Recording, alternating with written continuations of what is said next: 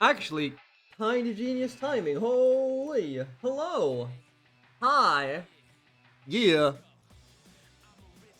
You're kinda sloppy. Anyway, we are back, fellas. It's been 24 hours. It has a deep, well, technically less than 24 hours, but still. Still, we are back. We're playing more Phoenix, right? Because we are finishing that fucking 1 day case. So yeah. Let me boot that shit. Luckily, I have to do no prep at all because obviously it's already all like set up. So I just have to literally just start the game. So that's cool. That's cool. That's cool. Saves me some time. Saves me a teensy bit of time. Yeah. All right. All right. All right. All right. Cashews. Hang on. There you go. All right. All right.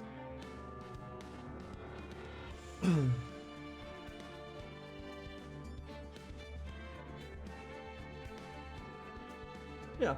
Hope everyone's doing all right. Hope everyone's doing all right.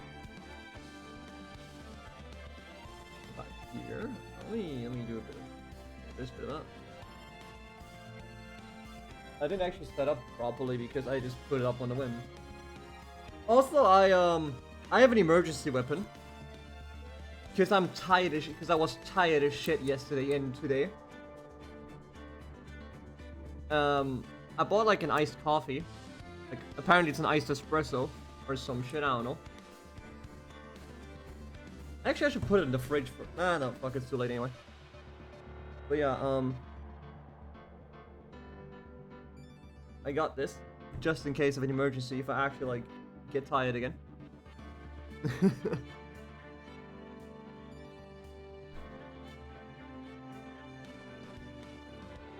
Alright.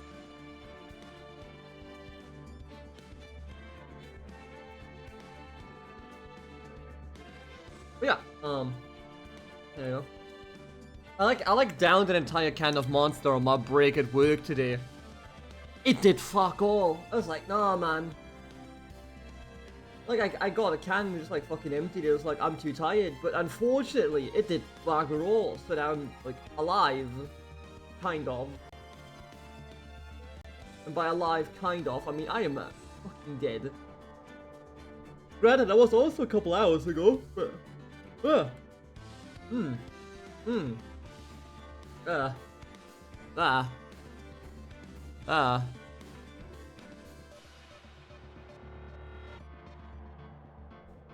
Yeah. Tap back into the game. Coolio.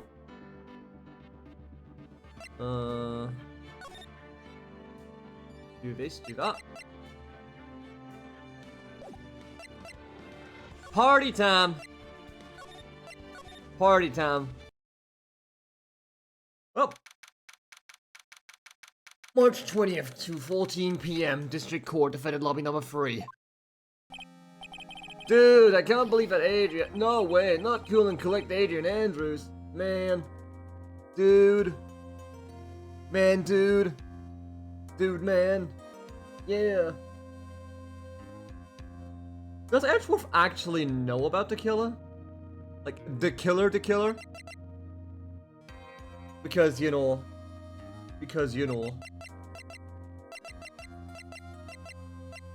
Oh god. Oh no, oh no, is it actually already time for the emergency iced coffee? I thought I didn't need it. I was hoping I didn't need it for like the first 2 hours, but I'm already yawning. Fuck it. This might turn kill my stomach or my heart. But frankly, who gives a shit? That smells like ass. But you know, I don't actually like coffee that much. Like, iced coffee is tolerable because there's like a fucking milk in there and shit. And that like decreases the dog shit taste. The thing is, I like bitter stuff, but coffee just tastes like ass. I don't know why.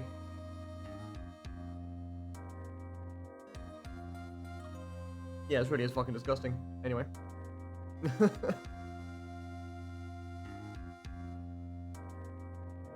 But yeah, I genuinely hope Edgeworth knows about the killer.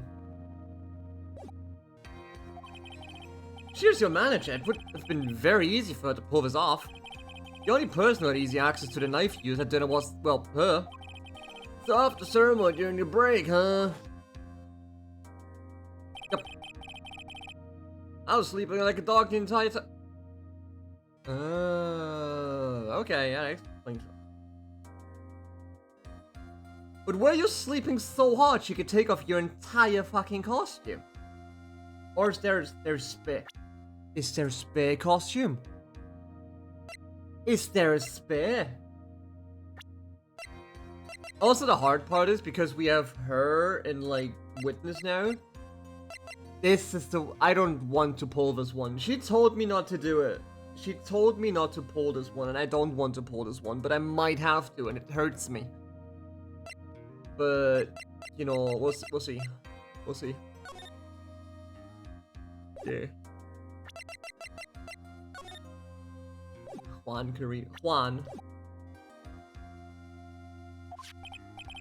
See, she could have also easily planted that blood-covered button in your Hakama, sorry. Because she was the one who came to wake me up. Man, dude, you're saying it really was her? Potentially. Yeah, she's the real killer. She was the one who murdered Juan Carita. Unless there was a third person involved. It was Oldback herself. Imagine. It was the ghost of Celeste Impact. Huh. Could also been Will Powers. He's like sick of being innocent.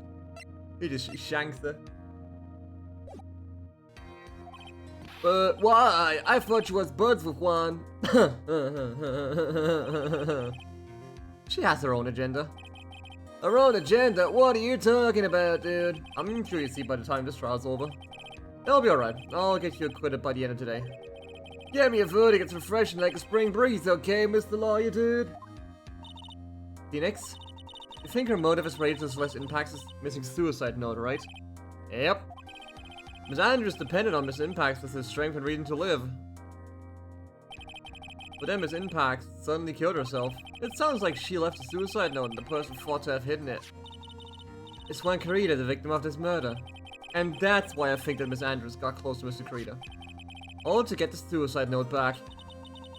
That sounds plausible. But one thing bothers me. What? Who was it that first told us about the relationship? That is stated, Miss Andrews' dependency issues with regards to Miss Impact. Was Edgeworth?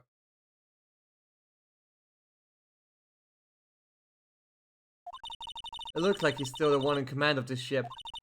Don't let your guard down yet. Is he trying to throw me for a loop, that bugger?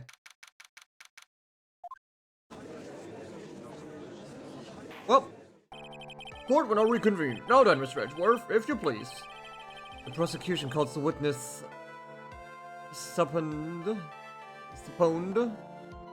by this court. Miss Adrian Andrews, the person who discovered the crime in Mr. Juan Carita's room. What is your occupation? I'm the manager of the defendant in this case, Mr. Matt Ongard. I see. Noted. Before we begin, Your Honor, I have one request. Yes, sure. What is it? I'm sure everyone in this court is wondering the same thing, and would love to find out more about my relations with the victim. After all, it was the topic of a certain weekly magazine recently. Oh no, I have no idea what you mean. I've never even heard of gossip. Judge? Judge? We gotta talk about confidentiality. My man. My dearest, dearest man. We have to talk about confidentiality. Like, ASAP. ASAP Schrader. The judge was ever prosecution witness, he'd do all my work for me. Anyway, I was wondering if you could please tell us about your relationship to the victim. Yes, I was seeing Mr. Carita. I was also aware of the rivalry that existed between Matt and Juan. But this was a private matter between Juan and myself. True, actually. So it was a fry and bait. Fry and bait matter, or was that bait and fry? Reminds me of fishing. But I didn't kill him. No one is accusing you of that. I mean, I kinda am. I think there's someone who would beg to differ. I think we all understand your relationship with the victim now, Miss Andrews. Very well then, witness, please testify to the court about what happened when you discovered the murder that had taken place.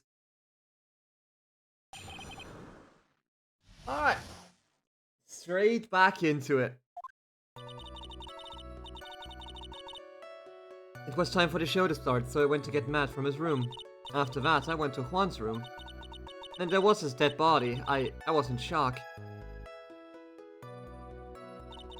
What I was naturally the exact same scene as in the crime scene photo. I felt as though I was about to faint, so I poured myself a glass of juice. But you didn't drink it! Yes, sadly I didn't remember not to touch things at the scene of a crime. And I disturbed the crime scene by moving this one thing. And that is when the fingerprints on the wine glass were made, Your Honor. I see. Well, Mr. Wright, you may cross-examine the witness. Phoenix? She's one cool and collected customer, and she has the brains to match. Yeah, I know. In order to catch a person like her, you have to avoid head-on confrontations. You should disrupt her pacing. Disrupt her pacing? She's the type of woman who is easily thrown off by things inconsistent with her thinking, so you have to attack when she least expected. The instant you let up on the offense is the instant this trial is over, understand? What's that supposed to mean?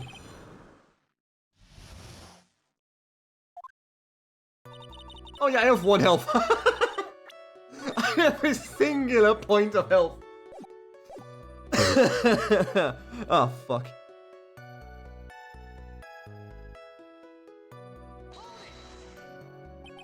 And what was Mr. Ongard doing at the time? He was taking a nap. Oh, true. He was worn out from his media performance as the Nickel Samurai during the ceremony. Holy shit. This coffee's not working. Then again, it needs a couple minutes to work, but still.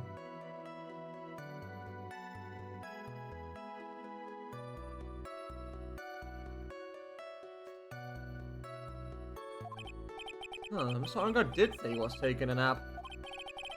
Then I guess you could say it had not have been taken out of his room, yes?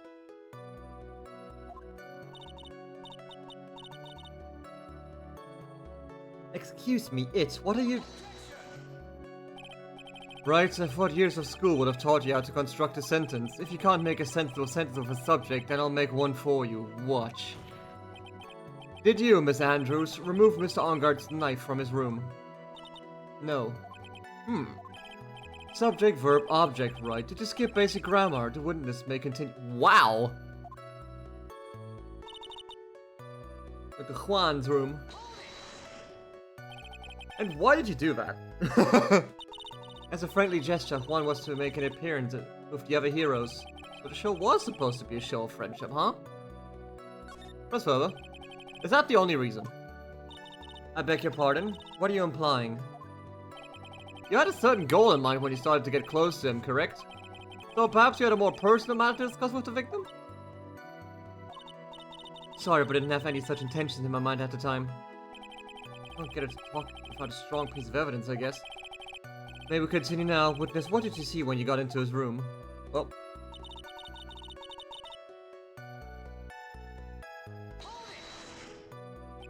You were in shock.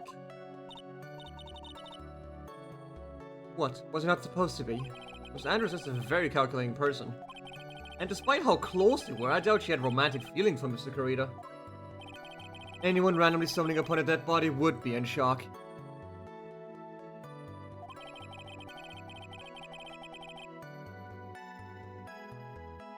And you can't seriously expect that a young beauty like her would not be shocked.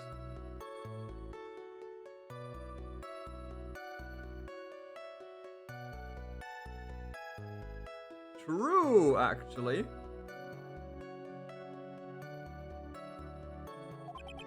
Somehow, I don't think beauty has anything to do with being shocked or not. I see. What I saw was naturally the exact same scene as in the photo. Really? This is the photo you're referring to, correct?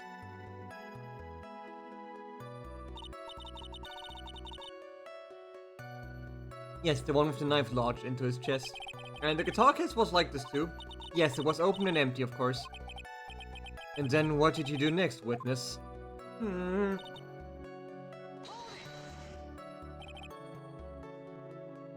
Juice. Yes, there was a bottle of tomato juice on the table, so I helped myself.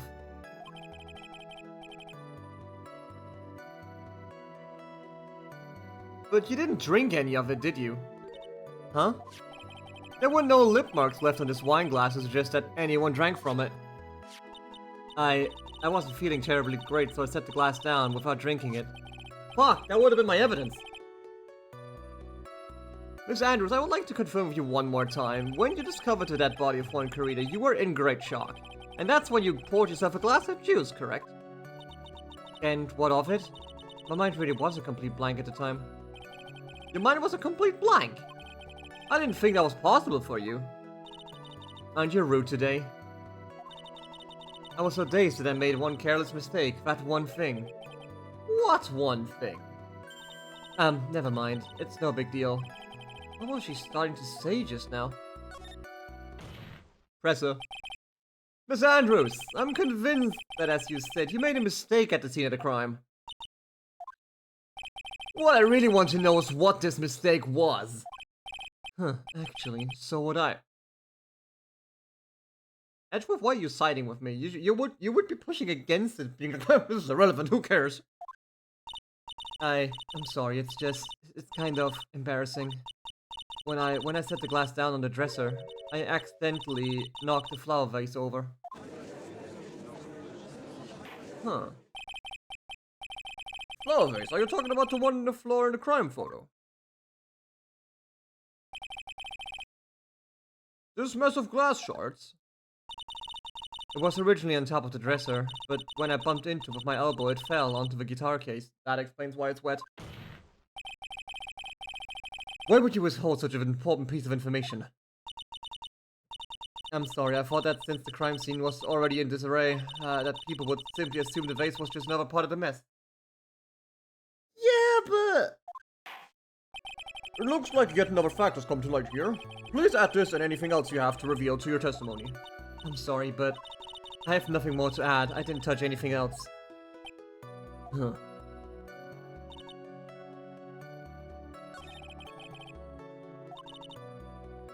I warned you earlier that she wouldn't not crack so easily. The only way to make her is to keep on the offense and not let up.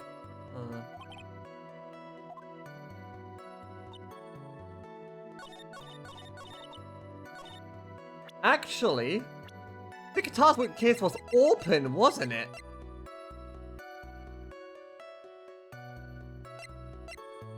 Yeah, it was open. How could it fall onto it then?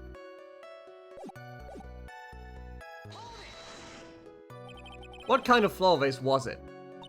It was a glass vase, and it was fairly big and heavy. I thought it would try to take one pull. So I set the glass I was holding down on the dresser. And that's when my elbow accidentally hit the vase. That's odd, I thought she was always in total control of herself. That's what she would like people to think. Always be mindful of the gap between your perception and reality. It doesn't sound like there's any glaring contradictions in her testimony just now.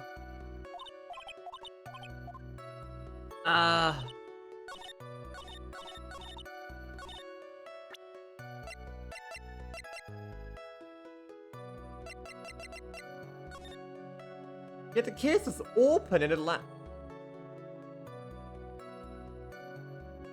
Hang on. She opened it afterwards. She had to... No, the way... If you look at the fucking spill over there, the way it spilled would imply she had opened it after it fell onto it. I'm very sure of this, but I still have to save. I don't know if I have to pick the photograph or the guitar case.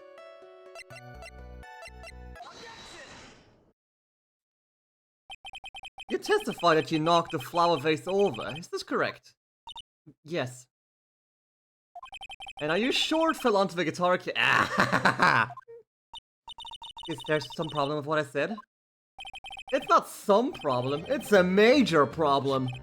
It's true that the top of the guitar case was wet with water. However, that's exactly what is so strange.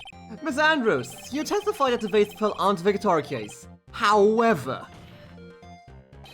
if that was true, the case should have gotten wet on the inside, not the outside. But that's very true. Furthermore, there is one other strange thing about this guitar case. What is that? Let's take another look at the crime scene photo. The remains of the vase are scattered onto the floor. And what is wrong with that? What's wrong with that?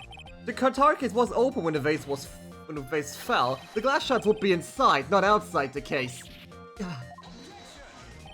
What is your point, Wright? That the case was closed at the time the vase was knocked over? Is that all? Yes, because that implies tampering. Think back to what Miss Andrews testified to. She said that other than the vase, she didn't touch anything else. Yes, that's right. She did implicitly say she didn't touch the guitar case. But this whole matter with the guitar case is a dead end. The bright red guitar was found at the studio. It was no bearing on this case at all. But there's something else in that case. Is that the spare outfit? No way. That may very well be, however. The empty guitar case does seem to have no relation to this case, doesn't it? No, it does. There may be a costume in there. It seems that there is no deeper meaning to the guitar case. Well, Mr. Wright, do you think we need to hear more details about the guitar case? Yes! The empty guitar case. I believe this is a crucial piece of the puzzle.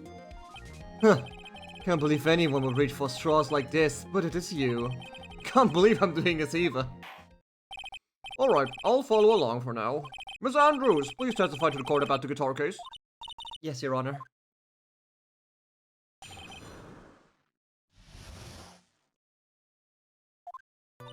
I don't remember too clearly because I was a bit dazed. I suppose it must have opened the guitar case after I knocked the vase over. Why? It's not a big deal though, right? The case was empty after all. As to why I opened the case, even I don't know.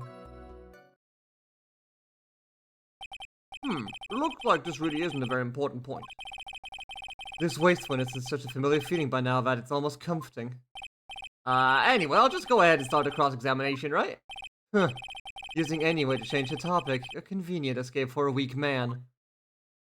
Okay, Edgeworth.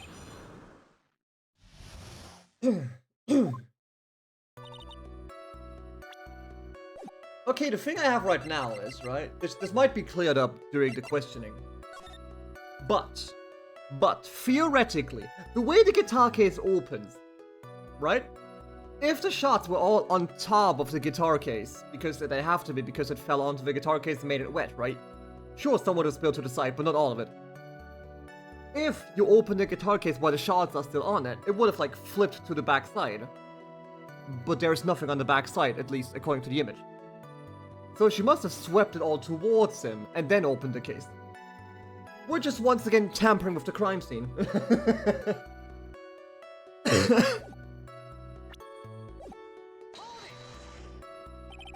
During your testimony just now, did you remember those events clearly in your mind? Well, you see...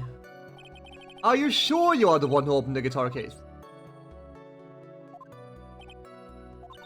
She's waiting for someone to tell her if she should answer or not.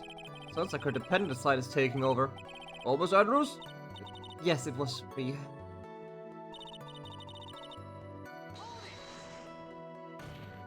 Slam. So, you opened the guitar case then? Yeah, well, maybe. Why did you open the guitar case? Huh? Mr. Creeder's dead body was right there in front of you, wasn't it? I would think that the first thing you would do is call for help, not open a guitar case. As the witness has said multiple times, when she found the dead body, she was dazed. Maybe I was curious to know if the bright red guitar was alright or not. I thought maybe the criminal took it.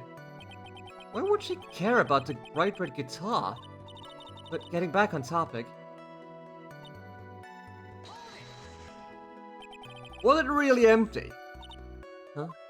I was just wondering if maybe when you opened the case, the guitar was still inside. How long have you been a lawyer, Mr. Wright? Have a little professionalism. The bright red guitar was found at the studio. Yeah, but we are not talking about the guitar that's in the case. There was a Tommy gun in there, remember? Good old times. These trials will be over in half the time if you would just pay attention. Yes, pay more attention, Mr. Wright. Sorry?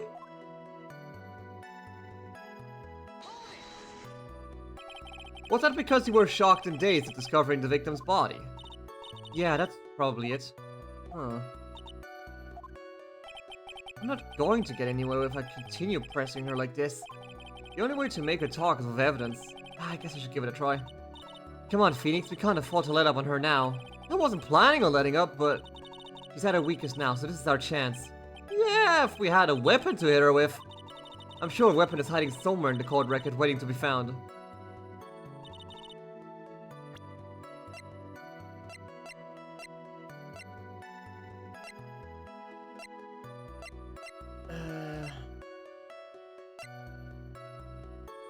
You can put the metal pipe away. You can! Hey, Phantom, how you doing, man? Hope you're doing well.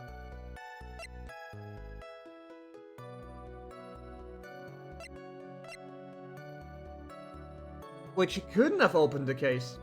Because her fingerprints would have been on it. Unless she was wearing gloves.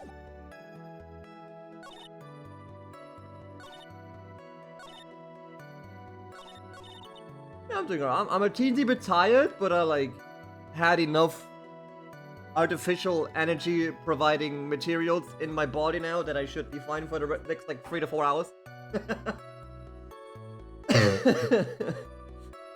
Artificial energy. Artificial chaos.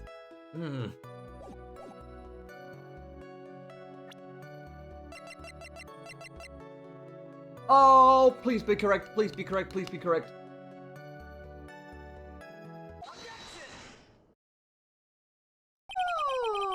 You could use some? I emptied mine, I'm sorry. You should have called earlier, then I would have probably bought some. There's no way you would have wanted to open the guitar case. Why would you say that? It's elementary, my dear. Because the only fingerprints on this guitar case are those of the victim. Got him! Fucking got him! Yeah. You get the bonk hammer? What do you mean get the bonk hammer? You should have called me like 7 hours ago when I was on break. What is it, Mr. Andrews? You shouldn't assume that I must have left fingerprints just because I touched the case. So you were wearing gloves. What do you mean? What if I were to tell you that I was wearing gloves at the time? Gloves? But why would you be wearing gloves at the time? That was the night of the awards. It was the night of the award ceremony. It's over, my gamer. What do you mean it's over? Please don't hurt me. Actually, please don't kill me. I have to reiterate.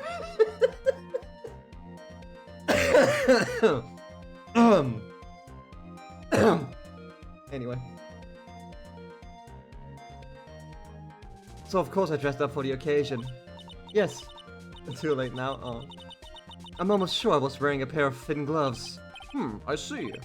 Officer Wright, it seems the witness was wearing gloves at the scene of the crime. That's strange, because your fingerprints are on the fucking wine glass! You were wearing gloves, isn't that a little strange? Why is that strange? Do you have something that would prove I was not wearing gloves at the time? Yes, actually, you impotent fool! I have your proof right here. The wine glass.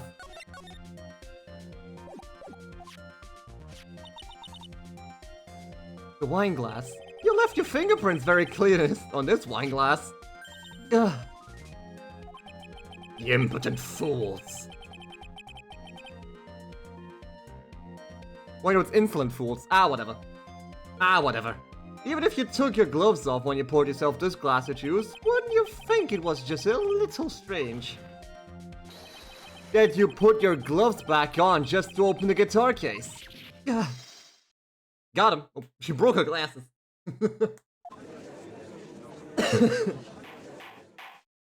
Order! Order! Order! Looks like you hit the nail on the head this time. Huh? What do you mean? I believe that guitar case plays a very important role here. It does. But it's just an empty case. I wonder if it really was empty though. But the guitar, the Bright guitar was at the studio. Phoenix, drop all of your presumptions. What was in the guitar case was not the Bright. That's what I've been saying! That's what I've been saying! You don't mean... Was a bright white guitar? Wait, no, that's not right even. I admit it would be unnatural for someone to do that. So the witness was not wearing gloves, despite the fact that on the case. Your Honor, this is obviously the defense's usual misdirection tactic at work. Misdirection? My dude. Steer the court towards an unrelated topic and lull us all into his misguided... No, Your Honor, please recall that Miss Andrews had testified that the vase fell onto the guitar case, which means that the case was closed when the crime took place. However, it is wide open in this photo of the crime scene. I am sure the guitar case was some relation to the murder. Has some relation to the murder. If you're so sure, Wright, then I'm sure you can somehow substantiate your outrageous claim, correct? Yes, actually. Please enlighten us as to how the guitar case has anything to do with this murder. Can you do that, Mr. Wright? Well... Suppose for a second. Why would you open it, though? Why would you open it, though?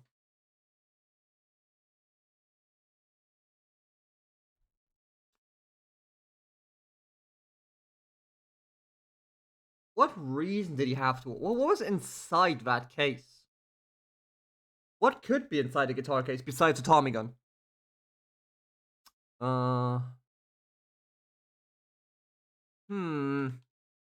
Nuggets. Exactly. There's nuggets in it. To be fair, then I understand the murder. She's innocent.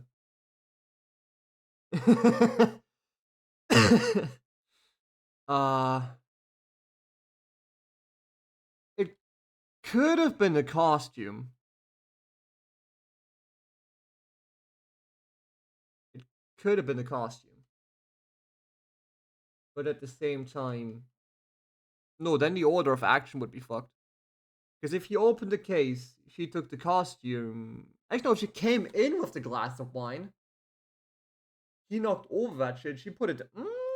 Nah, there's too much bullshit to read that line of work. I'll see. The bright red guitar was not the only thing that could have been in the case. The bright red guitar not being the only thing. You don't mean to suggest that a bright black guitar... So, you intend to push your theory that the case was not empty. Is that it, right? I wouldn't say something that I didn't intend to prove.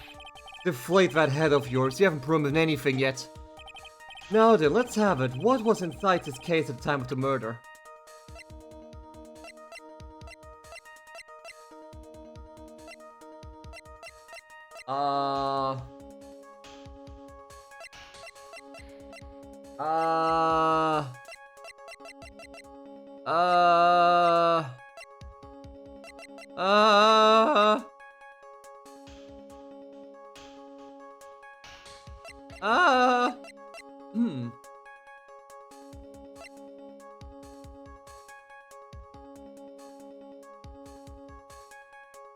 There's no way the camera's in that one. Nah, there's no way, cause cause Lada had it when you got... Yeah, no. That'd be stupid. Your mom. I rest my case. Exactly, that's how we win the case.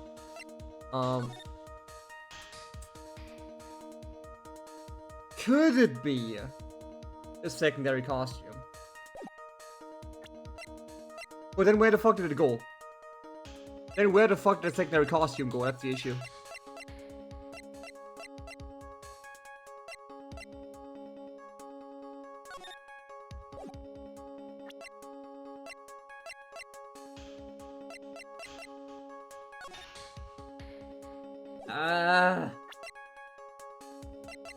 What could you put inside a guitar case?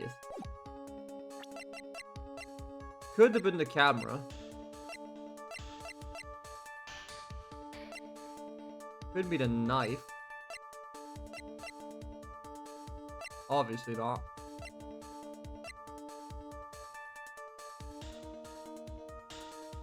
Maybe the suicide note? Nah, no way he had a suicide note with her.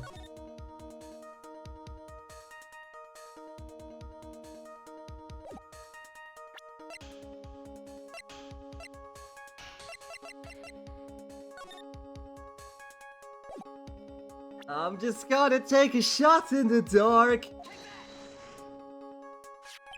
But this is a photograph. Yes, but what is important is what is in. Oh my god, I'm a genius. Maybe. I might still be penalized and die. What is important is what is in that picture, Your Honor. This picture? It doesn't take a genius to see what I mean. What am I proposing is... Inside the guitar case was the Nickel Samurai, the hero's very own costume. What? Look at his photograph. Makes me laugh. Mr. Wright, explain yourself. Explain yourself. Right, are you saying that the witness opened the guitar case to take out a costume? What insane point would there be to doing something like that? That insane point would be to wear the costume, of course. Miss Andrews put it on to hide her identity so she could make her escape. After all, you couldn't let anyone see you leave, could you, Miss Andrews? I refuse to accept your theory. Do you have anything to support such a preposterous idea? Just outside the door was an investigative photographer who was starting for a big scoop. And in the end, she managed to get this shot correct. You mean this photo? Look at this photo. Order! Order! It looks like we've wandered into quite another mess again, haven't we? Nice job, Phoenix. Oh, hell yeah! We're on a roll! All gonna go downhill from here, isn't it? Speak first, think later. Didn't know you were this American. So the real murderer was hiding inside a costume. Wait 1 second, Your Honor. The Nickel Samurai's costume would have been Mr. Mad on guards. Why would something of the defendant be in the victim's room, and inside the guitar case of all places? True, that is a little baffling. Mr. Wright, the court would like to hear your thoughts. What was the Nickel Samurai costume doing inside the guitar case? What's spare? Mr. Ungot did not take his costume off during the break period. In that case, the costume we're talking about was a spare one. What? Then, are you saying that on the night of the murder, there were 2 Nickel Samurai costumes at the Gatewater Hotel? Yep. Yep, that is what I'm saying. And how do you explain the costume that was inside the guitar case? It would mean that the victim himself had brought this spare to the ceremony on purpose. But why? I know why. He didn't know he said, see, this is exactly why I did this today. Because I would remember everything. If I did this next week, I would have been stumped. But he explicitly said he was not aware of a confession. He was not aware of any confession, but people said there was going to be a Nickel Samurai confession. So this motherfucker probably brought a spare costume, wherever the fuck he got that one from. Probably from her. So he brought a spare costume, would have put it on, walked on stage, and been like, hey, I don't know, I like, killed a man. Or like, I don't know, fuck my manager or some shit. This would have been his coup de grace. But unfortunately, fuck is dead. The victim, Mr. Kurita, was the jamming ninja. Why would he secretly bring the Nickel Samurai's spare costume with him? What could be the reason behind such a peculiar act? And there lies the sticking point. What are you mumbling to yourself about now? Have you just been rambling all this time without any sense of inner monologue? Huh? No, I just... Mr. Wright, please explain yourself. Why do you think the victim had the Nickel Samurai's spare costume? Phoenix, are you sure you can explain this one? Think carefully before you answer. And then answer with a gusto. I believe in you. Alright, this is what I think. The reason the victim brought the Nickel Samurai's spare costume to the hotel was...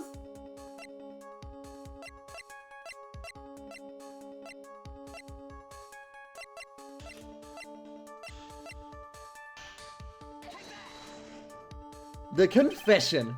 What is this? On the night of the murder, after the stage show, the Nickel Samurai was going to hold a special press conference. A press conference? Yeah, the Nickel Samurai was supposed to confess something at this conference. I heard about this as well. For once, you're not making something up, right? But what struck me as strange was that Mr. Ongard himself said he had no idea he was supposed to be holding a press conference that night. But how can it be? The way I see it, that can only mean one thing. The press conference was set up by none other than the victim, Mr. Juan Carita himself. The victim? Yep. To spare Nickel Samurai cost, he was prepared for that very conference. Mr. Carita was going to hold the press conference as the Nickel Samurai. Was going to dress up as a Nickel Samurai and hold a conference? But why would the victim do such a thing? That's something I don't quite know yet.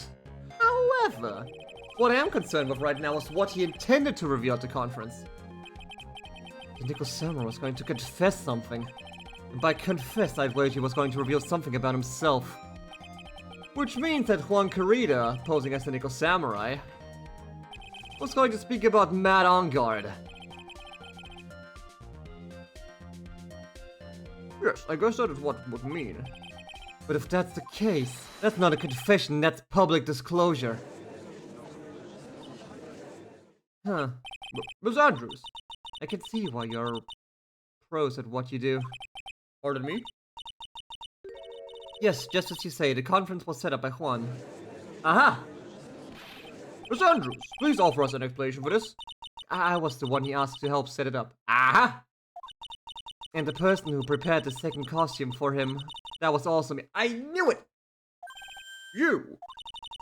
Juan had bet everything on the Jammer Ninja this year, and if he lost the Grand Prix, he was going to make sure Matt was going down with him.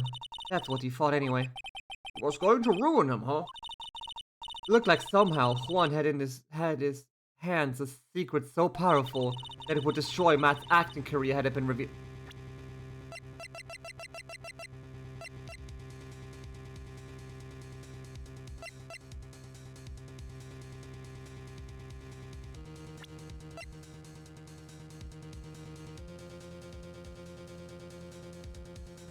But she's not affiliated.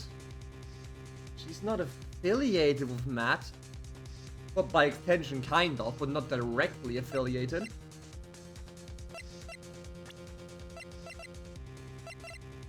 And this obviously is irrelevant, kind of.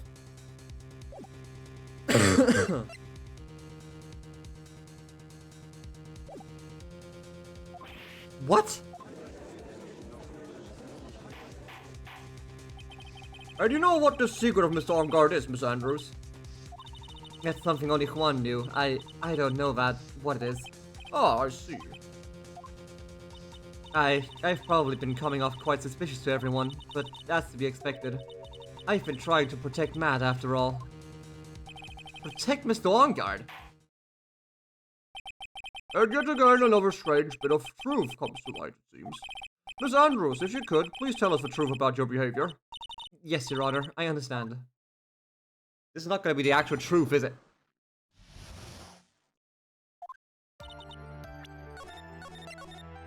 Oh shit, music getting more intense, so we're getting closer to it. From the moment I saw the crime scene, I had a feeling that Matt was the murderer. Matt had to kill Juan no matter what. And he didn't have an alibi for what he was doing at the time of the murder. My thoughts were confirmed by the evidence, of course, the button and the knife. But I'm Matt's manager, so I felt that I had to protect him. What? This does account for everything. Well, I'm the logical type. We're finally seeing her true self. She's more nervous than a scared rabbit. If the defense can find no fault with this testimony, I am ready to make the ruling. Please keep that in mind as you cross-examine Mrs. Wright. Looks like somewhere everything has swung to the opposite end of the scale again. That just means I have to put my weight in this and put her logic upside down. Down under. Down under. Yeah.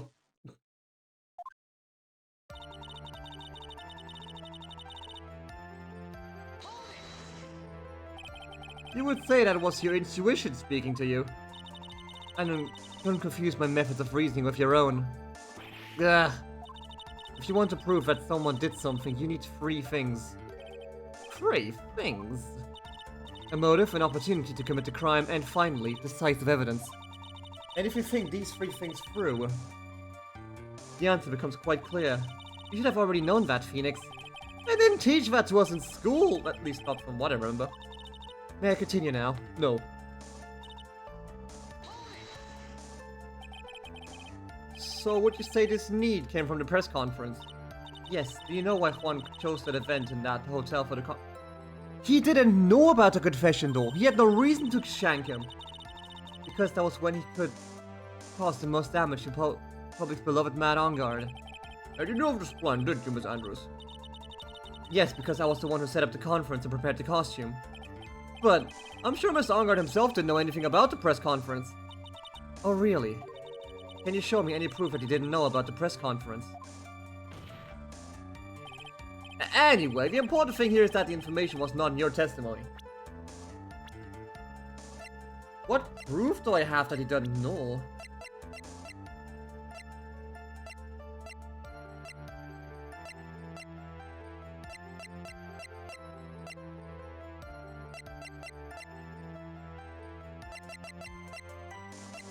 True, what proof do I have that he didn't know?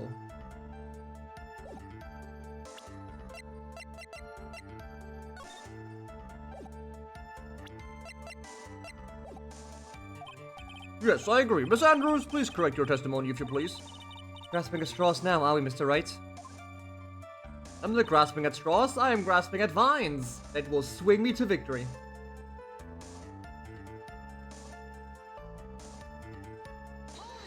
Well then tell us, has Mr. On Guard done something to hurt or betray you personally? Why do you ask? You were the one who helped Mr. Carino with his press conference, and that event was supposed to bring down Mr. On Guard, yet you still helped him out. This person on trial right now is Mr. On Guard, right?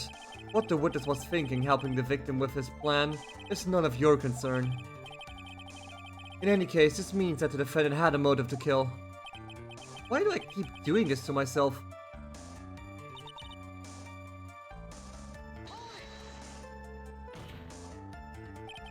But did you already testify earlier that Mr. On Guard was taking a nap in his room? Are you telling me now that that too was a lie you could cover from Mr. On Guard? I'm not telling you anything of the sort. When I went to get him for the show, he honestly was sleeping. However, as to whether he was sleeping the entire time, that I cannot say. I was too busy setting up the stage at the time. I keep trying, but I can't find no flaws with what Mrs. Andrews just said. I can't say the same for some person here in the courtroom, however. But you're just glaring straight at me.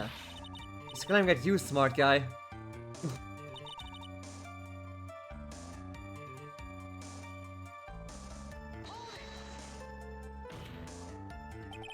You can hardly call the knife decisive evidence. The fingerprints on the knife could very well be a clever camouflage. Then, what about the button? The button? It's clear from the crime scene that the victim and the murderer fought. And during the fight, the killer ripped the button from the Jammin Ninja's costume. We're talking about this button, correct? That button was found in the pleats of Mad Hakama, wasn't that correct? I would think that makes it very decisive evidence. Ah, looks like you were outfoxed again, Mr. Wright. Anyway, the knife doesn't prove a thing. Please fix the testimony. I can't stand the sight of a man who can't gracefully accept his defeat. Thank goodness Mia can still look at me. With an icy stare, yes. Yeah. Miss Andrews, for Miss Wright's sake, please add this information to her testimony.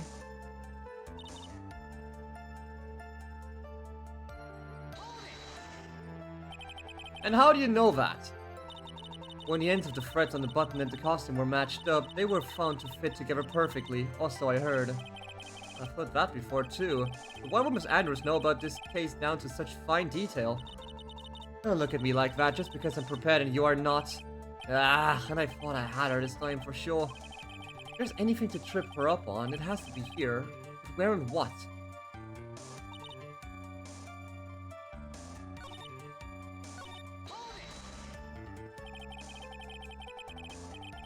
But what you really did was stab the guy in the back, didn't you? And at the worst possible time. Who's to say she really stabbed the guy in the back, as you put it? This witness could have disclosed things about Mr. On Guard at any time. Why then would she wait until there was a large audience before doing so? It's the same reason why Mr. Carita planned such an elaborate conference. Miss Andrews wanted to cause Mr. Armgard as much damage as she possibly could. This would express ill will towards the defendant. This isn't the Phoenix Wright wax philosophical power hour. And please stop slandering the witness. As I expected, Miss Andrews' testimony seems pretty solid. Really, because to me it sounded a little wishy-washy. Wishy-washy? I guess we'll see if I press a little more. You should know this by now, but you'll need strong, decisive evidence to make her talk. Got it, Chief. I'm going to pin you down this time, Miss Andrews.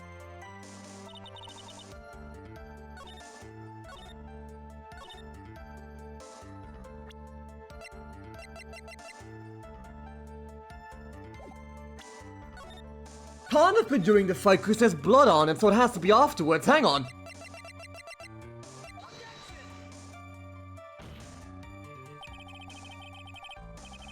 Never mind.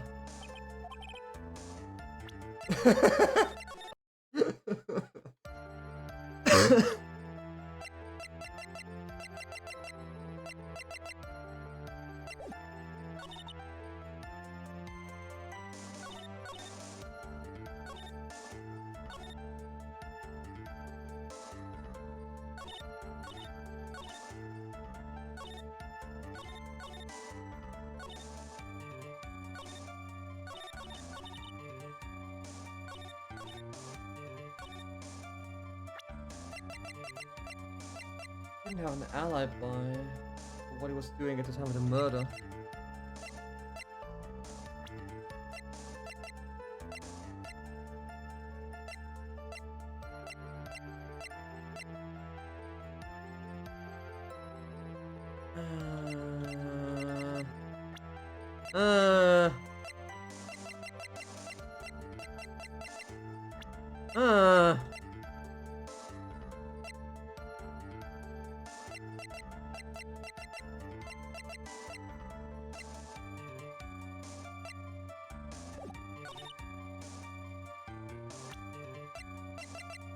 Did the autopsy report help here? I'm not sure necessarily.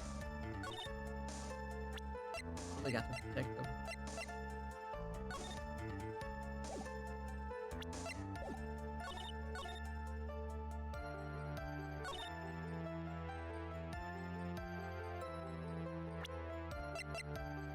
I know what the motive was, but you're not sure you prove it, you're right.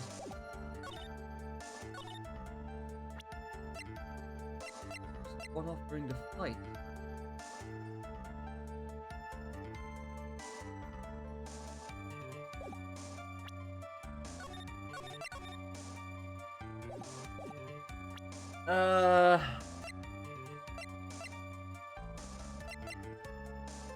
Strangle with a scarf and stab with a knife. I mean, strangling would imply it was a fight. Does it? Yeah, kind of.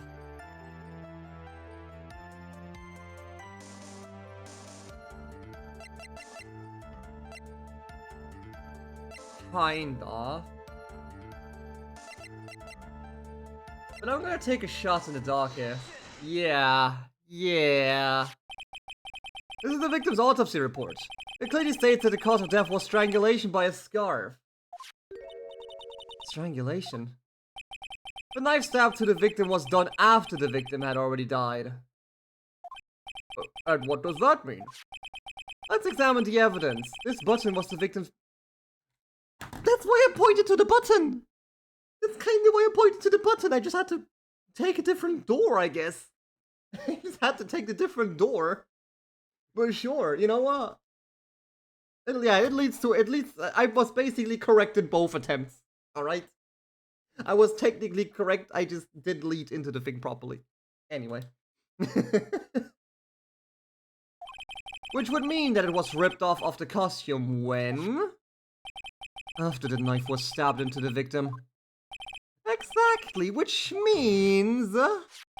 it is impossible that this button was torn off during the victim's final struggle. Because the victim was strangled to death in that fight. Yeah. That's right, Miss Andrews. There is no way this button was ripped off during the struggle. This button was consciously pulled off of the victim's already dead body. Order, order! What is the What is the meaning of this fright? So what if the button was torn off the body after the victim had already died? What does that change? Let me ask you one simple question, Mr. Edgeworth. Why was the button torn off? What purpose did that serve? What purpose? We now know this button was not torn off during the fight, so the murderer took the time and effort to purposely rip it off from the victim's body. That would mean that the murderer had something in mind, wouldn't it? Right. Does this mean you know what the murderer wanted to do with the button? What was it? To pin the crime on guard. There's only one logical reason for doing something like that. It was to pin the crime on Mr. Engard. There's no way anyone would put a bloodied button in their own pants. That's right, Mr. Engard was set up. By the real killer, of course. And the real murderer is? Well, Mr. Wright, who in the world is the real killer then?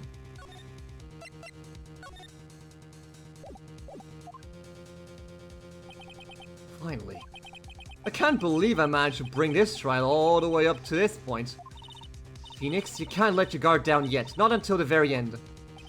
The real killer, the person who planned to frame Mr. Engard is...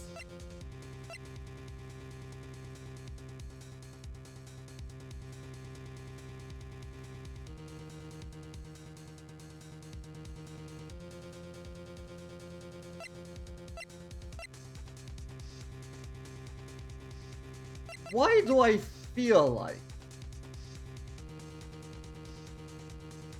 feel like calling her out is the wrong call now? Why do I feel like this is the wrong call now? But there's no one else.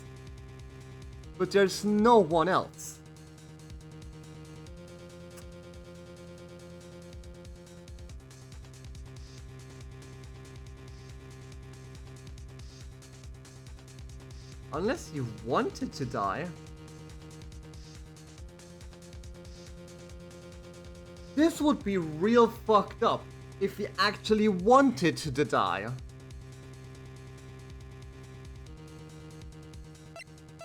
But I'm gonna not try to Giga Brain this. I'll just go with the simple answer. And if I fall flat on my face, it was 1. Miss Adrian Andrews, I choose you! You are Mr. Karita's killer. What?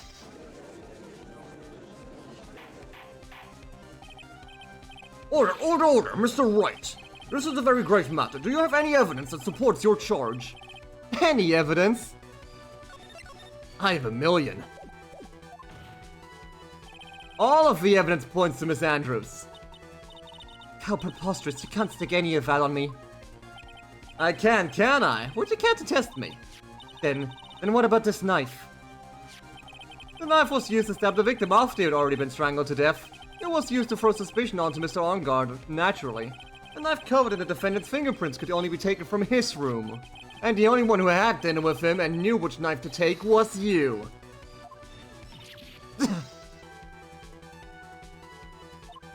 Then, what about the button that was found in Matt's Hakama? This button was removed from the victim's body after he had already died. The only person who could have done so was the person who found his body, or the killer. However, if Mr. Engard was the real killer, there is no way he would have put such incriminating evidence into his own Hakama. The only person who could have put this button in Mr. Engard's Hakama is the person who went to take him from his nap.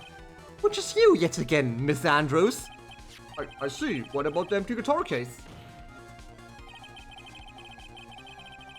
That is also another piece of evidence that incriminates Miss Andrews.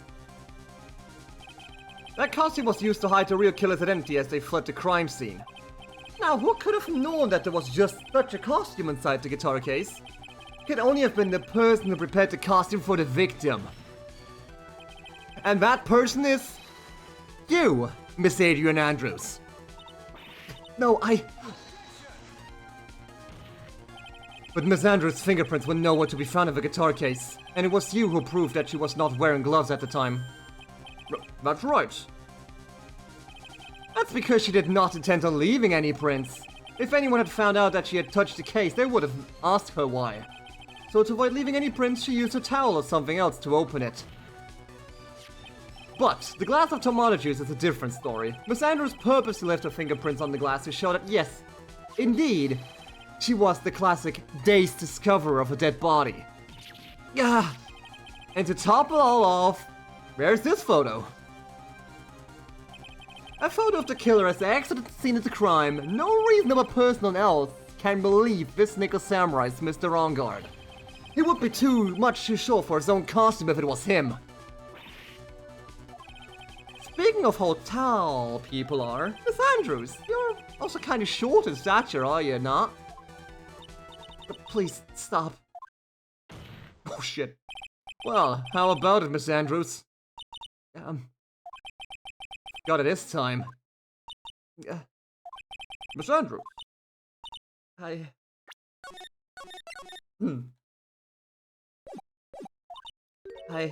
refuse to testify. You can't plead the fifth now. It's too late. Well, what's that? There's the law. It says I can't be forced to testify about something if it can incriminate me. Well, yes. You are absolutely correct, Miss Andrews. The law does provide us with a way to avoid self-incrimination. By allowing a witness to not testify if the testimony can cause damage to the cells. What? Pleading the fifth is not something most people would think to do on the spot. Well, it is the most natural thing, to be fair. Actually, thinking back to yesterday in Mr. Ongard's room.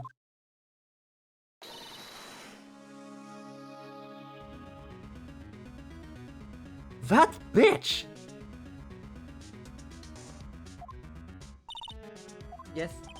Think hard about what we just discussed. Understood? Alright. Von Karma put her up to it. That's it. That's when Franziska planted this idea into her head. She must have told Miss Andrews not to testify if things look bad. You did a good job proving everything up until this point, Phoenix, but there's still one thing you haven't done. Something I haven't done. What's wrong, Wright? Are you finished already? Run out of evidence? Ah. What is so humorous, Mr. Edgeworth? I'm sure you realize this as well, Your Honor. But everything the good lawyer here has proven up to this point is meaningless. What? Everything you have proven is circumstantial. Circumstantial? Yes, circumstantial. You have yet to provide a single piece of definitive proof. Proof that Miss Andrews did in fact harbor a wish to murder Mr. Corrida. I promise her not to tell anyone. I promise everyone. I promise her not to tell anyone.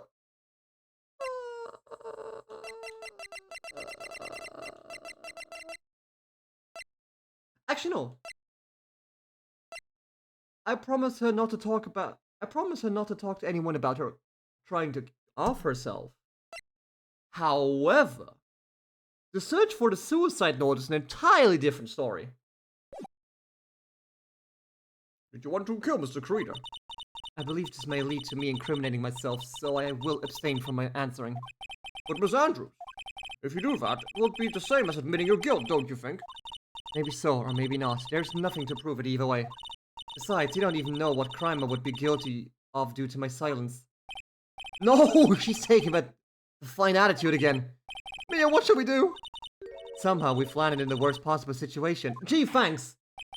I think we have reached a certain conclusion at this point in time. Miss Adrian Andrews has refused to testify, and the defense's theory that she is the actual murderer has not been fully substantiated with solid definitive proof. Anyway.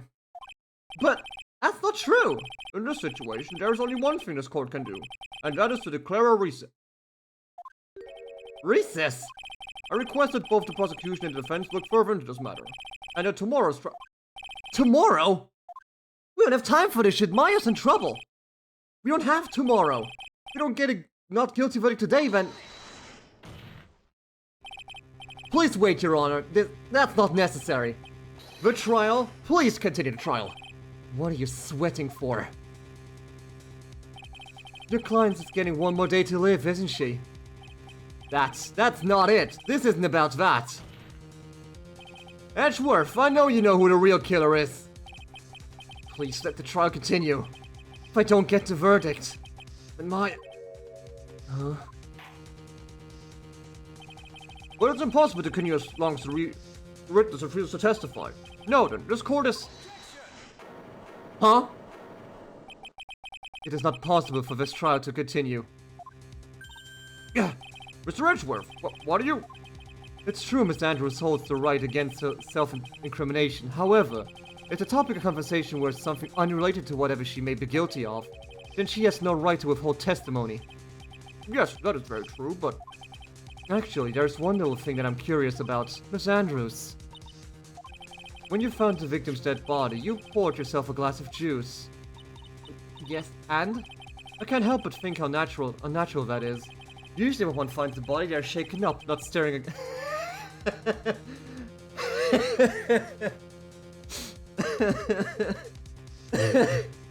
They just snuck right in. So my actions were unusual, but I've already... Before you speak, I want to say that if you have a reason behind your actions, I would like you to testify to that effect.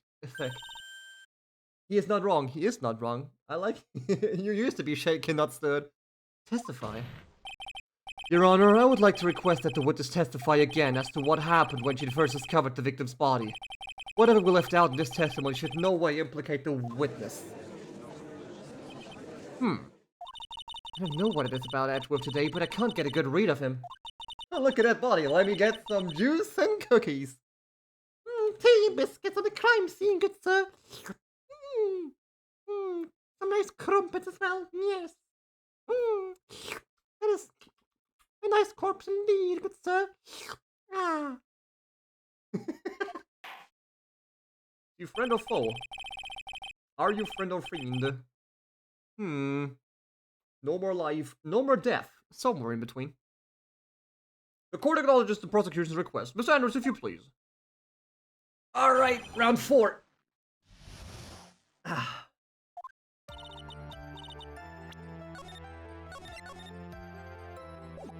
That glass of juice, I didn't really pour it for myself. You what, mate? I was surprised when I walked into the room and saw it in that messy state. And Juan, he was sitting slumped over and tired looking in the corner. When I saw him sitting like that, the thought that he was dead didn't cross my mind. To be honest, I thought he had just fainted or something. So I went to Fainted? With a fucking knife in his chest! Yeah, good one, blood. Good one. Yeah, I always sleep with a knife in my chest. Don't worry about it. Yeah. You know, bullet wound in my head? Nah, it's just a rest. It's just chilling. It's just a little sleep. I'm a little eepy, so put a bullet in my head. Don't worry about it. When I realized that he was dead, that's when I knocked the flower vase over. So you poured that glass of juice for the victim. Why didn't you say so in your testimony? I didn't think I needed to disclose something so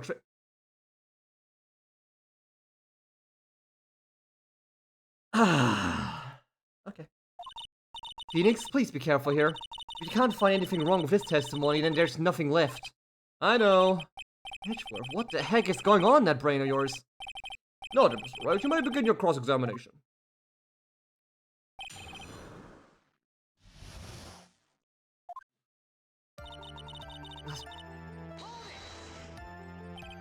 But there wasn't anyone else in the room, right?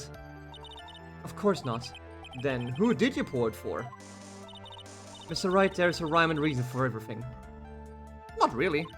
Can you wait just a little longer for it to be revealed to you? No. In other words, Wright, be quiet and listen. Precisely, I couldn't have said it better myself. Ugh.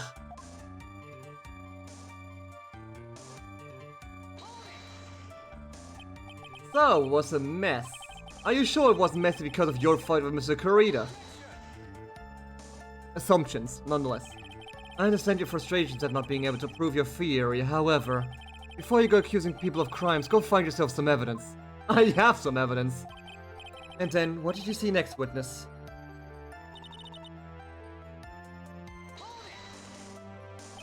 Slumped over?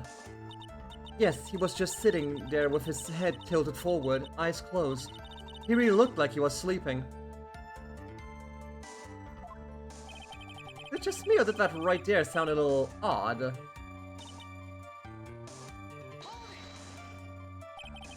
Then what did cross your mind? I thought maybe he had smashed everything up in anger because he lost the Grand Prix. That is a reasonable conclusion if it wasn't for the fucking knife in his chest. And then felt tired after his rampage, so I decided to take a nap. Anyway, that's what I thought. I see, so you didn't think he was dead at all. But, you know... You thought he fainted? I thought he was asleep at first, but then the room was in such a messy state. I thought maybe he had gotten into a fight with someone. With you, perhaps? And that's where you went to pour the glass of juice? Yes, he always has a hard time waking up. So Juan always has a glass of tomato juice to drink. I see. And after that, what happened next? And how did you come to realize that he was in fact dead? I shook him over and over, but I never got a response. So I set the glass down in the dresser and tried to take his pulse. I was shocked and staggered backward. I knocked the flower vase over, so that's what happened. Yeah. This is what it all comes down to, huh? This is the absolute end for both sides, and Adrian is letting her guard down. Phoenix, now is our best chance yet to kill the prosecution's case. Isn't that a bit harsh? Nathanos, will you tell us the truth this time? So, there's a funny tool.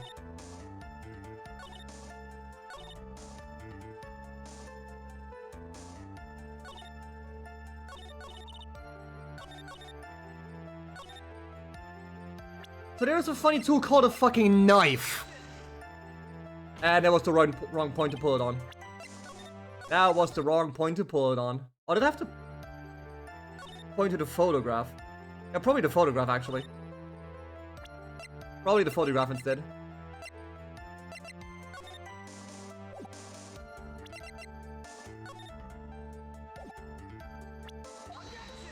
Nope. Okay, hang on.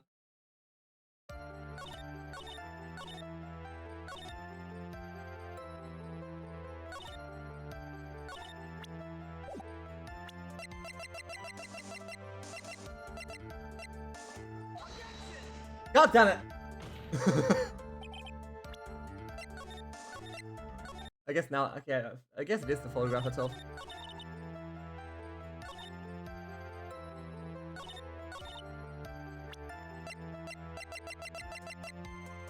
There we go. I'm stupid. So you honestly didn't think he was dead when you found him? No, not at all. Even though this is what you saw when you discovered the body. Well, what is the meaning of this? Isn't it obvious, Your Honor? There is a knife sticking straight out of Mr. Kurita's chest. Anyone who saw this thing would have immediately thought that there was a dead man. Well, you see, not a single person in the world will mistake this for someone who fainted, and then so nonchalantly go pour something to drink. Your point is? Miss Andrews, your testimony just now, it was all one giant lie. And your lie has proven one thing very clearly, that you are the real killer. No. Nice. Looks like the defense has somehow brought the ugly truth to light. My point that she is crazy and a killer. But the defendant, Mr. Met on guard, is not guilty after all. But that's impossible. You're wrong. Miss Andrews, try to have some composure. It wasn't me. It wasn't me, I tell you. It was Matt. I swear it. He's the one who killed Quan. But you were the one who refused to testify. And your reason for not doing so was that you might end up incriminating yourself. That's because... Miss Andrews, I will give you one last chance. What exactly are you hiding that may I incriminate you? I refuse to testify. Well, your own fault. Your funeral, not mine. Then there is no need for this court to continue any further. Mr. Matt Ongart's innocence has been clearly demonstrated. Is it over? Nah. Have we found the truth at last? What's wrong, Phoenix? Usually the real killer confesses his or her guilt. And now that I think about it, this is the first time someone hasn't. Now then, I would like to hand down my verdict for Mr. Matt Ongard. Fuck! Your Honor, the prosecution feels that it would be premature to pass down the verdict this time. If you push this trial to another day, I am going to go in a lake with you. What? The reason is quite simple. We still have no motive, do we? This witness has yet to speak the absolute real truth. The absolute real truth? What are you... Witness, don't you understand yet? Huh? I don't know who planted this silly idea in your head, but as long as you protect yourself through your silence, Madame God will go free in his place. You will become the guilty party. That's a lie. I don't believe you. What? I was told if I spoke that it would be all over and Matt would never be declared guilty. What in the world is she talking about? Has she lost it? I can't speak about it. I'm too scared. It's Franziska von Karma. Huh? Don't you remember, Phoenix? Miss Andrews lives by gripping tightly onto the words of another. Because she doesn't have the strength to believe in herself. Then, right now, Miss Andrews is... Yesterday, she was tossed a lifesaver by Miss von Karma, and she's hanging on to it. Don't say a word, no matter what happens. If you do, Madame God will be acquitted. Miss Andrews undyingly believes in those words right now, and is clinging on to them. Then what should we do? This is the first time I've ever came across anything like this. But Miss Andrews has to be the killer, right? All we have to do now is not get her not guilty. That's my only priority. But it's not justice. Is it? It wasn't me, I'm begging you. Please believe me. I didn't kill Juan. Help. Please, someone help me. Mr. Wright? Yes, Your Honor? The court can't continue on like this. Therefore, I'd like to hear what you intend to do. What I intend to do? What am I supposed to say? Right, I suggest you think very carefully about this. Think about what this witness did and what she did not do. And think about who is the real mastermind behind this crime. Who's the real mastermind? Isn't that obvious? There's no one else it could have been except the woman crying over there. Right?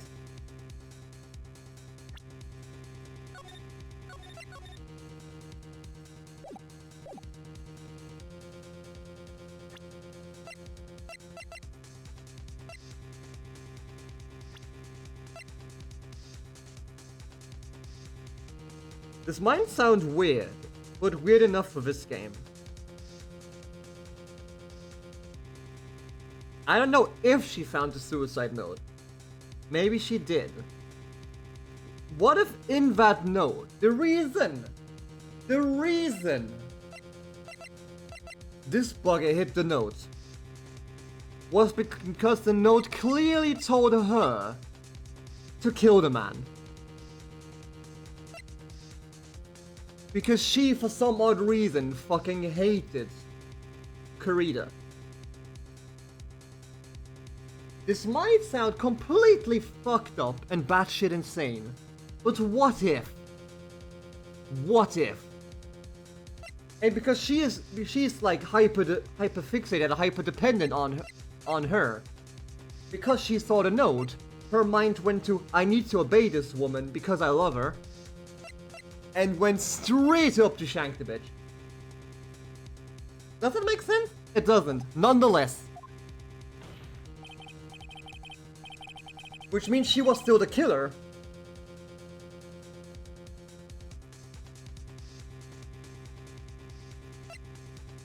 She was still the killer, but not the planner. Which still makes her guilty, but puts her mind at ease. Come now, what will you do? What kind of man are you, Mr. Phoenix Wright? I have to win a complete quill today. There's no way around that. But I can't bring myself to do it like this. No one she's making a face like that. And she's not sociopathic enough to fake it. Miss Andrews, I would like to know what you're really hiding. Mr. Wright, are you sure you know what you're doing? Sure, Mr. Unger would get an acquittal, but in his place, you would be found guilty. Is this how you really want this trial to end? Be quiet. How dare you? You're trying to trick me. That's enough. I commend you for trying, Mr. Edgeworth. However, it's clear that the defense's theory is the truth. You're wrong. Nanny. What a shame. Oh, is he trying to gaslight her? Uh-oh, never mind, he has an ace up his sleeve. I'd hoped things wouldn't come to this, however.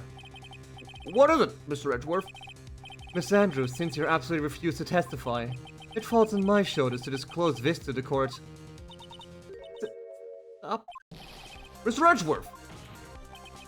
This witness, how should I put this? She has an illness. What? And because of this illness, she has tried to commit suicide. Oh! Oh! You cruel motherfucker! You cruel motherfucker! And because of this illness, she has tried to commit suicide in the past. Stop. Please. Please stop. No matter how much you want to hide it, it's no use. I have the evidence right here.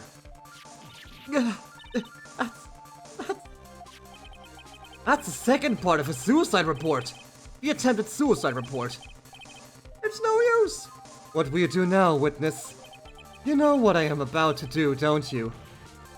I will now reveal to the court the true nature of the pitiful woman known as Adrian. The secret of her dependent nature. Having other people know about it scares me more than anything else in the world. Please, please stop! I beg you. People find out. People find out. Oh. You're going to say you would choose death, that is of no concern.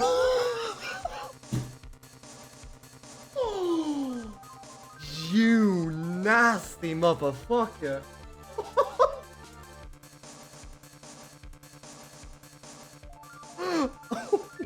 I need a drink on that, hang on.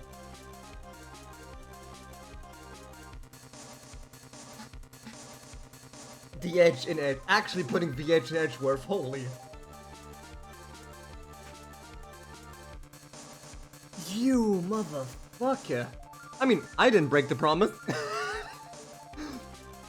I'm clean out of this one. I didn't break the promise. Edgeworth, how can you be so cold, man? However, before you die, I'm gonna pull the truth from your still breathing Jesus. Damn, man! No matter what I have to do. So, will you tell the court yourself or shall I? Either is fine with me.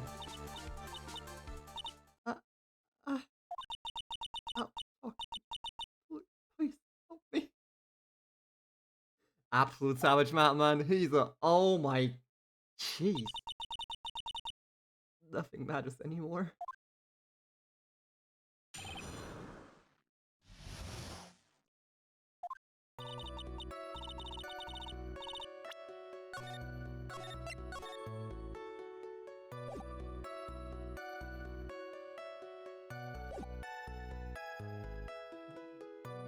I first saw him, I really fainted.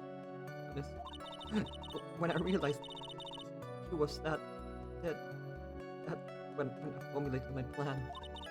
But once I made sure that there was no one in the hallway, I made a dash back to Matt's room. And then I stabbed one dead body with the knife and ripped off the button. When I finished and was returning to Matt's room, I had a bit of an inconvenience. That's why I ended up using the Nickel Samurai costume. Then who did the strangling? Stab the body with a knife, but why would you do that? It's obvious, pin the blame on a certain person. A certain cowardly man! Sorry. Listen, I'm a professional voice actor. I can't convey emotions that well. Sometimes. I'm trying. What do you mean by all of this? It might take this court a little while to understand, but... this is the truth. The real killer is Matt. That scumbag of a man, I'll never forgive him. He's trying to escape his guilt again, just like last time. Last time? So Miss Andrews stabbed the victim Juan Creed in the chest with the knife. However, she didn't do it with murder in mind. She did it with the intent of framing Matt on guard for the murder. And this is her crime. Then who strangled the man? What? How is this possible? I mean, wasn't Miss Andrews supposed to be the real murderer? Mr. Wright, please get over your shock and commence the cross-examination.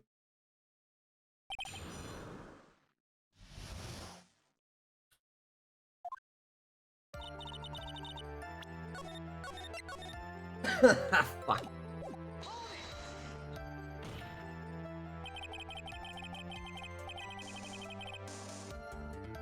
You know what would be fun? If my entire room was like completely noise isolated, I could just slam the table every time he does. That would be hilarious.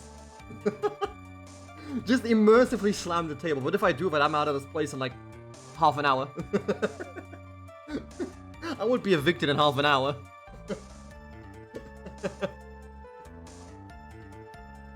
But you could tell from the state of the room was in that there must have been a fight. Are you telling the truth when you say that you did not know he was dead? He had a scarf tied around his neck, but that scarf is a part of the Jabba Ninja's costume, so I didn't think anything about it was strange. His head was also tilted down a bit, so I couldn't see his face that well. That's why I thought I'd wake him up and went for the juice.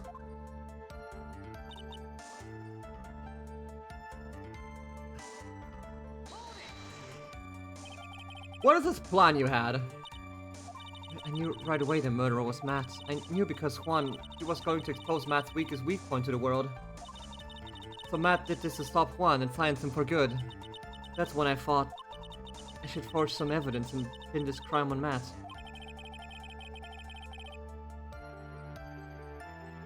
Wait!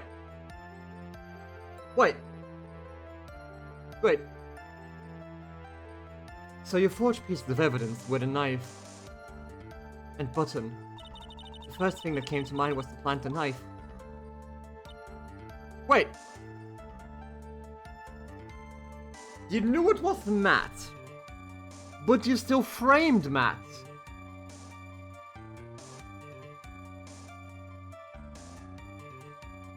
You knew it was him, but still framed him.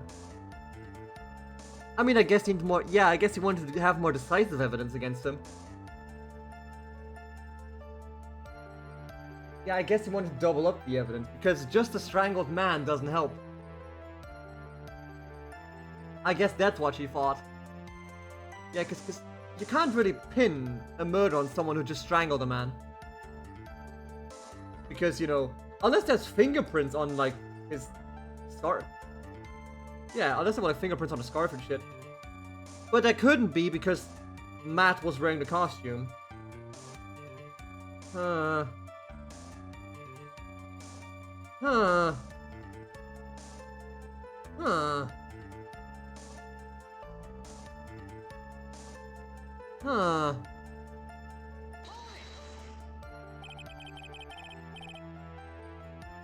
That was so you could get the knife, correct?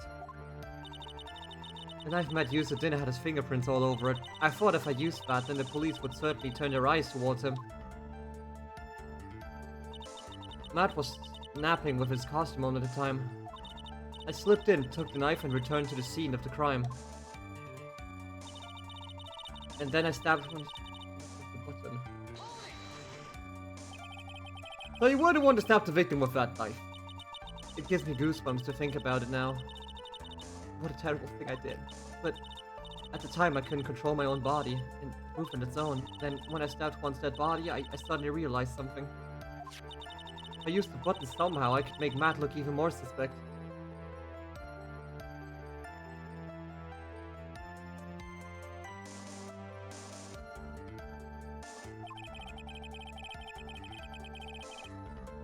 So you thought to rip one of the buttons off and then planted it in Mr. Enguarde's Hakama? Yes, that's what I'd planned to do. Hey Reaper, what's up? How you doing, man? Hope you're doing well. But things never go that smoothly, do they? How am I? I'm alright, I think. I'm tired, but I think the coffee worked. So, technically my body is full of artificial energy, because, you know, I had an entire energy drink, and now I had, like, a tiny iced espresso. Which was no longer iced because I forgot to put it in the fridge, but still. So it was lukewarm and not cold, but fuck it. Things never go that smoothly, do they?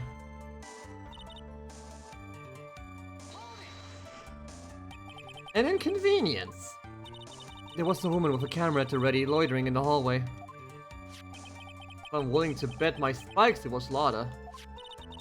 There was also a woman with a railgun at the ready, pacing back and forth. That's Miss Oldbeck for you. I had already been caught and made into a big scoop for a certain weekly tabloid once, so I couldn't very well go out like looking like myself and get caught again.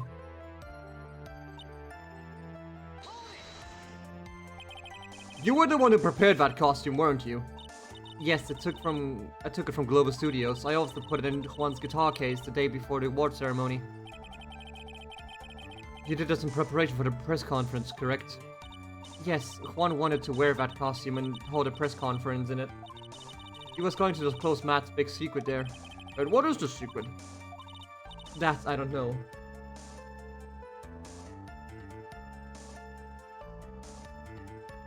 You're gonna fetch a chair because we missed the delivery? Curious. Chair arrived early. An entire week early! That's mental, man. An entire week early, that sounds like a miracle. Like, that sounds like divine intervention or some shit. Anyway, I thought that if I were to leave Juan's room in a nickel samurai costume, then people would think that Matt was the real murderer. I was very careful not to leave any fingerprints when I opened the guitar case. I absolutely did not want anyone to know about the costume. I think we've heard enough. So, after that, you went back to Mr. Enguarde's room and planted the button. Into Matt's Hakama? Yes. After that, I folded up the costume I was wearing and put it into a bag. Then I snuck it out of the hotel and got rid of it. My word. What does all this mean? Mr. Edgeworth, is it?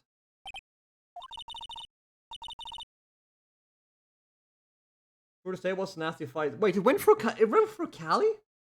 They delivered that shit through Cali? Are they mad? The real criminal's Matt Enguarde.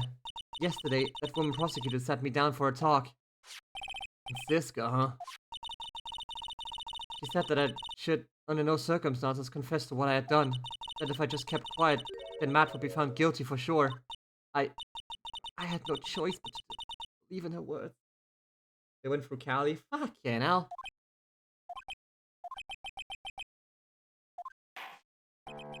What this witness has done is clearly unlawful. However, as long as her testimony stands, we can be certain she is not the real killer. Wait, Your Honor. The defense is still... Right?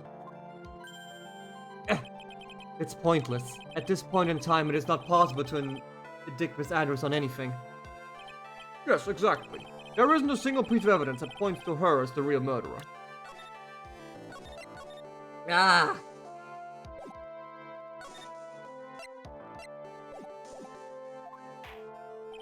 The cross-examination of this witness is over, and so is today's trial.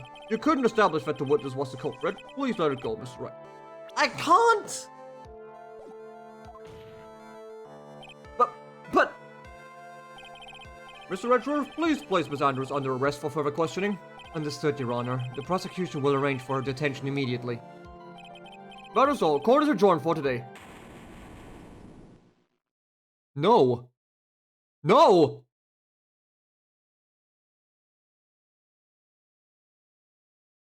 No!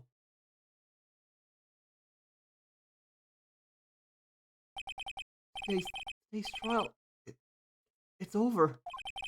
I did win the acquittal. Witness, would you mind if I ask you something? Edgeworth? What is it? Before you leave court today, I wonder if I might look at one thing.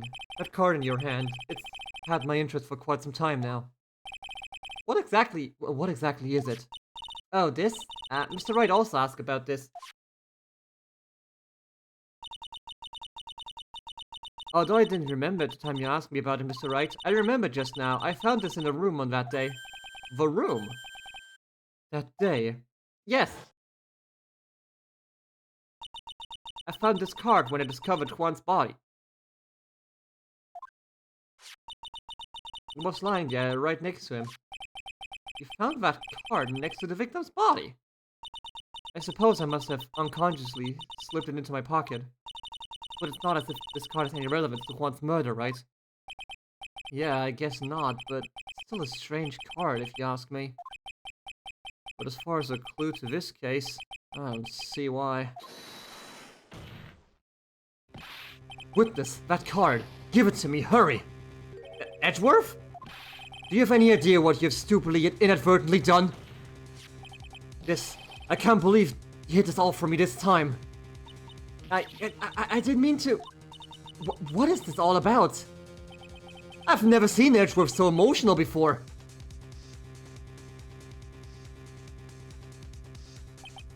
That card, what in the world is it and what does it mean? Oh boy.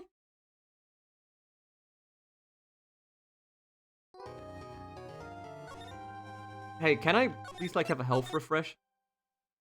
Investigation! Oh, so this isn't over. Oh shit.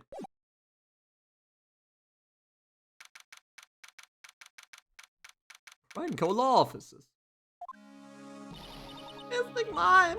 Mystic mine! There, Pearls. I can't take it anymore. Look, it'll be alright. Everything may still work out. Huh? The condition was that we had to get a not guilty verdict. And so far, the kidnapper's kept his word and hasn't hurt Maya. And we haven't, because Mr. Regard hasn't been given a guilty sentence yet.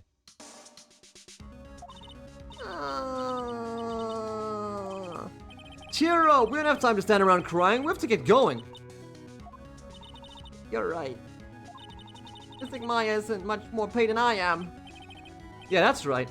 So... Oh, you guys! Thought I called you, pal. Mr. Scruffy Detective. Oh boy. Looks like Detective Gumshoe has been dubbed Mr. Scruffy Detective in Pearl's book now. It's just plain old Mr. Dick Gumshoe now, and I came to talk to you, pal. But we're kind of busy right there. So, what are you going to do from now on? What do you mean, pal? Well, you've been fired, right? So, do you have a new job lined up yet? Oh, that, what am I supposed to do now, pal? I don't have anything coming in at all until my next payday. What are you talking about? You don't have another payday. I guess that means I'm just gonna have to work here at your place, pal. Hell yeah. Say what? You'll be searching for things that will prove Mr. Onguard's innocence all day, right? Well, yeah. So yeah, I'm going to help you, pal. I got lots of experience investigating and watching other people's places. And I'm great at making really simple meals, pal. I'll take care of it all. Come on, Mr. Nick. Let's let Mrs. Scruffy Detective take care of things. Okay, by the way, what's your best dish? Instant noodles, pal. Why am I surrounded by people who only eat cheap, unhealthy foods? Geez, sorry. I just had a pizza earlier.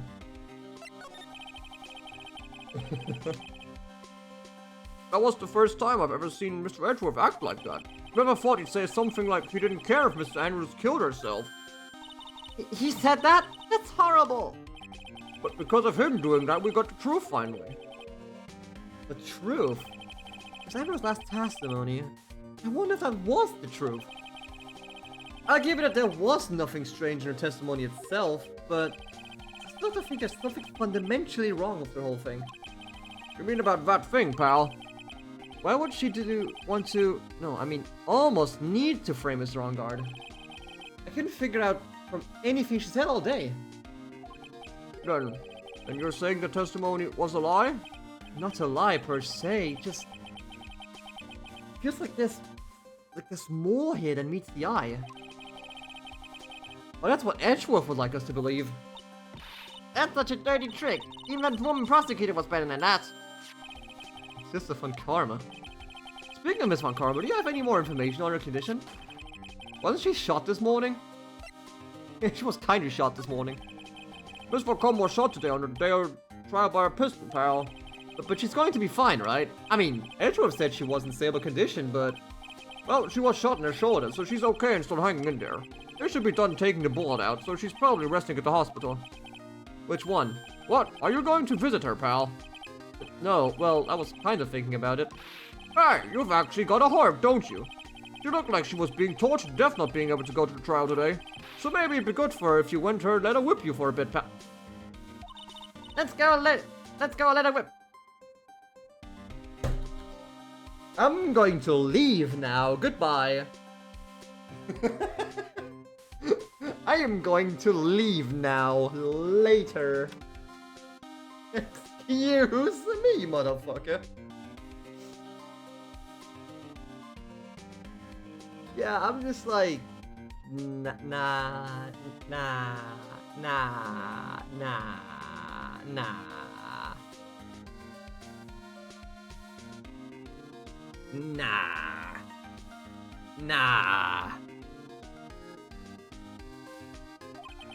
No, I'm definitely not going.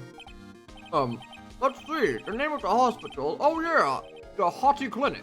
Hottie? Oh boy. That name sends a chill down my spine. Well, I guess it can't hurt to stop by and say hi.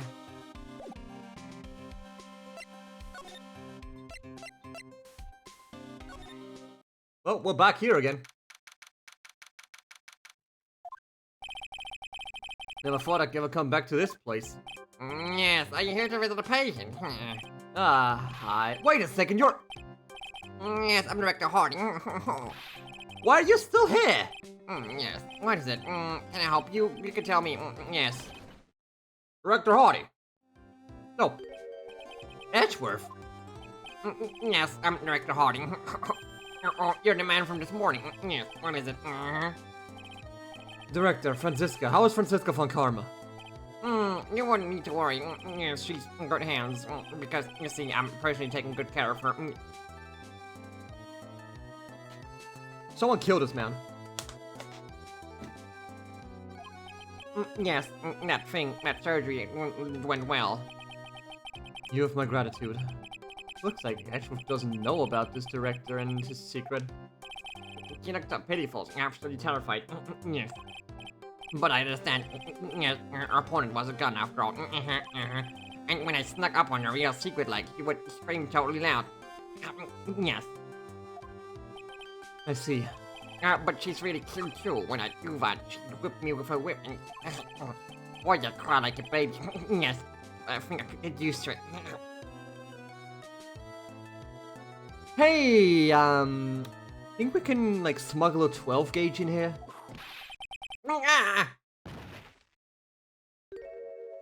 Oh, hi! Go back to your room. You're so mean. So mean, my frisky friend. Yeah. Okay. Yes, it's time for my IV drops. Yes. Huh. And what are those tulips doing in your hands, Mr. Phoenix, Wright? Ah, I knew I shouldn't have come here. Hey! I was shot in front of the courthouse in my right shoulder. Huh. But it's no big deal. This sort of thing happens all the time. Curious. I even had full intentions of running the trials this morning. But it would have been too much for you. There's no need to act tough in front of us, you know. Regardless, I was dragged here by that man over there. He was so unyielding, one has to wonder if he was simply interested in stealing my case. It was the only logical course of action, given the bullet was still lodged in your shoulder. But by taking over the case, I found myself having to clean up after you and that irresponsible deal you made. Oh yeah, I think I know what deal he's referring to. It was fun karma. You made a deal with Miss Andrews yesterday, didn't you? I know what you mean. In order to make sure you got your guilty verdict on Mr. Ongard, you told Miss Andrews to not testify in court today. Huh. I don't know what you're talking about. Do you have proof that I made such a deal? You're denying it? Looks like you were lucky, Mr. Phoenix, right? Well, I do have this voice recording right here. No. If I had been in court today, this trial would already be over. Oh, while hiding Miss Andrews' own crime?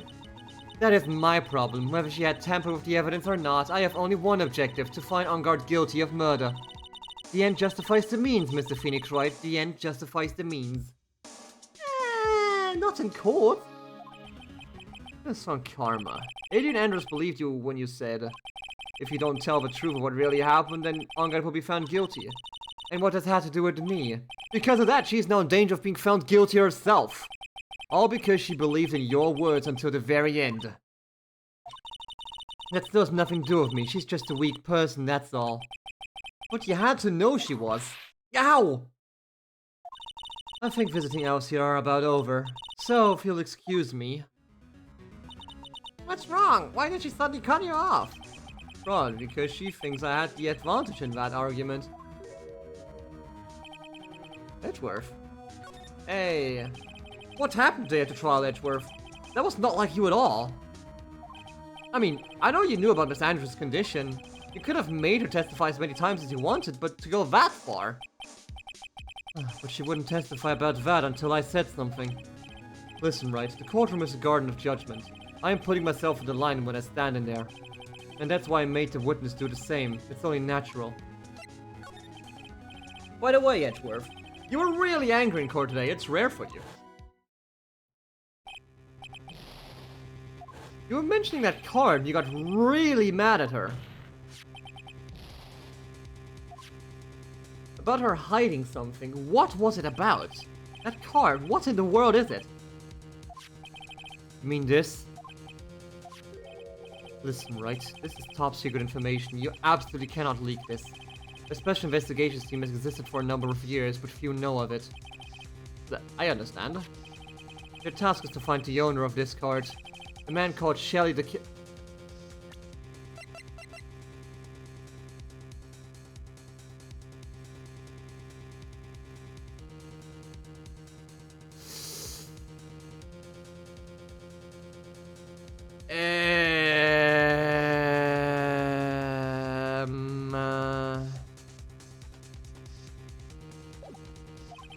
And just as his name states, he is a killer, an assassin, the best at that.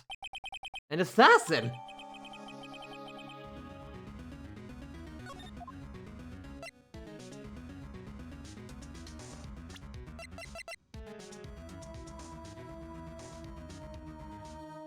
So did this guy want to be found?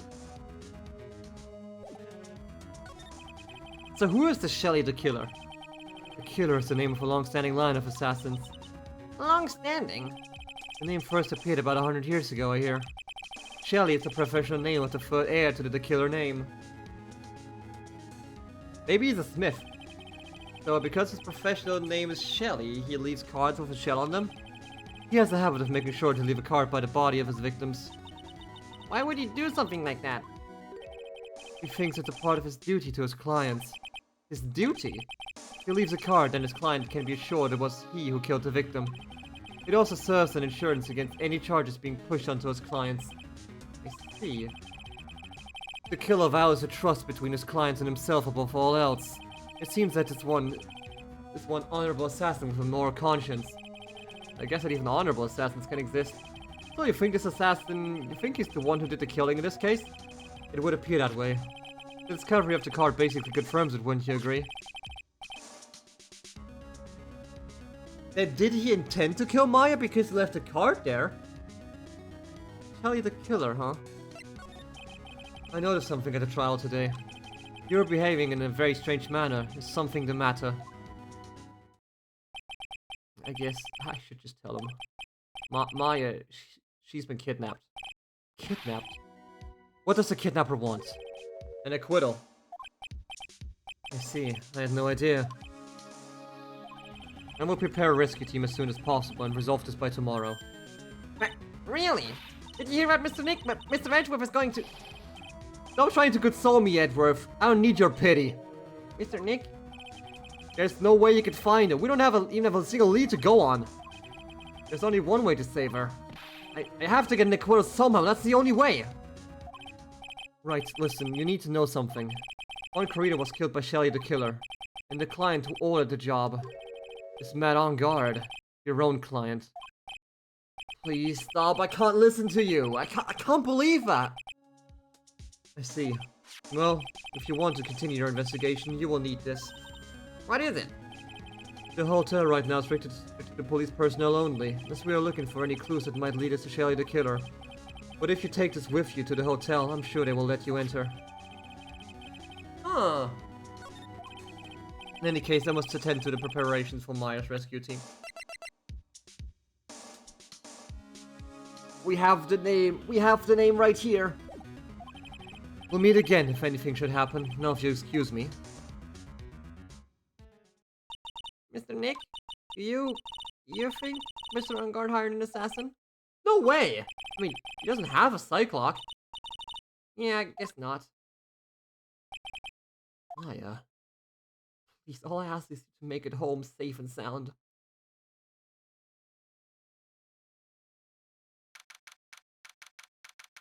Oh boy. I guess even kidnappers can be a little clumsy. Clumsy enough to drop a card like this on me. And even though he said he was an assassin, I bet he's just making that up like how Nick does with everything in court. Anyway, let's try out the card trick with this card I just found. Sounds like I got the door open. Okay, time to go take a look around.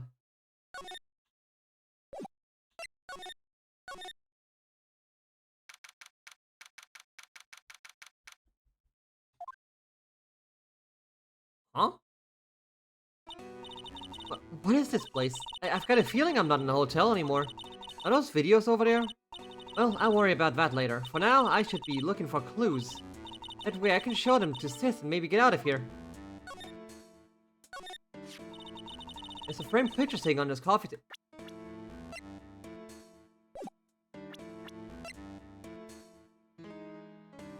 Oh!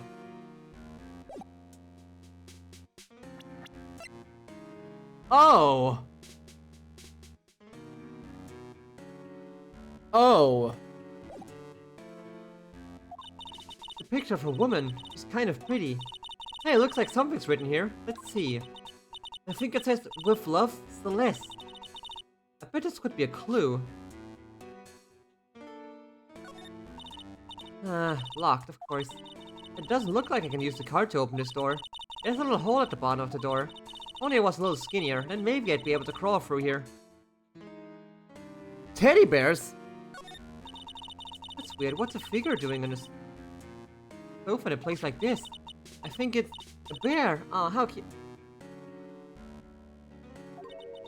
But it's got a lot of cuts and slits on it. I wonder if it's some kind of puzzle or something. It's a fucking camera, innit? It's so dark in here that I can barely see, but these kind of feel like videotapes, all of them. Just what kind of room is this?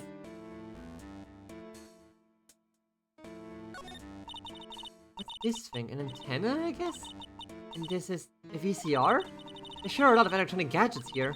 But what is an antenna doing here? Simply well, too. I cannot have you wandering around at will. Yeah! It seems that your Mr. Wright is truly concerned about you. He is?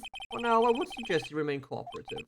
If you cannot, there are ways in which I can help you. Wait, you mean... Dead men tell no tales, is how the saying goes, correct? Dead? I'm almost certain I told you on our first meeting. I am an assassin. No way, you're lying! I mean, an assassin? people are not always who they appear to be. Nick! Well.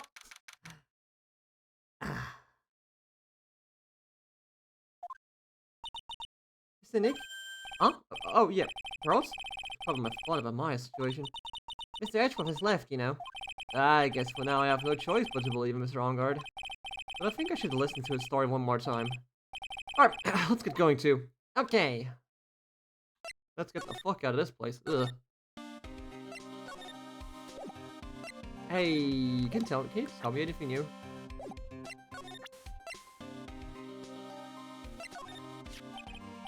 Oh yeah, do you know anything about this card? Card? Mr. Edgeworth for some reason went pale the instant he saw this card. I know what this is, pal. You do? No matter what way you look at it, I'd say it's a picture of a shell.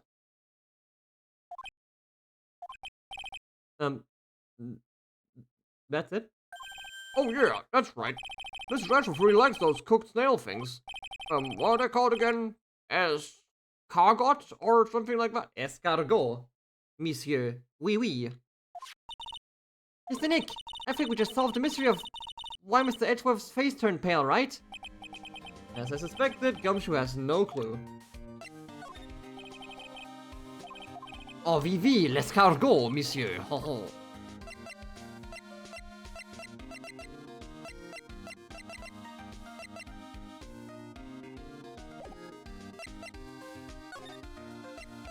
Well. Ho, ho, ho, ho, ho.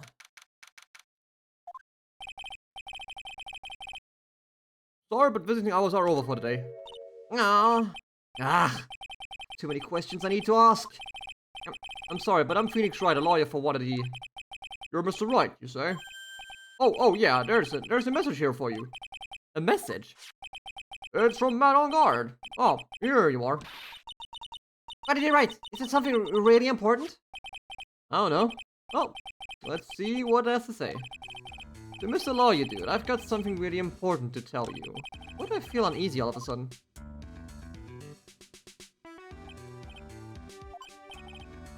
Oh, Mr. Wright.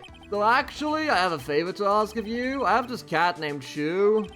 I didn't put out a lot of food when I left the house, so he's probably pretty hungry, dude. Think you could, like, drop by my house and feed Mr. Shoe for me, dude? My house is just a little ways down from the hotel, alright? Yeah, but where's the key? This is terrible. Let's hurry. We have to feed this cat. Pearls knows what's up. I'm sure poor Shoe's stomach is growling by now. Yeah, I guess. Client's request is a request. Guess I should go check up on his cat. The most important thing. Get to the cat. Alright now, Mr. Nick. Let's go look for clues. We have to for Mystic Maya's sake. You shall not pass. Oh, for fuck's sake. Ah, Miss Old Bag. Don't devalue my name and turn it into a gasp, you spiky-haired pettifogger. Because of you, I've been made to look like a bad guy again. Although I did get a piece of gum from Edgy Boy, just as he promised. But what I really wanted was something much more valuable. I wanted Edgy Poo's heart. I wanted it all for me. It's all your fault. You awakened a wild beast inside of this old bag. No. Ah, Miss Old Bag. Keep your hands off of me. This helmet's so airtight, no air's getting in and no air gets out. Then why do you keep putting it on? Don't think you can get me to move with silly questions? You're going to have to defeat me if you want to get by. I'm not hearing this.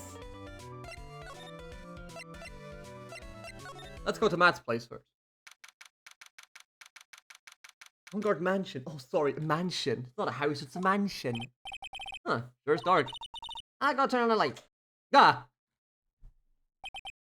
Whoa, this is what a star's house looks like. Must be nice to be rich. Come on, Mr. Nick, let's find Shoe and the kitty cat. Shoe! Oh! I guess this is Shoe. Oh! Kitty cat!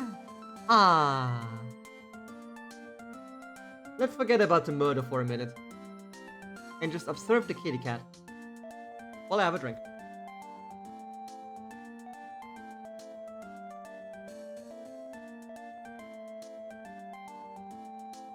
cat. Hey, Jason.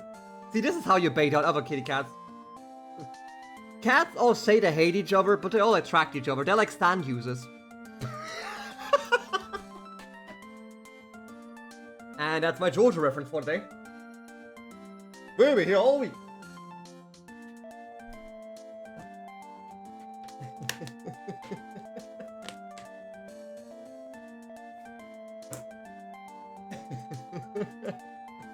But yeah, I hope you're doing well, man. Hope you're doing well. Alright, enough cat observation. Ah, what a lovely cat! Hello, Shoo! I love the super compressed meow noise. Holy shit, it's compressed. Cat seems to like pearls. Pardon me? You.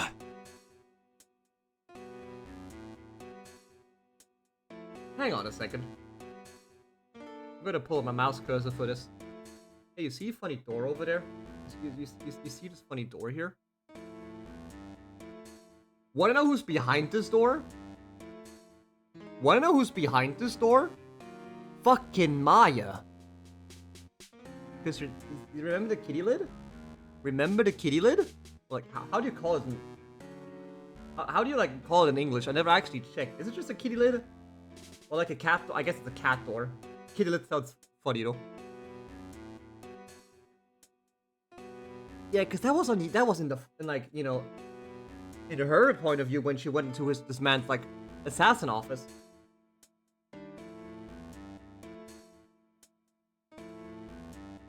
Son of a bitch. May I help you with something, Mr... Oh, well, lawyers. Actually, I'm Mr. Ungod's lawyer. The master's... Then, you must be Mr. Wright. Yeah. Ah, it's a pleasure to meet your wonderful self. I am the family butler, John Doe. John Doe these nuts! Jane Doe, actually. A doggy door or a cat door in this case. Oh, okay, cool. So it is just a cat door. John Doe, Jane Doe. Nice to meet you. Kitty cat! Fuck this guy, I want to like pet the kitty cat. You must know all sorts of things about Mr. Ongod, right? Honestly, sir, I don't believe my master is capable of such a foul deed as murder. That's why you did it for him. And, anything else? No, not especially. It is not appropriate for a lowly servant to speak of the master or his affairs. Typically butt-like, as it were. Mr. Doe, how long have you served at this residence? Well, sir, I would have to say maybe about 1 year. And, anything else? No, not especially. It is not appropriate for a lowly servant to speak of himself or his affairs. You know, I would have thought Mr. Ongod to kind to have a maid over a butler. That's a very cute cat you got there. It is my duty to take care of him. The master rather fancies Shoe. And, anything else? Nope. It is not appropriate for a lowly servant to speak of the family cat. The family cat. Well, I guess I won't need this piece of scrap paper anymore. Well, I'm afraid I must take my leave of you now. Oh, we should probably get going ourselves. Ah, so young and yet already so accomplished. A master of law. But there's also a lot to be proud of in being a butler in charge of a house and all. Thank you for the compliment, sir. People are not always who they appear to be.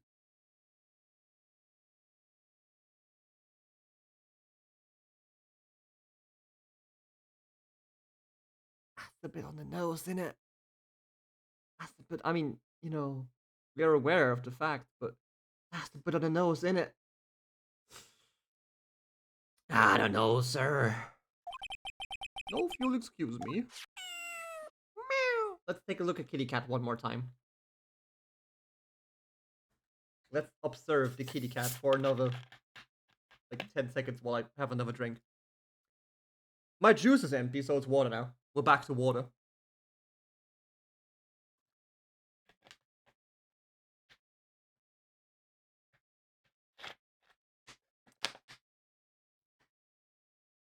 Alright, no more kitty cat.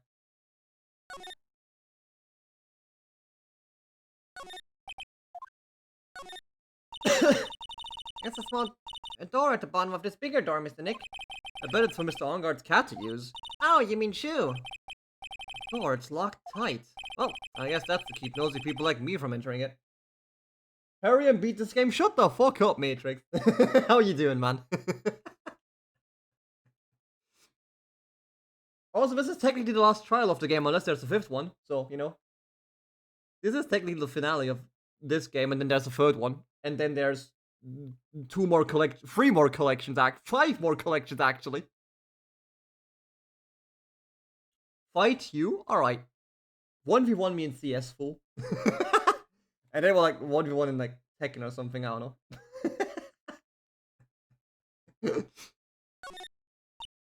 Ah, you're masked here. Yeah, that one in the middle is the Steel Samurai. The ones next to that are the Pink Princess and the Evil Magistrate. They fought many battles against the backdrop of Neo Tokyo. Wow, you really know a lot about the Steel Samurai, Mr. Nick. I don't know whether to laugh or cry that I know more about that show than a kid.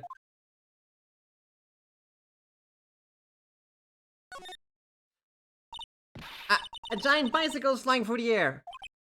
That bicycle pearls is one way you don't have to pedal, and it moves on its own. Really? Wow. But sorry to disappoint you, it can't fly. Oh, that's too bad. That is one sick bike, though. Looks like fucking the one lady uses DMC3. You got your chair? That's nice. Hell yeah. Now you can sit comfortably.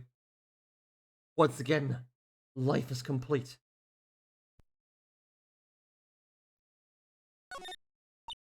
Oh, there's a giant cooking heart here.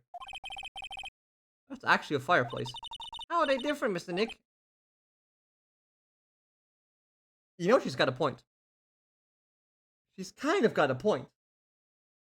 The one thing just has like, you know, a pot over it. But you can just take away the pot and then it's back to a normal fireplace. You know, I've never actually seen a heart before, come to think of it. You should come and visit Faye Manor then. I'll show you one when you do. Your mom's gonna kill. Actually, no, your mom's in prison, ain't she?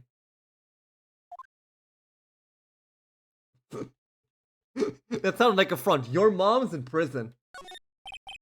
Very comfortable and spacious lounge set. I wonder if famous stars drop by and sit around and have a good time.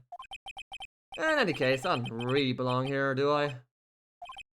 Ah, what is with me and feeling inferior today? Huh? Anything else around here? Doesn't seem like it. Can I pet the kitty cat? No, okay, cool. Never mind. There's no kitty cat in this image. It's the cat in the room with us right now. Oh, there's another door over there. You shouldn't go wandering off over there, Mr. Nick. Yeah, Pearls. Now I know how Maya feels when I tell her to stop playing around. Windows, pictures. Well, guess we're leaving.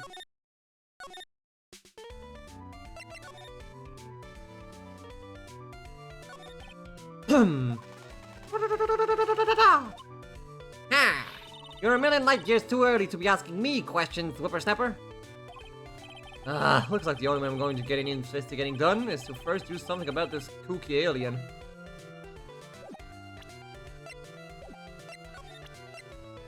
Psych! Maybe if I show her this letter I got from Edgeworth. Miss Oldback, if you would look at... What? You want me to look at this worthless piece of...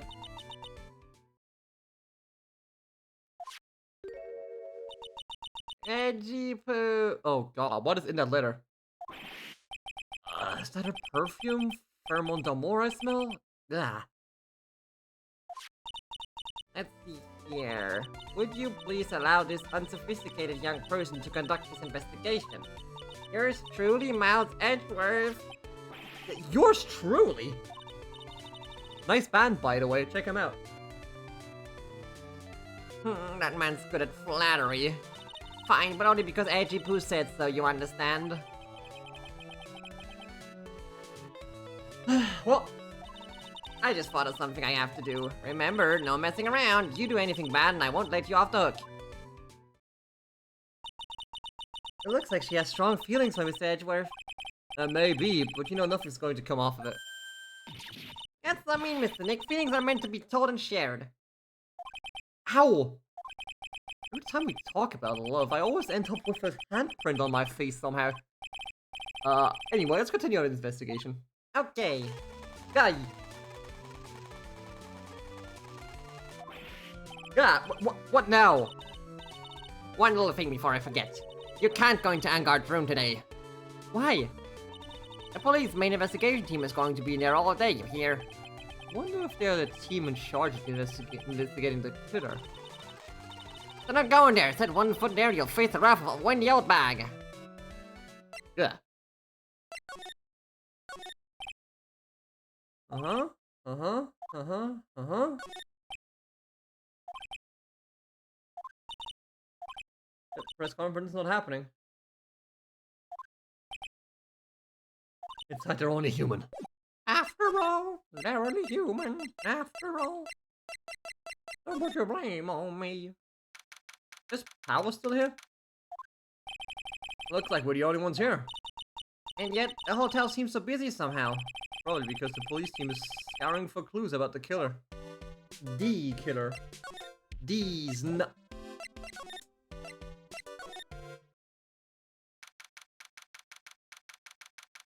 Gatewater Hotel.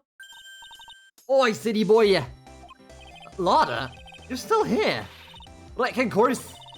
Investigating photographer eats and starts on your but you snap up the scoop, eh? And this hotel just has that aura of mystery. You know, like something's always about to happen. But, do you have a camera? Right, given. Photographers gotta have cameras out here, I can't be a right pro, you know. So I'm having around, here. Speaking of cameras and feeding the mouth, do you have a mind, you bread thief? Why can't you drop that thief thing already? I want to ask you about the night of the murder. What, you really gonna shell out the bucks for the info I got? Lada, you were loitering in this hallway the night of the murder, were you not? Well, kind of, but... Brace yourself, Phoenix. Here it comes. I didn't exactly hang around there the entire time, you know. Followed a few stories around. Got a few autographs, shook a few hands. Had a soda pot with a few of them too. Looked like she wasn't here the entire time that night. Secretly also wasn't in this hallway the whole time either. I guess it means there's no one who can tell who came and went that night. So there's empty frames in the timeline. So about the note that was inside your camera case, or that you wrote. Yeah, can I believe what you've written? I mean the stuff about a guy showed his major lady into corridas. Yeah. Oh well, Rick, you best not believe in that. What? Well, I sort of wrote that on a whim, you know. Write you whatever came to mind. Whatever came to mind? Yeah, when you get down to it, it's just a random bullshit. You're fucking bastards. Like, what's with you? Why you staring at me like my grandpa used to? Huh. Hey, why you suddenly look like you got older too? Or am I just shrinking here? Oh, my baby. My £1,600 baby. What's with that red coat prosecutor anyhow? The guy taught me what's evidence and refused to give it back to me. Well, that's kind of how it is. Hey, you're that red coat's friend, ain't you? So put in a few good words for me, get me back my camera. You want me to do what? Hey, listen. Knock the guy real good about 5 hours and I guarantee he'll give it back. Why don't you do your own dirty work? Well, I reckon it's time for me to get on.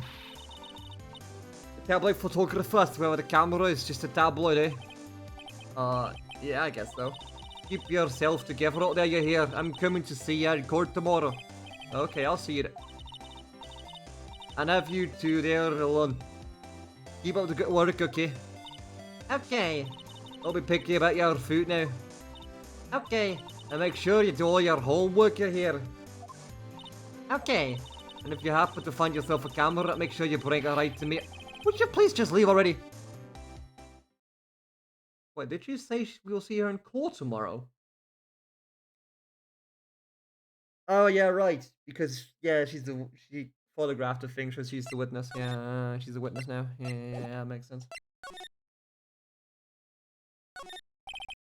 Compared to the flowers on the other side of the hall, these are much more gorgeous.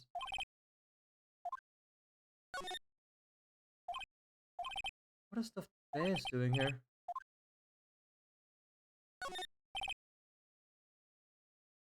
One could read this room. I wonder what exactly happened in the room behind this door. Even now, no one really has an idea. Can we, like, rip apart one of those teddy bears, maybe? Just, like, for shits and giggles? Or a couple of them? Just, you know, just for shits and giggles. What? Mr. Nick! What is that otherworldly ghastly moaning? I ain't evil ghost! I don't think it's a ghost. Maybe it's a demon. Excuse me, what were you calling a demon, brat? Ah! Boinks! It's an alien! Who are you calling an alien? Oh, just human salt back. What are you doing here? What is wrong with youngins today? I came down here to pay my respects to my poor Juan, and you're disturbing me. You're disturbing a crime scene. Please talk to me about the night of the murder just one more time. I talked about it plenty at the trial. I was fooled, tricked, deceived by that fraud of a photographer in her note. She was loitering around to hear of that imbecilic look on her face. What? Imbecilic look on her face? Okay, got it. Now hold on a sec there, you little pipsqueak. If you're going to take notes, at least make them sound better than that. Oh, alright. No, I've seen everything. Well, you know, I was working at night too, doing my job, minding my own business. So it's not like I had time to waste standing around here the whole night. I was wondering if you could tell me a bit more about Mr. Credo. He was the most popular star, you know, especially where it counts in my book. But I heard that he was lagging behind in the polls against Mr. Ongard. Well, it's just a recent thing. Bad luck and all that, you know. But he was going to become an even bigger star than he used to be. Look, just look at this mountain of presents. It's a show of the mountain of feelings all his fans had for him. Yeah, the mountain is pretty big and certainly nothing to shake a stick at. Mr. Nick? Huh? What is it, Pearls? Presents, they're all bears, right? Just got a point. There isn't a single thing here that isn't a bear. All of Mr. Creed's presents are from his fans seems to be bears. Oh, that's because you can't think of one without thinking about bears. Bears? Why bears? You don't know? When my dear Juan was training, he fought bare-handed with a bear. He refused to give in and let the bear win, but after the fight, they became friends. Wow, what a heartwarming story. Look, it's just like in those young people's dramas. I can see those two tuckered out down by a river going, hey, you sure can fight, you.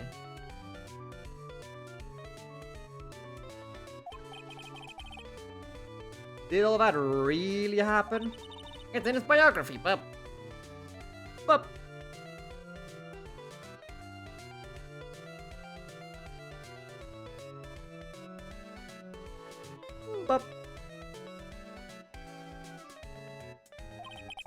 what a load of crock.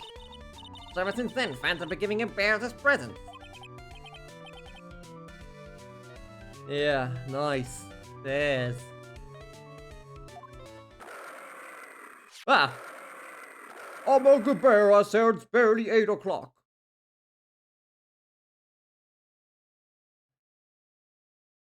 What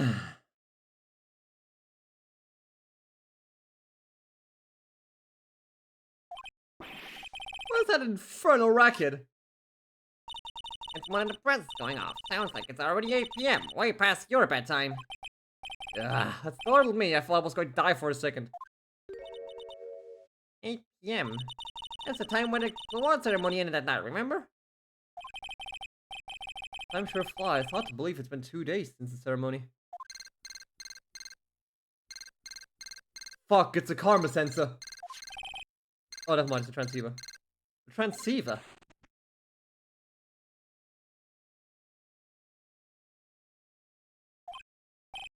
Hello? Hello? This is not a phone. Maya, how's Maya? You haven't heard her, have you? It seems you were not able to fulfill your end of the bargain, Mr. Attorney.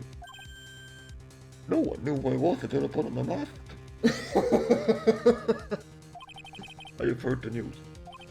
Lord was seen, but isn't it you no good? No, Mystic Maya! One more day. Please, all I ask for is one more day. I'll get a not guilty verdict for sure this time. Please. I suppose I must. I need that acquittal more than anything else after all. Please let Maya say something. I want to hear she's alright. Alright. Then, I don't know. What? Is static all of a sudden? Hello? Hello? It seems bad. The next. Damn it! Did the transceiver just suddenly break? Oh, excuse me. Wanna play a game? What happened? I don't know. All of a sudden it became nothing but static. Mystic Maya! Why did the transceiver suddenly break like that? I should probably have an electronics expert look at it. The sooner the better. Wanna play a game? Teddy bears, knife and fork. Like, yeah, it's dinner. It started it.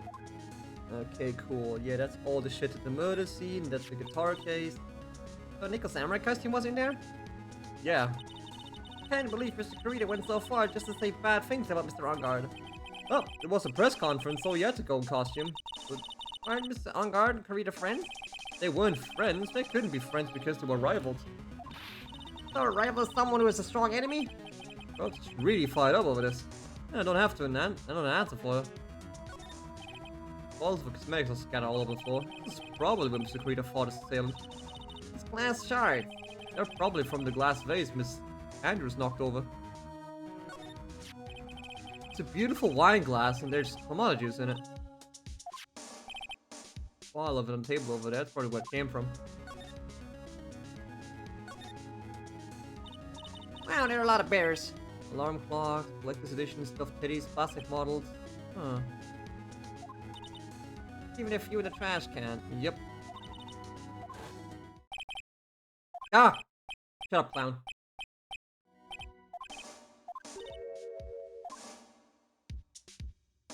Okay, so I can't investigate that one yet. The alarm clock, the alarm bear.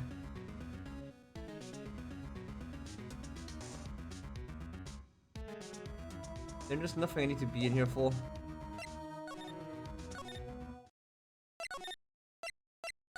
Oh, whoops.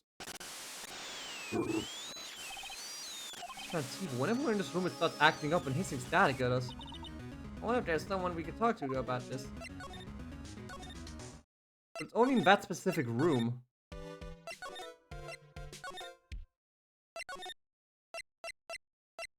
Maybe the police knows. Wow, everybody looks really busy with something or another. They're probably strengthening the evidence for tomorrow's trial. Alright, we're out with that, will you? Pass that victims list around. You've got to be kidding, there's over 100 people in here. Mr. Nick, is Mr. Ongard really that big and bad of a criminal?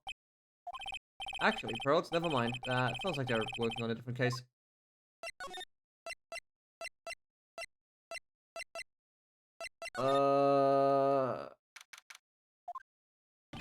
Alright, welcome back, pal. I thought I'd make you a little something for dinner.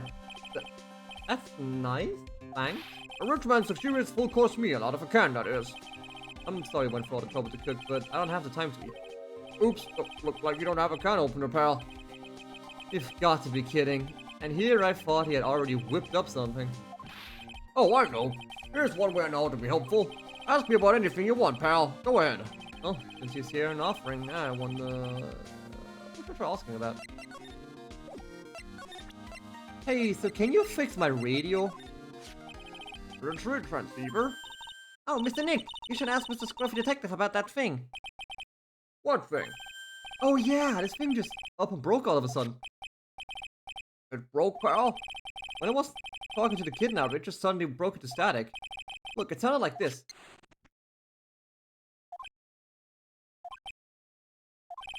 How do you hear any static, pal? Huh? Maybe it fixed itself? That's strange. Sure was making a loud static noise. Maybe. Maybe what? Maybe it was electromagnetic interference, pal. Electromagnetic interference. Yep. So what is electromagnetic interference? It's something that happens when a radio wave gets mixed up with another signal, pal. Oh, when you put it that way. I don't understand what you're saying, what you're talking about. Like, for example, when a cell phone goes off next to a computer screen, the stuff on the screen gets kind of fuzzy and start acting funny, right? Huh? Here? It's like when you use the dryer next to the TV and the screen starts looking weird. Oh, yes, the TV does do that. Oh, so that's what you're talking about. She seems amazingly happy at being able to understand this. So the room you were in when an interference to the transceiver happened, there's gotta be something that's sending out very strong radio waves, pal. And that's the camera in the room. Like a listening device, or listening device. Yeah, Hey, speaking of that, where were you when it happened? we were in Mr. Kurita's room, the scene of the murder. What? That's it, I'm going to sneak into the precinct and get a buck sweeper.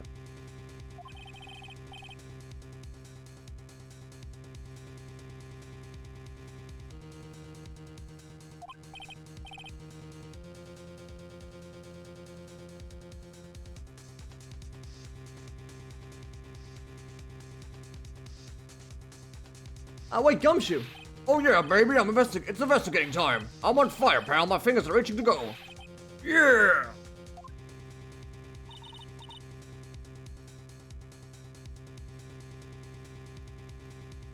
We should go too, Mr. Nick. Alright, let's go.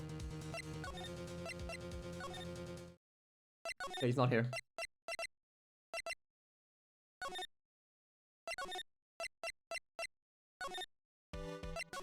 Hey,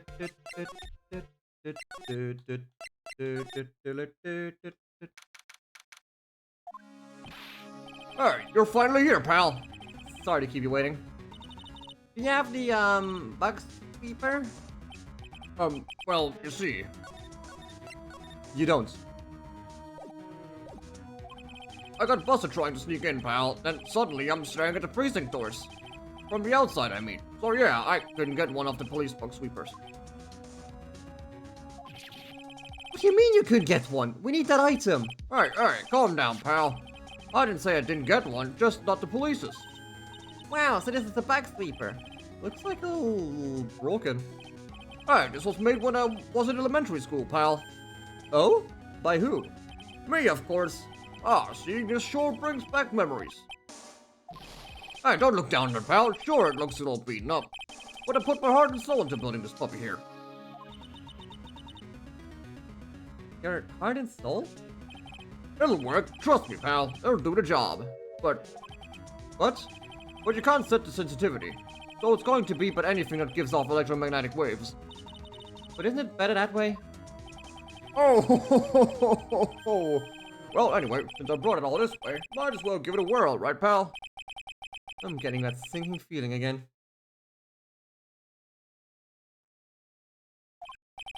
Okay, now I'll tell you how to use this baby. Here's the listening devices, some other sort of bug hidden in this room, pal. So we're going to find it, right? Right, now first, let's turn the sweeper on. Next, move the sweeper around to give the room a real thorough look-see, pal. The sweeper will let you know how strong of a signal it's picking up, so keep an eye on it, okay? Once you find something that's giving off a lot of radio waves, press plug onto it. There's a lot of things here that's going to give off radio waves, so let's take a good look at anything and everything that seems suspicious, okay, pal? Alright, I'm going to go stand outside and keep an eye out.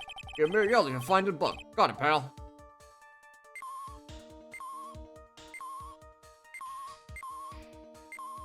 That's the TV? I don't really think that listening device is in the TV of all places. Looks like the TV was left on, and now it's showing an old samurai movie. Yeah, this channel plays all sorts of international movies as well as domestic ones. You know, every time I watch one of these old movies, I always think, wow, these Japanese guys are really good at English. Yeah. When I grow up, I want to study Japanese.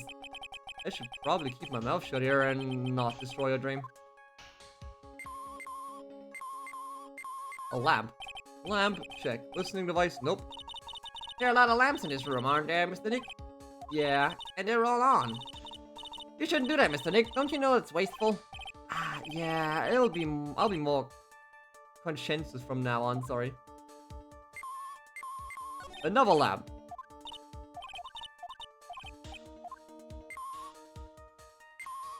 Not this bear. Cell phone. Nope, no bucks in here. A cell phone? What? Don't tell me you don't know what a cell phone is. I'm sorry, I've never seen one before. Now that she mentioned. No, she mentioned it. My cell phone couldn't get any reception while I was staying in Korean village. And Princess never lived outside of that village, so... Oh, I guess I can't say it's impossible to live without one.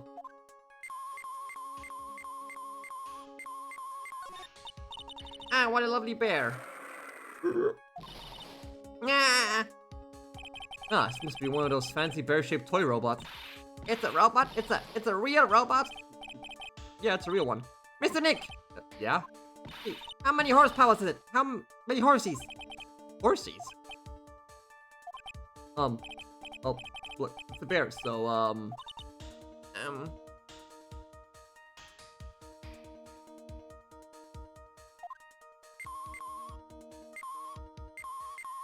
radio. The radio's on and playing something. Oh, it's Kid's Question Corner. Professor, why is the earth round? Yes, why is it, Mr. Nick? Why don't you listen to the radio program a little more, Pearls?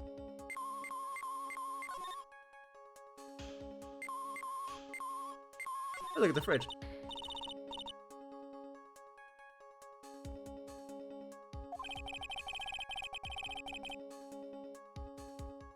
I really don't think its listening devices isn't something like this.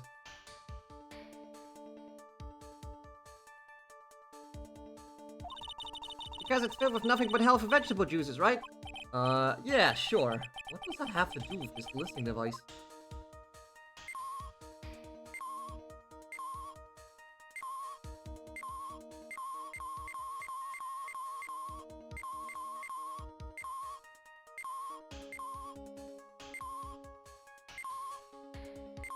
Okay, it is definitely inside that clock, by the way. So let's investigate everything else. Rice cooker.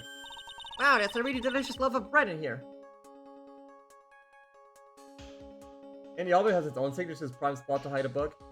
True? But... it would fuck with the signal.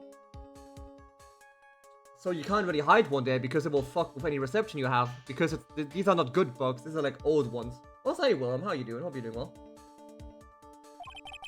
Looks like it's been on Keep Warm all this time since the murder. Well, Mrs. Scruffy Detective always says, got to keep trying and crime scene warm. I think the Keep Warm in that case is a little more metaphorical. A calculator? A plain old calculator? It says 50 on it. Maybe he was calculating his allowance. A whole 50 cents? Maybe if it was a spirit medium. There doesn't seem to be anything giving off radio waves. None. It's a TV's remote control, but it does look like the listening devices in here. So I was thinking, I wonder if a TV remote works on other things, like, can I make you change your expressions like TV channels? Stop! Hey! Huh, but if I could, oh, the people I would give the old mute button to. Oh, I don't think it's going to work on me. Why don't we try it on Maya tomorrow, okay?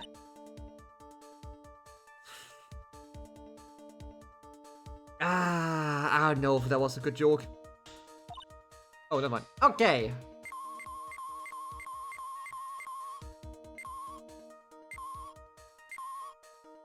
Even the old ones worked in the spectrum, so you had to make sure the interference is not in your comm frequency. You know what?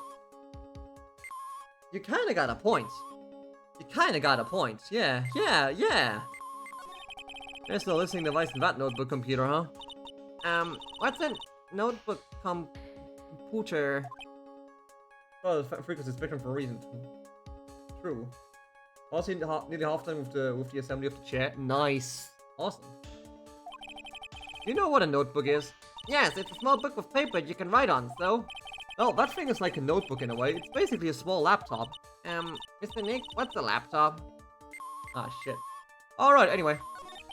Oh, it certainly looks like an alarm clock. What's wrong? Why do you keep trouble? I look troubled. I just can't imagine the listening device being inside this alarm clock.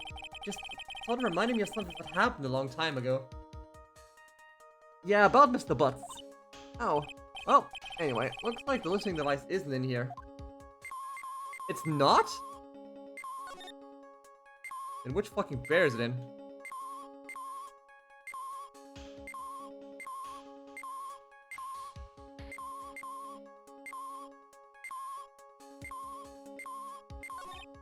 Another lamp.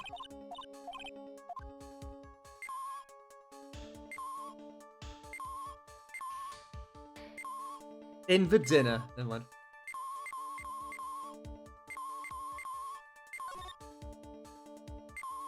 Oh. what's this? I thought it looks like a hot water pot, but Oh, well, kind of like a hot water pot, I guess. But inside of hot water, coffee comes out. really? If this pot can do that? Is there a pot that orange juice comes out of? I don't think there's anything like that, Pearl. Sorry. Okay, never mind. I'm looking at the bear. What is this? Oh, the water in this hot water pot has run out. I'll go get more water for it. Okay, sounds good. Looks like she's forgotten all about looking for a listening device.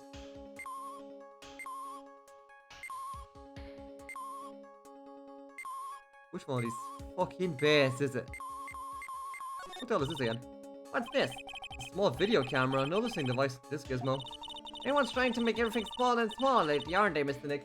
No, now they're making everything bigger because you have like fucking phones with 3 screens. That's what it seems like. But I want to grow bigger and bigger. Oh, eating only vegetables isn't going to help you there. You have to eat meat too. Don't let them hear that, Phoenix. Don't let them hear that.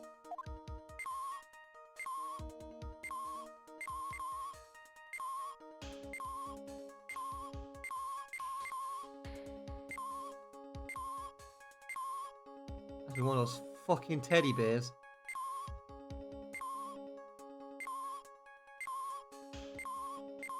I can't quit out either. So because I was oh gee, sorry I didn't look directly at the fucking eye. You have a phone with 2 screens? I don't get it. Sorry I didn't look directly at the fucking eye. Yeah. This is just a giant stuffed teddy bear, right? It's the biggest one I've ever seen. Alright, so did you guys find it yet? The listening device? I mean, No, not yet, but this bear's eye is. let's see. A perfectly normal stuffed bear with some really strong radio waves. Sounds like you found a device to me, pal. Let's dig this big fella's eye out and see what we've got. Let's just gouge his eyes out. No, you can't. Such a violent act. Huh. No! That's the miniature camera, and it looks like there's more. There's a transmitter, a timer. What mirror?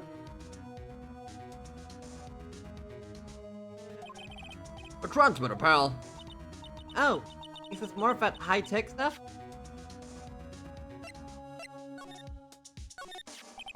So this tiny thing is a camera? Yep, it's a pinhole CCD camera, pal. It's a small, high-grade video camera mostly used in security systems. So it's the video camera. It runs on a battery, which comes with it in a set. But there's no videotape in this camera. It's like the camera part there, pal. The tape recorder with the tape inside, it is somewhere else. Somewhere else? The footage is changed to radio waves and then it's sent to the recorder. So it's sort of like a TV broadcast, isn't it? Yeah, you know, you're right.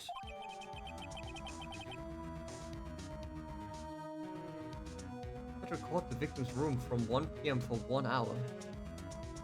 It's running at time of murder. So it will have picked up the murder because 8:15 PM, which, you know, isn't that time. So what is a transmitter? It's a device that sends the footage to the camera to a specific destination. It's like a video version of the listening device, pal. It looks like it's attached to a small clock-like thing. Oh, that's a timer, pal.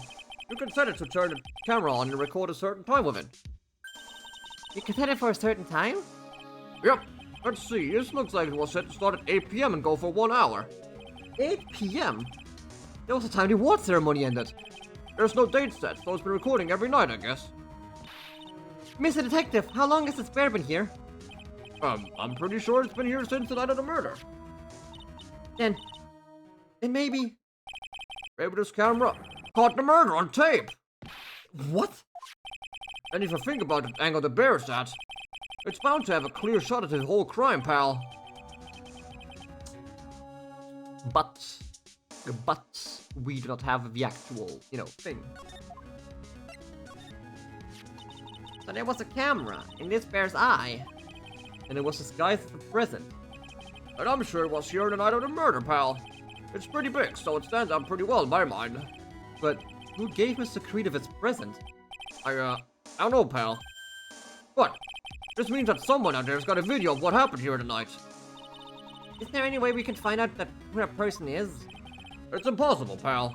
Radio waves can be sent almost anywhere, so there's no real way to find out. Oh. Is there really no way to find out?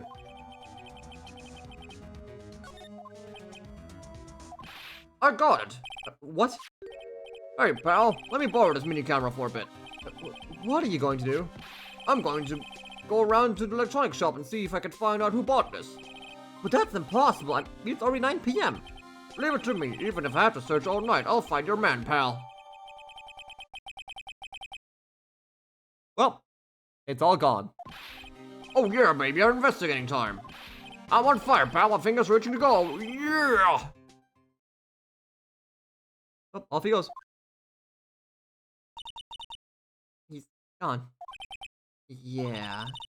Trophy Detective sure is a nice man. He's pushing himself so hard, all for Mystic Maya's sake.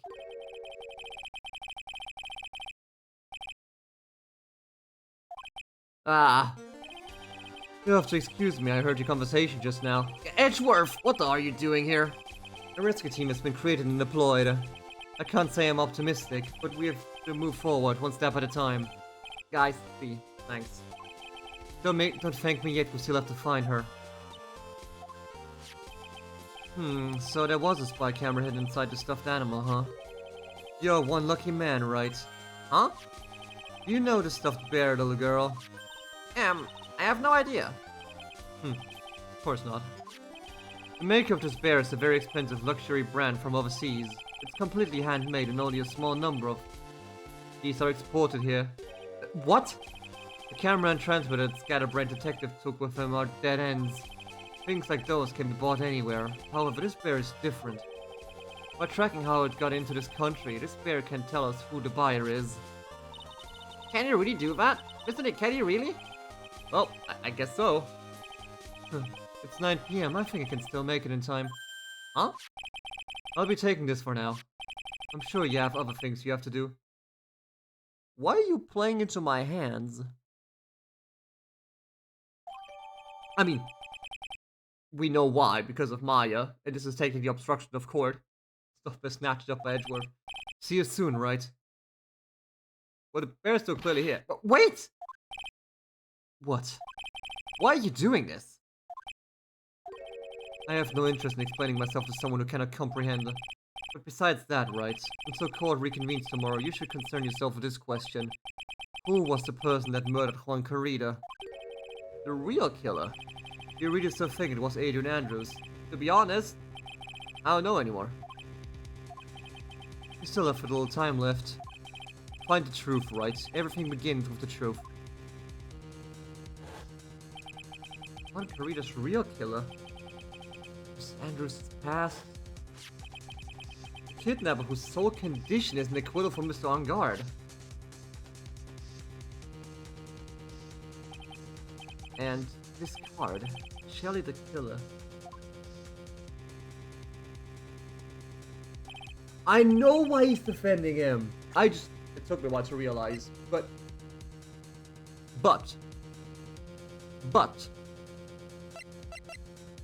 if motherfucker right here gets convicted, right? They'll search the mansion. If they search the mansion, they'll find his secret stash of assassin materials and the listening room. That's why he demanded the acquittal. That's why he demanded the acquittal. Maya, the only way I can save you now is to find all the answers to this case tonight. I don't understand what your real intentions are, Edgeworth. But as you said, all I can do for now is find the truth.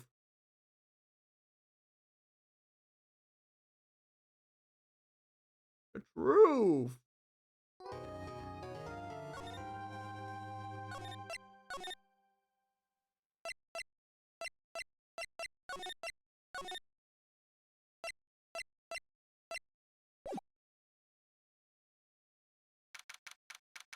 Oh, 22nd, 9:14 p.m. Gatewater Hotel, Karita's room.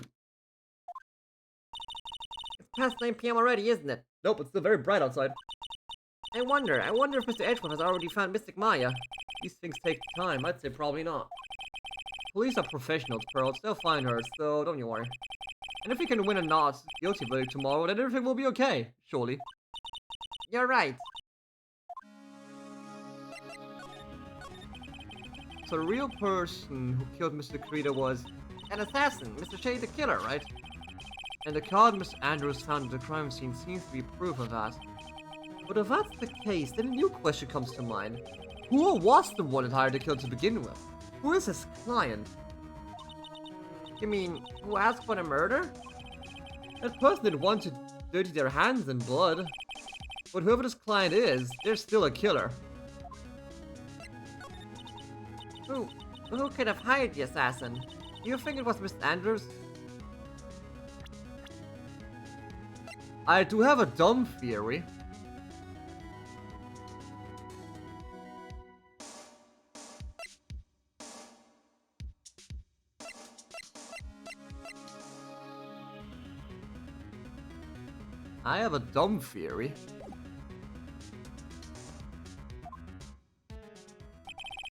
I wonder, but if she was the client, then why go through the effort to stab the knife into the corpse herself? But if Miss Andrews wasn't the client, then... No, it can't be. Matt on guard himself? Was it Matt? If Matt on guard really did hire the assassin, Then he is not innocent at all. Far from it, he would be guilty of the crime. but it can't be Mr. On guard, right? I mean, when we first talked with him...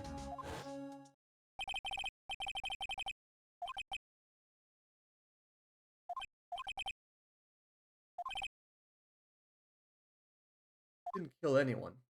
But there were no locks on him. It reminds me. Remember something Miss Nick? Yeah, something Miss Andrews said at trial today. She said something interesting. So what is this interesting thing? Oh, that's right. You didn't hear it. Did you, Pearls? Everything on the Jammy Ninja this year. If he lost the Grand Prix, he was going to make sure Matt was going down with him. That's what he thought anyway. Going down with him? Someone who had his answer's secret so powerful that it would destroy Matt's acting career had been revealed. Was he aware of the assassin? Oh, hey Phantom, welcome back. Was he aware of the assassin? Mr. On guard's secret? What is this secret?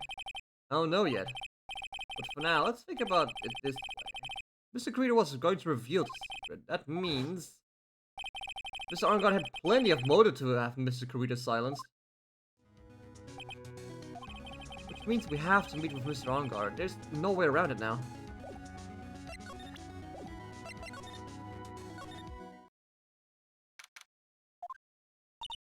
Wow, it's really getting late, isn't it, Mr. Nick? Yeah, it's past 9 p.m. already. But we still have some things to prepare for tomorrow's trial. It's not a matter of the secret Mr. Creed had about Mr. Arngard. It's almost Andrew's real intentions. These are two things I must know tonight. When I'm visiting hours over at the detention center? Huh, we'll think of something, Pearl. Don't you worry. Can we think of something? Why are you still here? Hey, wait! Why is that whippersnapper? All I know is nothing that has anything to do with you is ever good. Like just now, I was handed a strange device for who knows what reason. and I was told to use it to search the whole hotel. That's the bug sweeper, isn't it? Oh, Gumshoe made. Oh no, and frankly I don't care, but the request came from Edgypoo, so... Edgeworth? And he said if you feel angry, direct your anger at an unsophisticated lawyer. So I'm going to feel free to direct all my anger towards you. Gee, thanks a bundle, Edgeworth. What a pal you are. This is absolutely top secret, so you had better keep it to yourselves. I heard they found a spy camera hidden in one of the presents. Huh. Interesting. I'm sure it was, you know. It was to catch poor Juan in the middle of a scandalous meeting. Scandalous? What's that? It means, well, you know, that gossip that's been going around about my dear Juan. Oh, you mean a thing about Miss Andrews. I'm sure she must have had some reason for getting close to Mr. Greedo. I'll let you in on another secret, young'un. I know who planted that spy camera. It was that obnoxious, puffy-haired photographer girl. The nerve of some people. Spying on people by herself, as if I wouldn't want to see it for myself too. Wow, Violin actually admitted her true intentions for a change. I don't know what you're thinking exactly, but I can bet it's nothing good. But didn't say anything. So I want to know about Juan and that manager, right? Actually, as I hear it, they were something of a refreshing pair, those two. Oh? I tell you, Juan really welcomed that manager with open arms, I heard. That manager? Who are you talking about? You don't know? That manager woman Juan had. It's a shame she killed herself, though. Oh, you're talking about Miss Celeste Impacts. Miss Andrews' mentor, right? Yes, that's the one. That's Celeste girl. She was supposed to get married, you know. Married? You mean to Mr. Kurita? Really young, they don't know anything, do you? That girl killed herself 3 days after their marriage announcement. Holy shit! 3 days after the marriage announcement? What's in the... Why was Impact want to kill herself? She was going to get married. Well, that's because she was thrown away, you see, by Juan. What? But they were going to get married, right? They promised each other, right? They had a grand announcement session, but 3 days later, Juan suddenly cancelled their marriage. Is that true? It was in the weekly magazine. But why? Why did he do that? That was not in the magazines, unfortunately. I see. The night after Juan called off the wedding, that manager, Celeste, killed herself. How terrible. I wonder what happened between those two.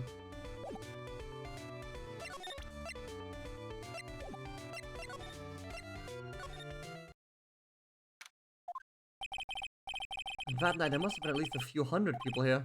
I guess the police are done with their questioning and investigating. Looks like things here in the lobby have finally calmed down.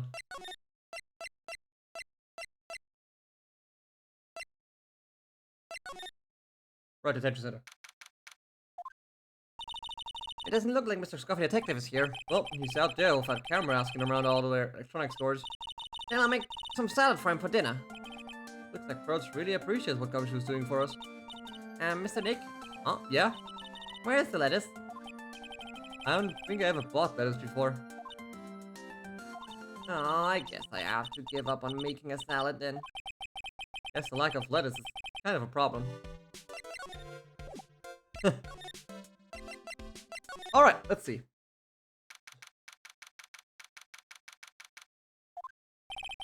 Visiting Alice ended a few hours ago. Looks like we're not going to get a chance to talk with Mr. Ungar tonight. But, isn't that what we have to ask very important? Yeah, but I don't think that matters to the guard. Shit. Oh. Surely we can ask Krimath. It's sort of tense in here, doesn't it, Mr. Nick? Yeah, it does. I wonder if something happened. You're Mr. Ungar's lawyer, right? Ah, yes, sir. Well, we finally found just the person we've been looking for. A real decisive witness. A decisive witness? You mean for the Unguard case? We're taking the witness's statement right now. I'll hand it over to Mr. Edgeworth. What's Edgeworth up to now? Who is this witness? I think you know this person is quite well, Mr. Lawyer. Mr. Nick? Between the kidnapper's demand and now this, I can't see any way to win here. Oh yeah. Mr. Edgeworth wanted me to tell you something. He did? Even though visiting us a long over detention center, he wanted me to grant you special permissions, so there you go. What? I've already called them to see, so they know. Go on, go talk to your heart's content. Thank you very much. This is such good news, Mr. Nick. Go talk to your heart's content. Sounds like the police are pretty sure they have tomorrow's trial in the bag. The bag.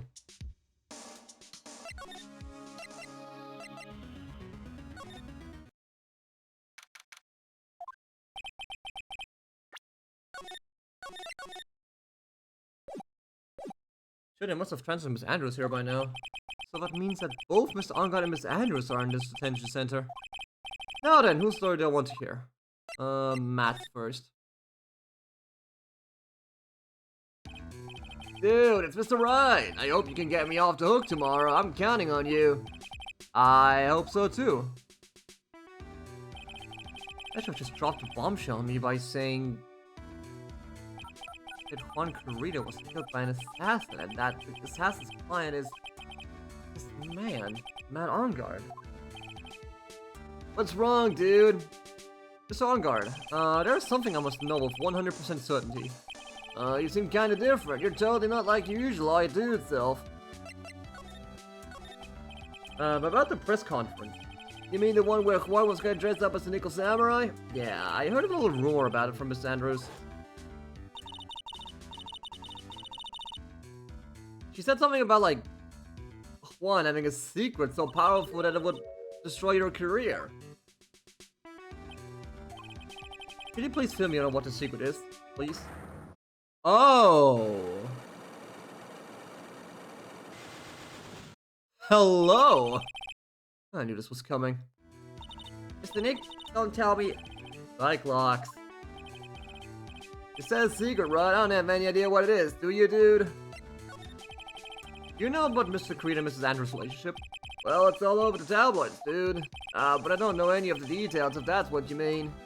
Look, how many times do I have to tell you? I don't care what Juan did with his life. Miss Andrews, she had a purpose in mind when she started seeing Mr. Carita.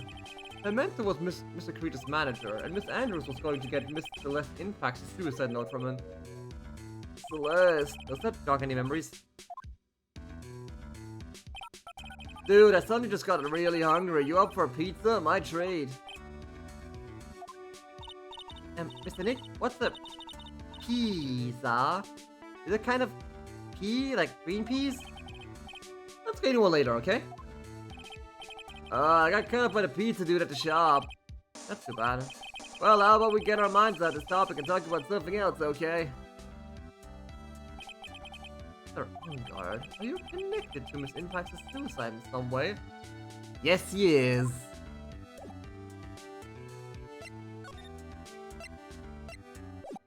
How do I talk to the other person?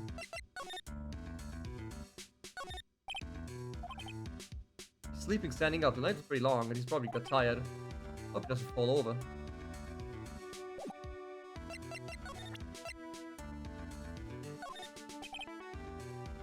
I'm kind of scared to show him the card. What's wrong, dude? Oh, so about this picture card.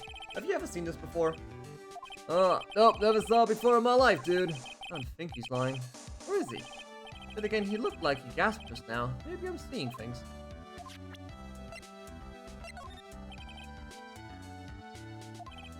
I mean, what does she have against me, dude? I don't get it. Do you think it is at all, even the slightest clue? What? Me? Don't be silly, Mr. Lawyer, dude. How am I supposed to know something like that? Yeah, he's shaking. He's quaking in his boots. About this person. He's your butler, Mr. Doe, right? We met him at your mansion. Oh, yes, that's right. He's a pretty cool dude who can do lots of things. He takes really good care of me. He's being held hostage, ain't he?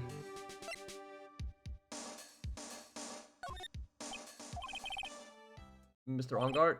Dude, I know I asked you to be my lawyer and all, but I don't think I have to tell you anything about anything and everything. You kinda do? What do you mean by that? Just mean I don't have to tell you anything and everything, dude. You son of a bitch. So if I, like, leave and go back? Oh, hang on. Wright, please you have to help me. Uh-oh. Mr. Powers! What happened? Why are you here? You see, I got roped into this somehow. What? And now I'm going to testify at tomorrow's trial. So the decisive witness is Mr. Powers? I was talking with a detective a little while ago, and I was on my way home. When all of a sudden, you're under arrest, and I was brought back here.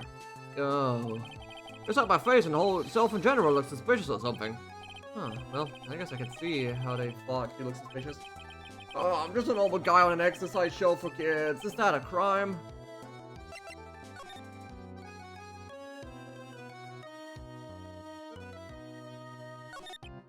So about this testimony you're giving, what are you going to talk about? Oh, I really don't know yet. But it sounds like I saw something pretty important from what they tell me. You saw something really important. What was it? Oh, well, the detective told me not to talk about it. You can't tell anyone, and especially not that lawyer, he said. Who do you think is that lawyer the detective was talking about? I'm going to take a wild guess and say it's me. Yeah, you got it. Mr. Nick, Mr. and myself are the only two allies in this whole world, but that's alright. Owl? I don't really have a lot of friends, do I? This guy can do a lot of damage to Matt, you know. Because he's got that refreshing little, like a spring breeze image going. But what is he really like? Well, let's see. Matt's always been kind of a player with the women. He would never really turn a pretty face away, if you know what I mean. He'd always say it's just a game to justify himself. What? How horrible, that's unforgivable. How? Sorry, didn't mean to offend you. But you know, he said once that there's only one person in the world who won't swoon over me. One person won't swoon over him.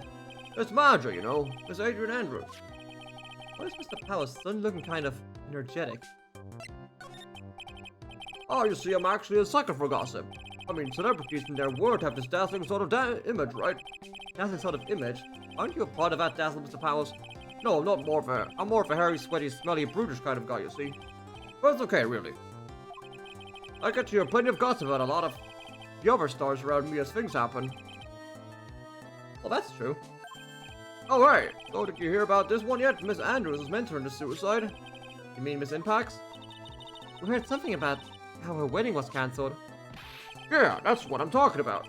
I thought about it a little the other day. About a mysterious death. Hey, Mr. Wright, why didn't you ask me about that? Go on, go ahead. The house is so charged up his skin is practically glowing with electricity. Hey, so have you heard this?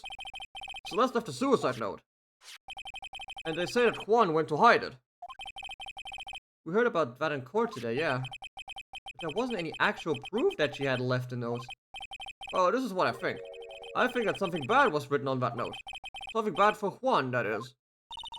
Something bad for Mr. Kurita. Why do you figure so?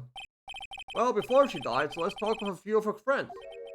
And she said it looks like I caught of a truly insidious man. Truly insidious man? Did you mean Mr. Kurita by that? Well, there's no one else that fits the bill, right? And that would be reason enough for him to hide the suicide note. I see. Well, that's some good info. Thank you. You're welcome. Guard and Mr. Anders, they're both at the detention center right now. There's still things I don't understand or know about, I'm sure. I have to get the two of them to tell me everything. Let me try one more thing, by the way. Nope, never mind.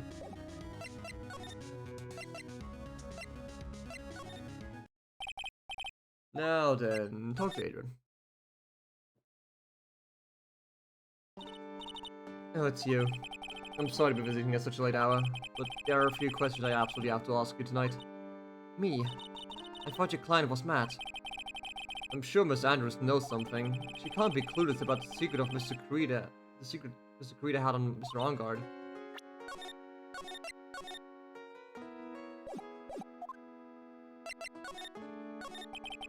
I'd like to ask you about Matt Ongard if you don't mind.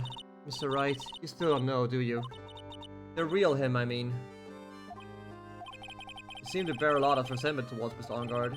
If that's the case, then why did you become his manager at all? And why would you become intimate with his rival? That has nothing to do with the case, nothing. About Miss Celeste's impact, I had finally put her death behind me. And now, thanks to you, it's all come back to the surface. I'm sorry. Yes, I was shocked by her suicide, and it's true that when I heard the rumor that one was the one who had hidden her suicide note, I began to draw close to him. I wanted to get her suicide note back and to burn it. You wanted to burn it? But why? I didn't want it to spread like just another piece of gossip, but I never held any murderous intent towards one. I would never do something so stupid. Suicide note, huh? I wonder what it said. Why did you try to frame Mr. Engard? It's simple, because he's the killer, that's why. Isn't it the duty of every good citizen to inform the police? But there had to be another way. The police are excellent at doing their job, so they'd figure it out, right? Yes, they're so good that they couldn't figure out the real truth behind Celeste's death. Mr. Andrews. Well, I know you're not the type of person to do something without a reason, so please tell me why you did what you did. Revenge. Huh? Did you say something just now?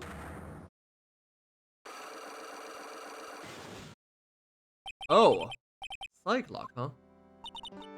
Don't you understand yet? You're not my lawyer. To be honest, you're more like my enemy. But...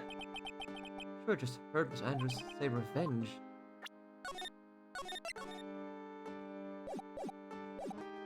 Hey, do you know anything about this funky car, by the way? It was near Juan's dead body. I noticed it when I went to fill the glass. And when I realized that Juan was dead, I completely panicked. That's when I must have unconsciously picked up his card and put it in my pocket. As for why, I simply don't know. Oh, let's see.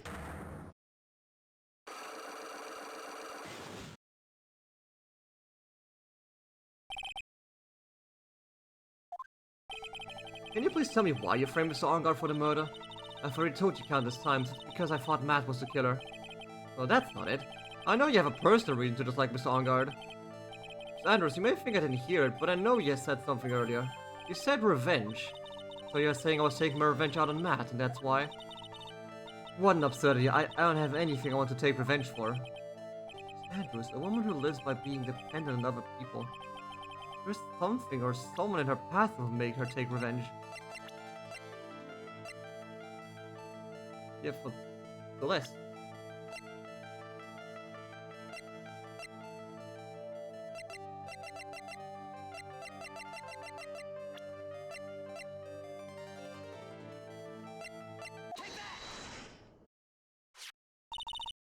Celeste.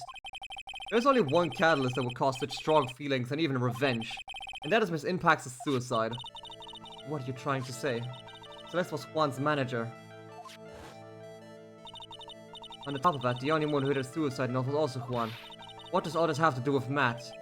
You're right, you haven't mentioned him yet. But for you to hate Mr. Engard, it would mean that he must have had some relation to Mrs. Impax and her suicide. Can you explain to me this relation between Celeste and Matt?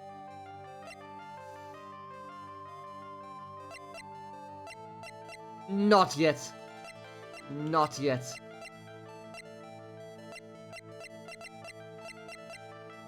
Not yet.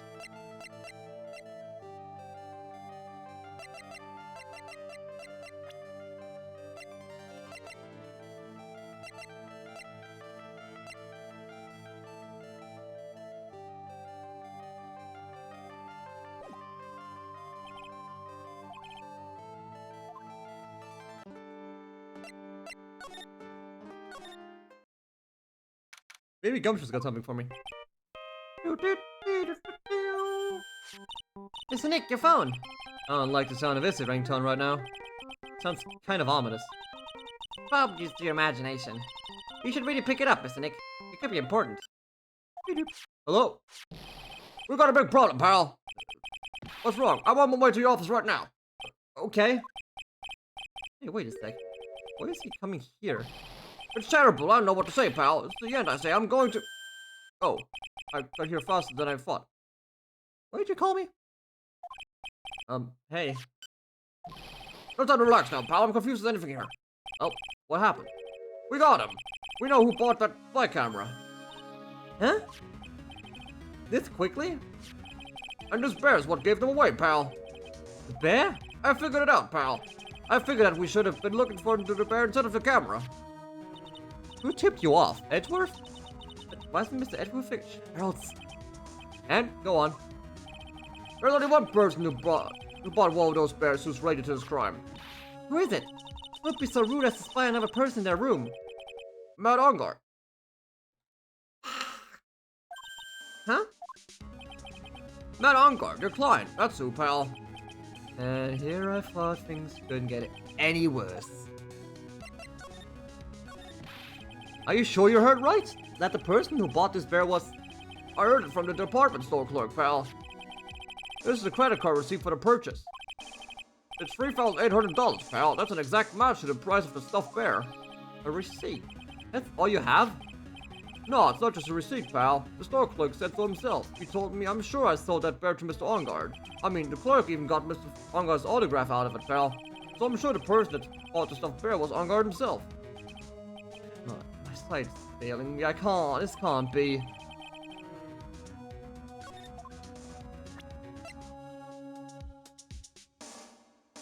But in a department store? Didn't Edgeworth say they were custom made?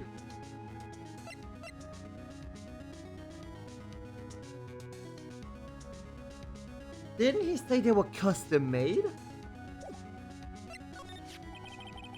So what about the spy camera we found? Oh, that was a dead end, pal. I mean, you can get this kind of thing from anywhere. But for now, I guess I can give those back to you for you to file the evidence.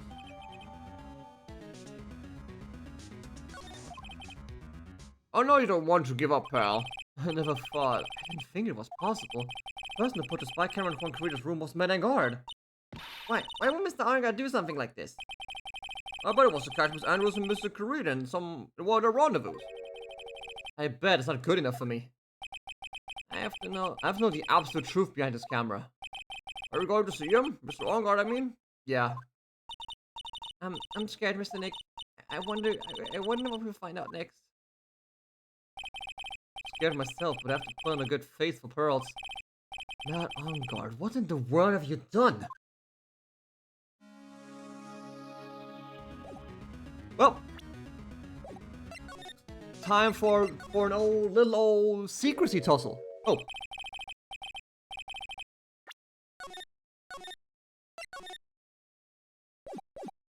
You're working really late, you know. It's already past 10 p.m., dude. I think it's time you told me the truth. Relax. Don't you know that ignorance is bliss, dude? But if you really want to know, let's talk. Dude. Alright, since the game is low-key, high-key telling me to go tussle.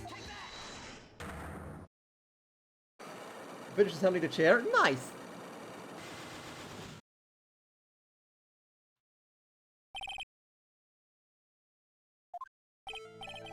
Now let's see what the secret of yours is. What if Mr. Carita had been successful in his plan? What would he have disclosed? I told you before, dude. I don't know anything about Juan, okay? Look, Mr. Wright. I can keep on saying until I'm blue in the face, but I told I didn't pay Juan any attention the whole time that night.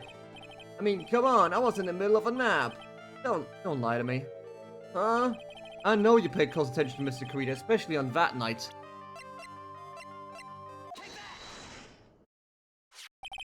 Someone used this camera to secretly film Mr. Carita's room in the night of the murder.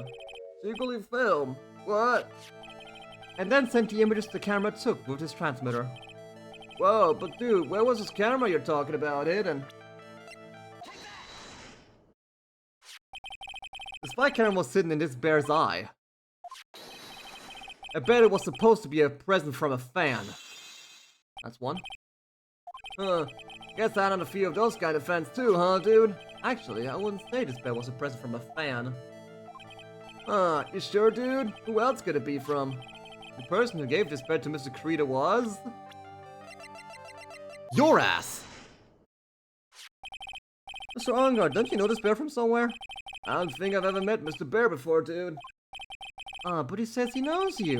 How could you forget such a great friend? What else did the bear tell you? He says that the one who put the camera in his eye was you, Mr. Ongard. I didn't know you work in court. I'd think I was in some serious trouble. Come on, this is all a joke, right, dude? You're just pulling my leg. Looks like you're not ready to give up your secret yet. Well, do you have any proof you want to show me first? Here's proof that it was you with the camera inside the bear.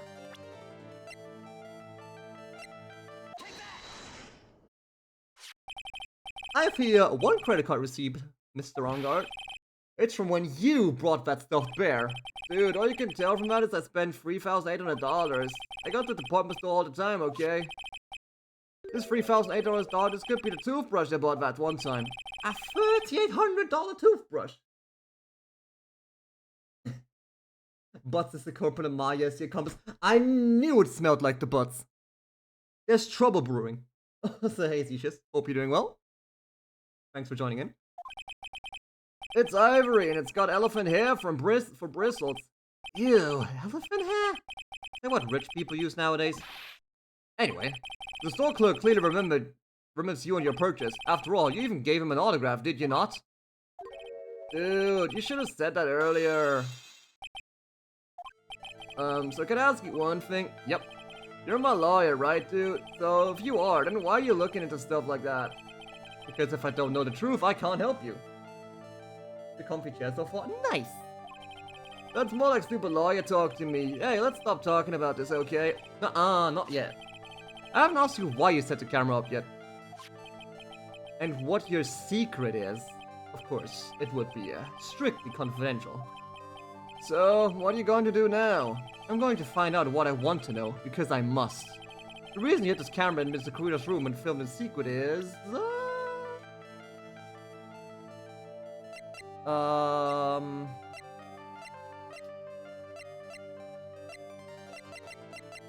Is it because of the affair?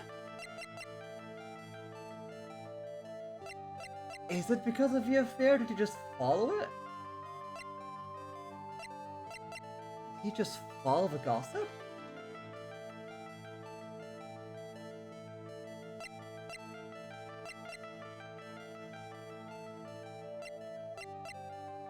Or did you know they were plotting?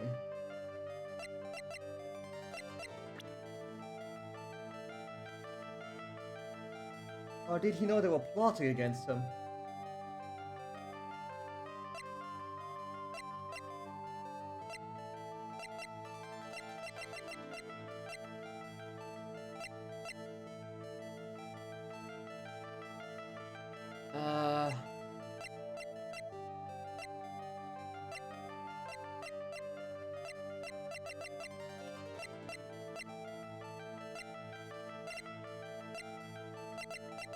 Or did you no, you have no reason yet to ask about the suicide note, so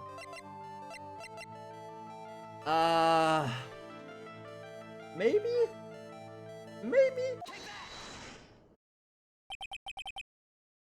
Adrian Andrews? There's a rumor going around that Miss Andrews and Mr. Creed were having secret meetings. They was following the rumor, okay. You, who was keeping tabs on Mr. Kurita, you were going to reveal this fact and turn it into a scandal, isn't that right?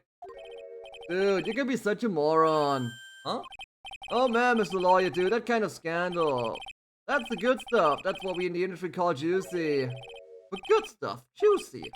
Look, we can get publicity without spending a penny with that kind of stuff. I mean, if people stop paying attention to us, then that'd be the end, dude. Too bad it wasn't your intention. What are you talking about?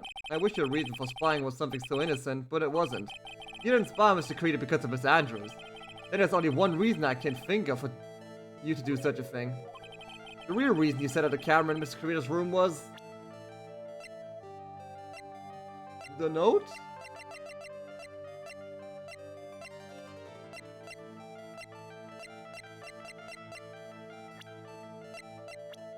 The suicide note? Because he wanted to know? Maybe? Maybe?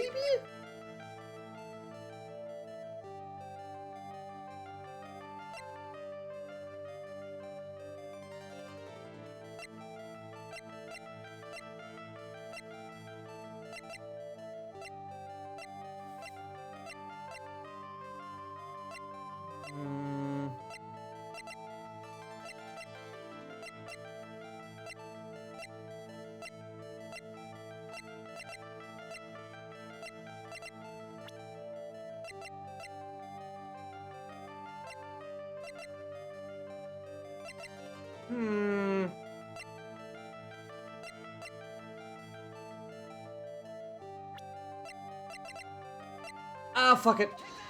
Never mind. In your office, dude. You really at such things, right? Getting this comedy channel for free. Fuck.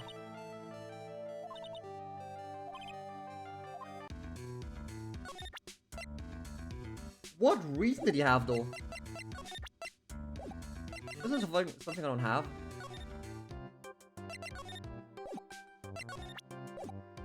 Gossip again.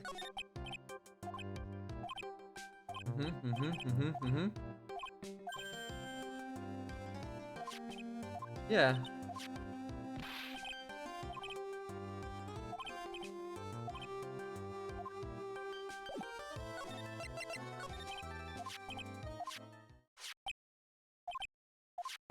Yeah, so...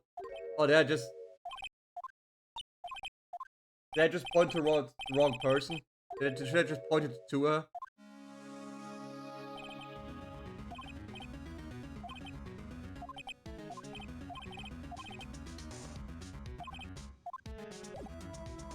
Did I just have to point to her?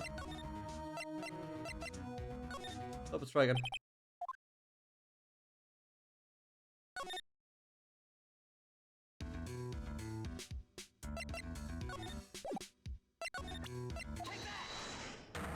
Let's try that again.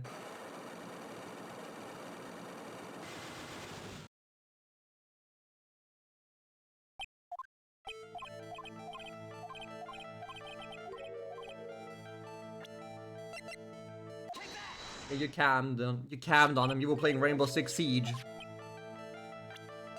You were playing Rainbow Six Siege with that motherfucker.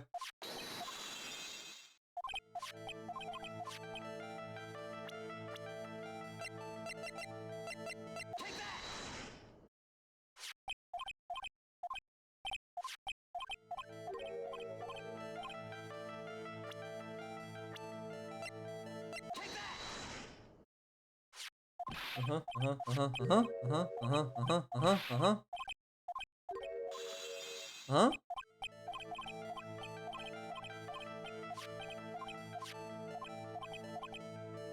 Hit the camera because of the funny scandal.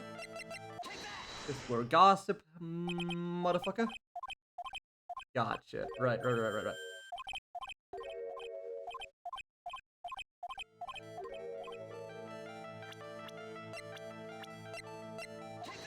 Fuck! Never mind.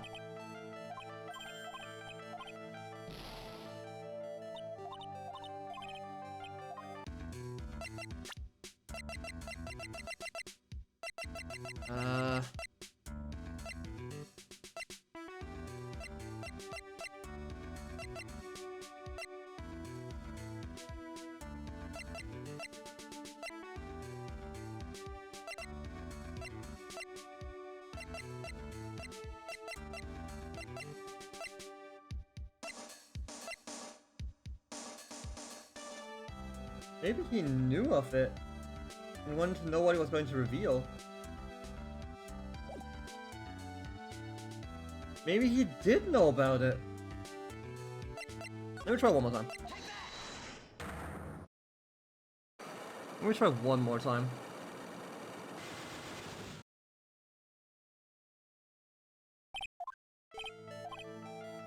Yada yada yada yada yada. Look, you did a cam.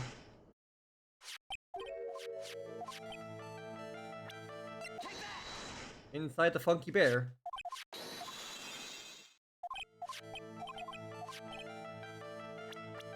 The person who gave it to him was you.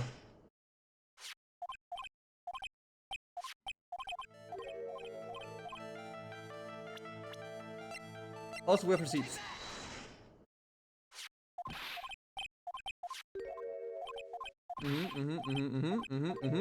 That's number 2.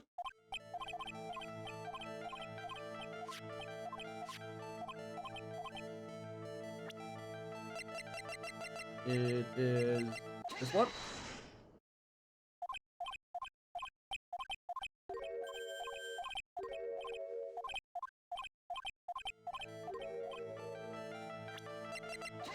Fuck! Okay, never mind.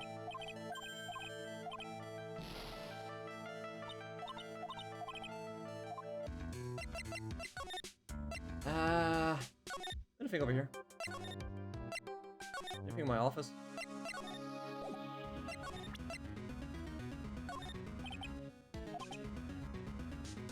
Been setting up the device camera in the victim's room? Yeah, I was recording at the time of the murder too. Don't you think a bit suspicious? It doesn't sound like a coincidence to me. Oh, I mean, don't mind me. I didn't mean it that way, pal. Wait, did you mean it?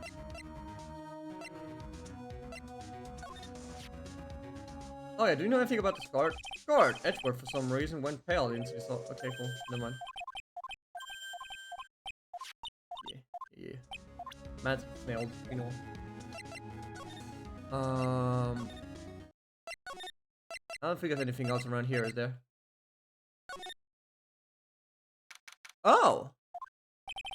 Looks like no one is around. Now, what happened to that person with the stuffed teddy face? Oh, yeah, she must mean that Butler with the stitches on his face. Shoo! Kitty cat! Hi! Oh, there you are. I guess you're still awake, huh, Shoo? Meow. Come on, let's play. I wonder if that Butler must already sleep or not.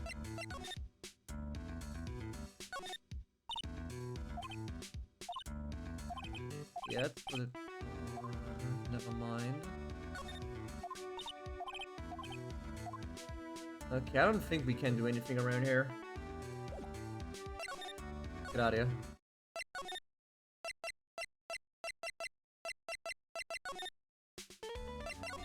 I don't think you can tell me anything. Anything about the suicide you can help me with?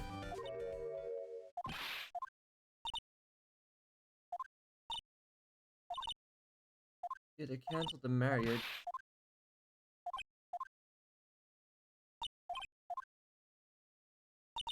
Marriage was cancelled, but cheating on it, but like, you know anything about the card? No.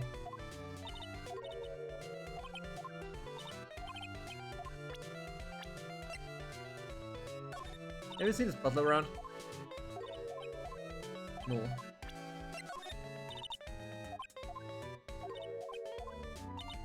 Frick!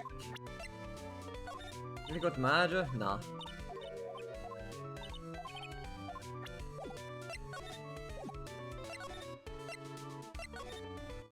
I don't think there's anything around here either. Nah, I think that there's nothing. There's nothing. Let's get out of here.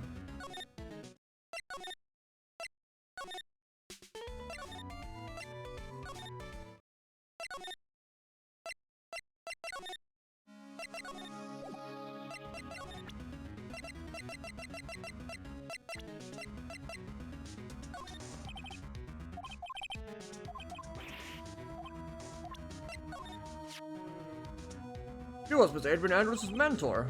What a suicide of the mentor she depended on.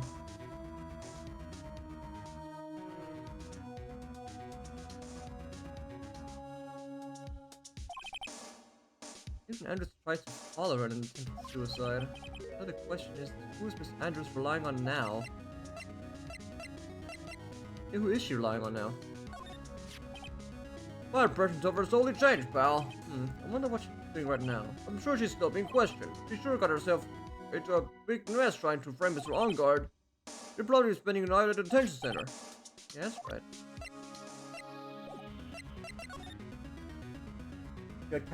Your chair is cat approved?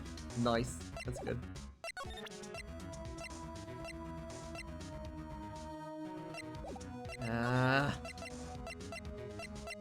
Well. Let me talk to Adrian again.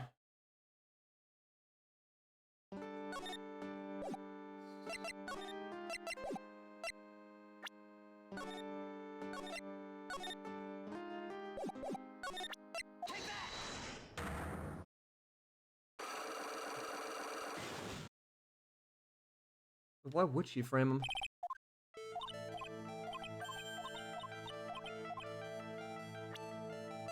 Revenge in the past.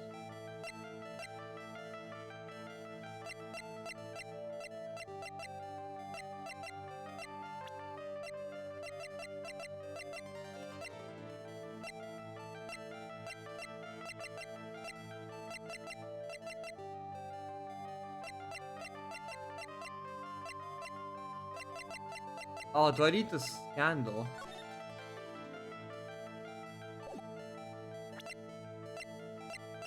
Do I need something that points to him, like, fucking up the marriage?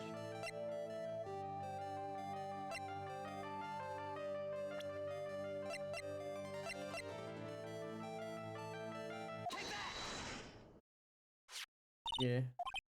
Okay, cool.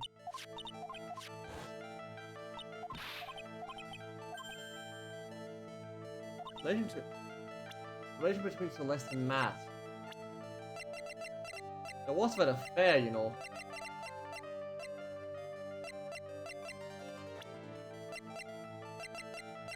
There was that fucking affair.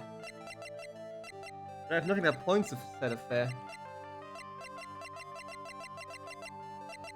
Because I don't have anything that points to the affair like 2 years ago.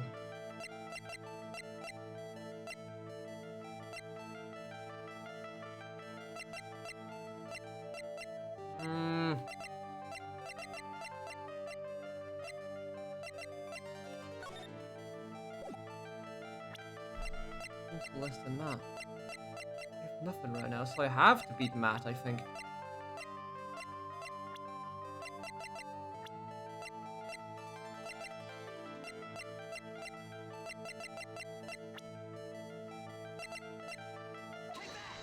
No.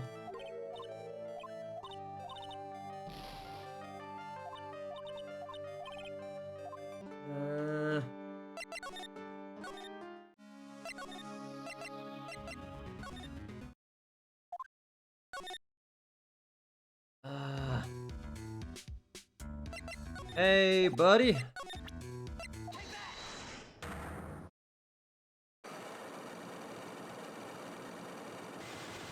have to think of something though.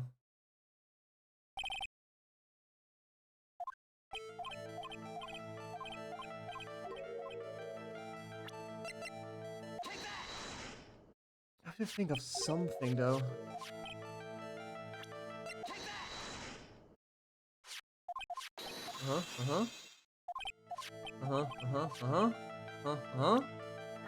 He got it from you.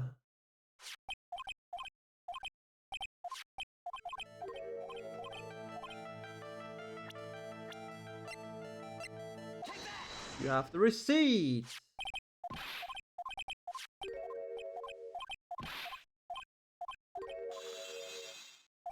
And the primary theory is you wanted to peep on her because of the scandal. But that's not really it. Hi, oh my god, hi, how you doing? Hope you're doing well. There's a rumor going around, yeah. You was keeping tabs, Mr. Creator. We're going to reveal this fact. Turn into a scandal, isn't that right?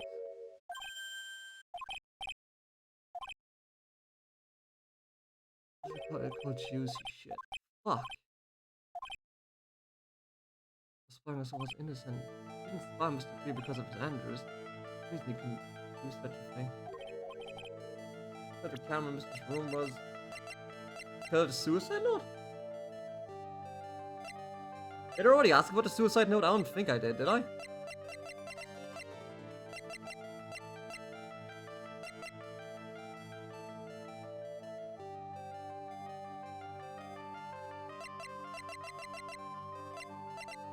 If it's not the suicide note, I might play the card.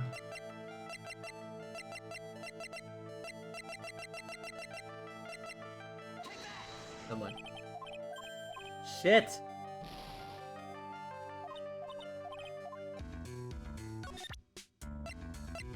Try again.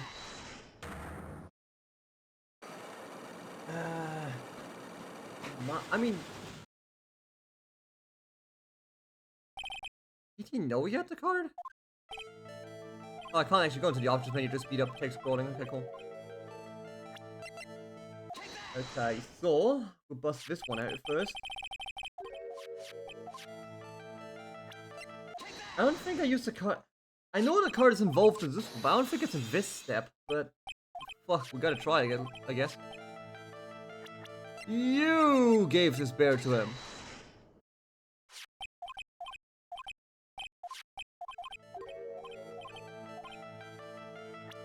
And here's the receipt, you dingus.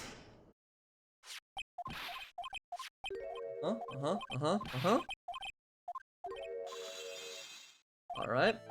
Alright. I am indeed your lawyer, but I kinda don't like you, so... Funny gossip.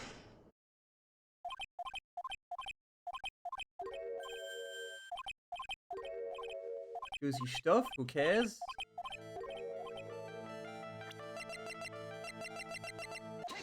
Oh, there we go. Okay. Okay, hang on.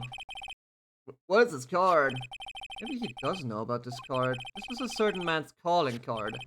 The man's name is Shelly the Killer, and I'm sure you know of him, don't you?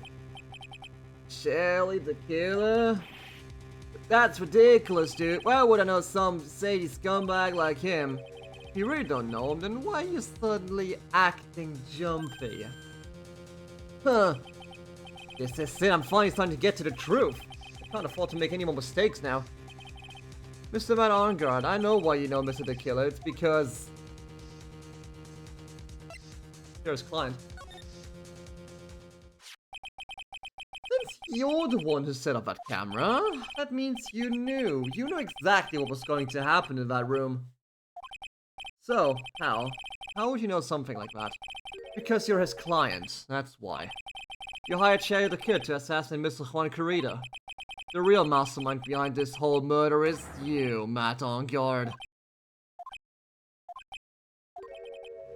And here I was trying to be a good boy for you, dude. I thought if you didn't know, you'd be able to do your job without feeling bad. Well, that's what I thought anyway. Mr. On guard, you really did hide. Hold on a sec, I'm gonna consult myself, okay? Consult myself? Well, I guess it's probably about time anyway. About time for what? I think it's time for you to meet him now, Mr. Lawyer Dude.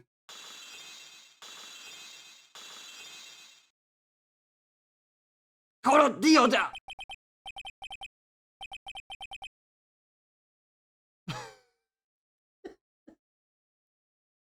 How do you do, Mr. Lawyer? I'm Matt on guard. He's a bit cray-cray, ain't he? Ah, health. I'll need it for the court case. Who the fuck are you? Well done, Mr. Wright. I bet it wasn't easy to gather as much information as you have. So you're Shelly the Killer's client? You didn't really think I would dirty my hands in this, did you? What do you mean? And that woman, Adrian, was quite brave herself. Trying to stick the crime on me, I didn't think she had it in her. All I care about is that Juan is dead, isn't that right, Mr. Lawyer? You're lying! What a terrible... It's way past your bedtime, little girl. Go on and let us grown-ups talk about more adult things. Why did you hide the video camera? A weakling soon believes the words of others, just like that pathetic Adrian. You knew about Mr. Andrews' secret? But I'm no weakling, I don't believe anyone, at least of all assassins. What? Oh, come now, Mr. Wright. Assassins aren't above blackmail. They turn their clients into cash cows by holding the sinful deed over their heads. And a superstar like me, how much do you think I'm worth? Care to guess? And that's why... Yeah, that's where the video comes in. Got his face and the crime scene recorded on it, preserved for all time. With that, I can keep him at bay and even blackmail him all I want. That's right, that video's my insurance. Isn't that what they call it, Mr. Wright? Why would you do something so wrong? Because I'm a grown-up and I can't. Good enough of an answer for you, little girl. Jeez, what a cunt. Why would you kill Mr. Corrida? Because he was about to sling as much dung into my beautiful public image. Scandals are a little annoying, aren't they? This is all because of that press conference, isn't it? If Mr. Corrida had been able to give it, then Mr. Unguard's secret would have been... Ah, well, that's what we call taking advantage of the situation, you know. I had no interest in doing it really, but bit by bit it crept up on me. And then the situation just presented itself perfectly. How beautiful, I thought. And that's how Mr. Corrida ended up dead? Let me tell you something, I'm not like Adrian, I don't depend on anyone. People are simply things to be used and thrown away. put on a sweet innocent face and people will swallow anything you feed them. Where'd you get that booze from, by the way? Adrian fell for it, the assassin too, and how can I forget? Even you fell for it, Mr. Lawyer. Everyone all working their butts off for me, not on guard. Ah, did that leave you speechless? What a shame. What's wrong, Mr. Lawyer? You've grown awfully quiet. How could I have been so deceived by you all this time? When we first met, I asked if you had killed Juan Carita, and you answered very clearly that you hadn't killed anyone. Yeah, because you didn't. Hey, no, I never told you any lies. The person who did the killing was the killer guy, right? All I'm guilty of is taking a catnap in my room. You killed Mr. Carita. I dare you to say that in court tomorrow. But too bad, you can't. You're my lawyer after all, aren't you? You could always drop my case, refuse to represent me. How does that sound? But you can you? That would be the one thing you absolutely can't do. Mystic Maya!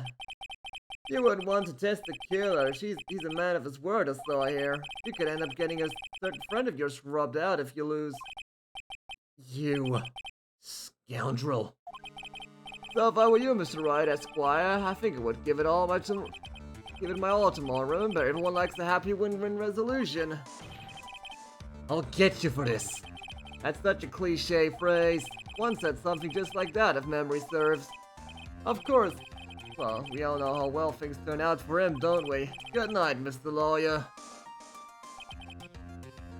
Maya, what am I supposed to do? Now you finally found it. The starting line of this case. Edgeworth? I don't care for the horrid atmosphere here. Let's return to the precinct.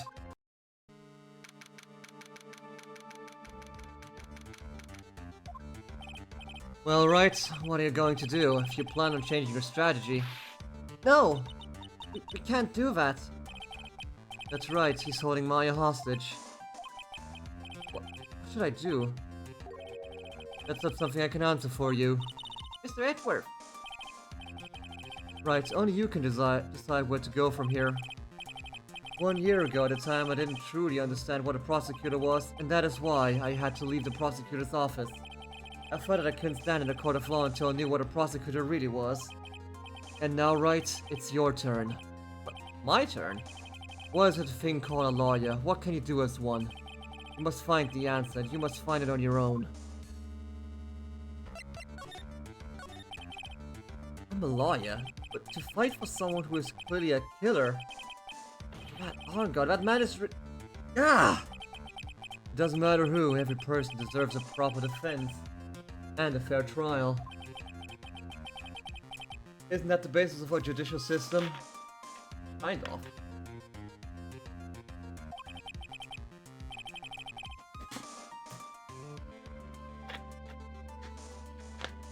A proper defense, what exactly is that? Is it where a lawyer forcibly and blindly gets in the quill for shouting and trickery?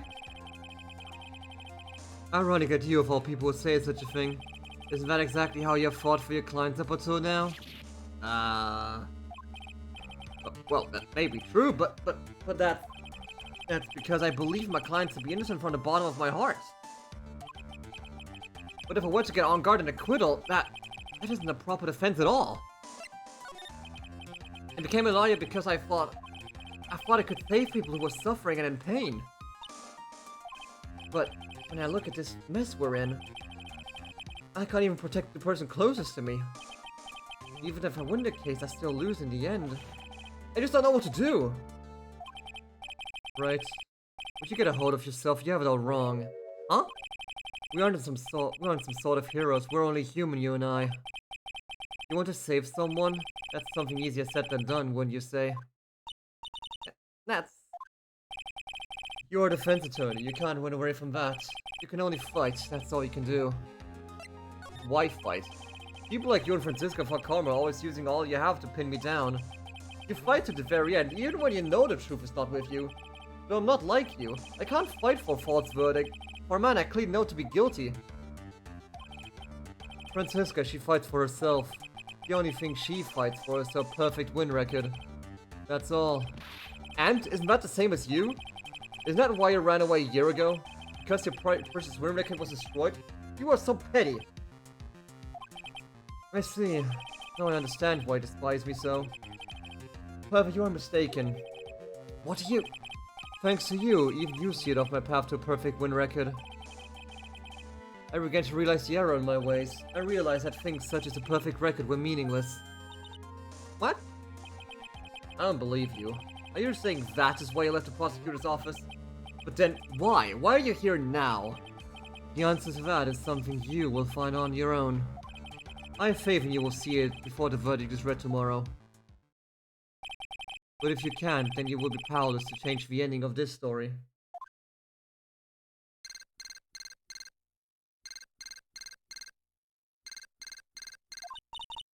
Mr. Nick, the transceiver! I'm sorry for what happened earlier. Now then, Mr. Attorney, do you ways you can attain an acquittal tomorrow? My, what is the matter, Mr. Attorney? Oh, sir, you do well with this one. Sorry. I'm going for the Bane voice, fuck it. Tell me, please. Why are you holding Maya hostage for Mr. Unguard's sake? Why are you doing this for that cold-blooded killer? Right? Please understand things. He is my client. Don't toy with me. A man who hires an assassin is just as much of a killer himself. I believe you are asking me for a reason as to why I'm doing what I am. Yeah.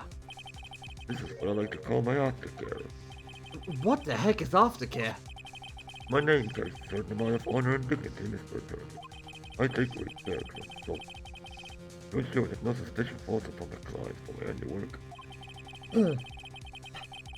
That is what is called client creation and is part of an assassin's duty.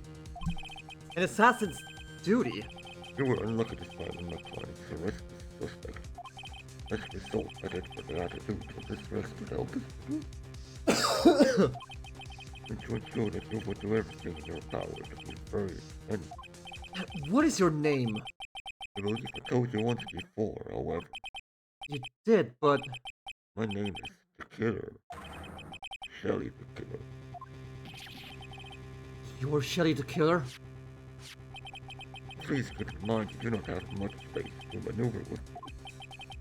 As a killer, I always finish what I set out to do. If you fail to keep up your end of the bargain, Maya! it would be my duty as an assassin to see if you receive some nice long now.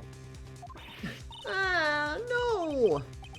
Now then, if you'll excuse me, if some weird trace is called back to me, it will be quite close. Oh, look, it's a kitty cat. It's like Maya! I don't know what to say. Edgeworth! Huh? Did you hear that? The end of a transmission? Huh? Oh, that. It sounded like a cat. Cat? It can't be. Cat. Can it? What is it? I think I know where Shelly the Killer is holding Maya hostage. Edgeworth, have all police units for Vanguard Mansion immediately. Alright, you hurry all as well then. Don't lose hope yet, pros. The fight has only just begun. Yeah.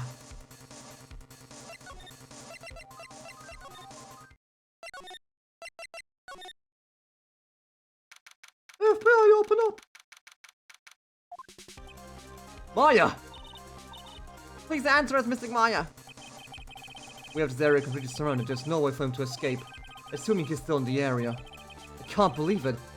That butler, all this time he was the killer. He and Ongard were working together all this time. I'm sure they had worked out a contingency plan ahead of time.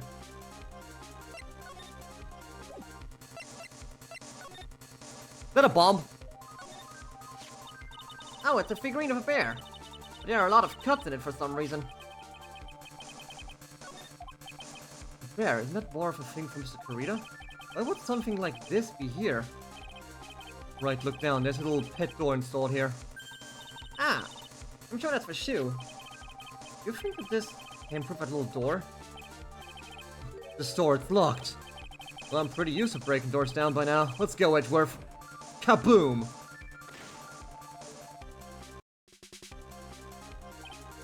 Ah, there's no one here! From the looks of this room, I'd say this is On Guard's private lounge. Look at this, Wright. Antenna for sending and receiving radio signals and VCR.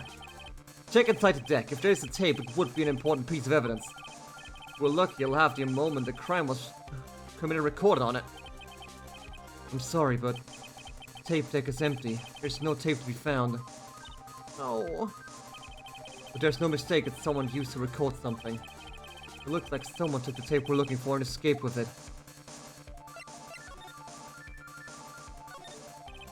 I read all these labels, but it's the very large collection of videotapes. Looks like On Guard taped all of his own shows. It's On Guard's computer. Maya, why couldn't you have used this to get help? Mr. Nick, where's the power switch? Oh, I get it. That's what happened. You couldn't find the power switch. VCR and antenna. The footage that a spy camera took at the scene of the crime was beamed here and recorded on tape. If only we had the tape, it would have been really helpful. Yeah, of course it's in here. A huge television speakers loom largely here. I'm sure if Maya saw this, she'd say, I would die a happy samurai fan if I could see Nico Samurai on TV like this. that's what she'd say. God, I can't believe I just made a joke about Maya, all things considered.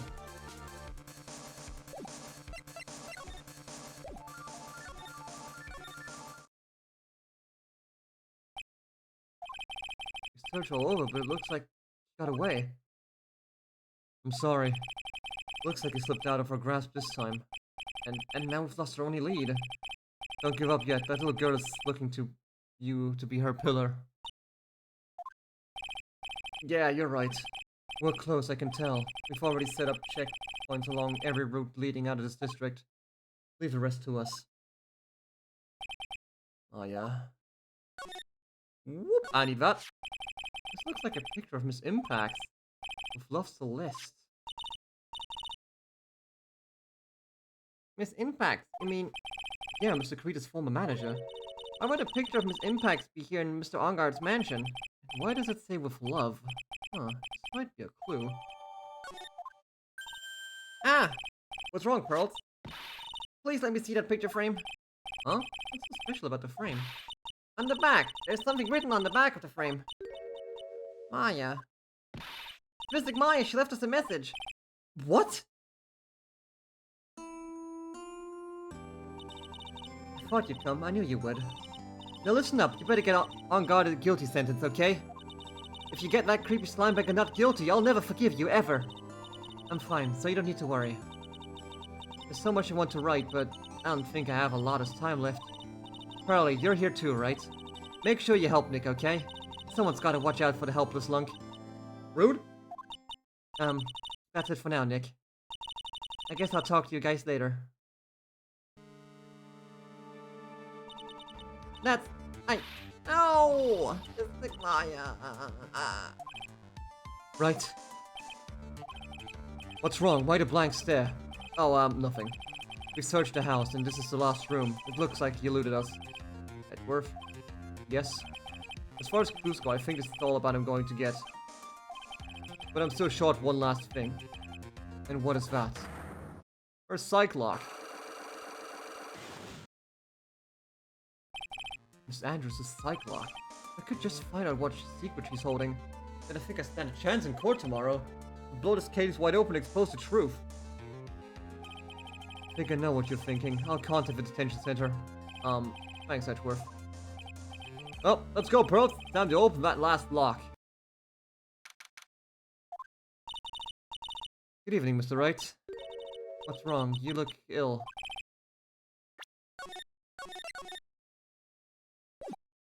Miss Andrews, I have come to remove your psych lock. Psych lock? I want to know, and you will tell me. Your secret. Fine, go ahead. Try to break me if you can.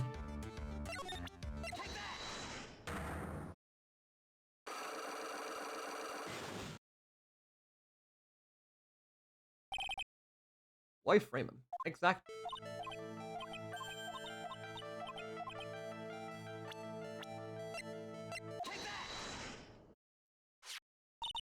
Yep.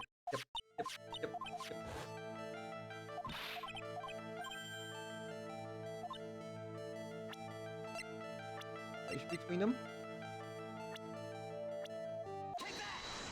The picture frame. Yes, this is the photo of Miss Impact, correct? She looks younger than when she passed away, though. With love, Celeste. This is Miss Impact's handwriting, isn't it? Where did you find this? No, that's alright. It was a rhetorical question. Yeah, it is. I found this at Mr. Ongard's mansion. And after all this time, the last remaining secret has been revealed. There we go!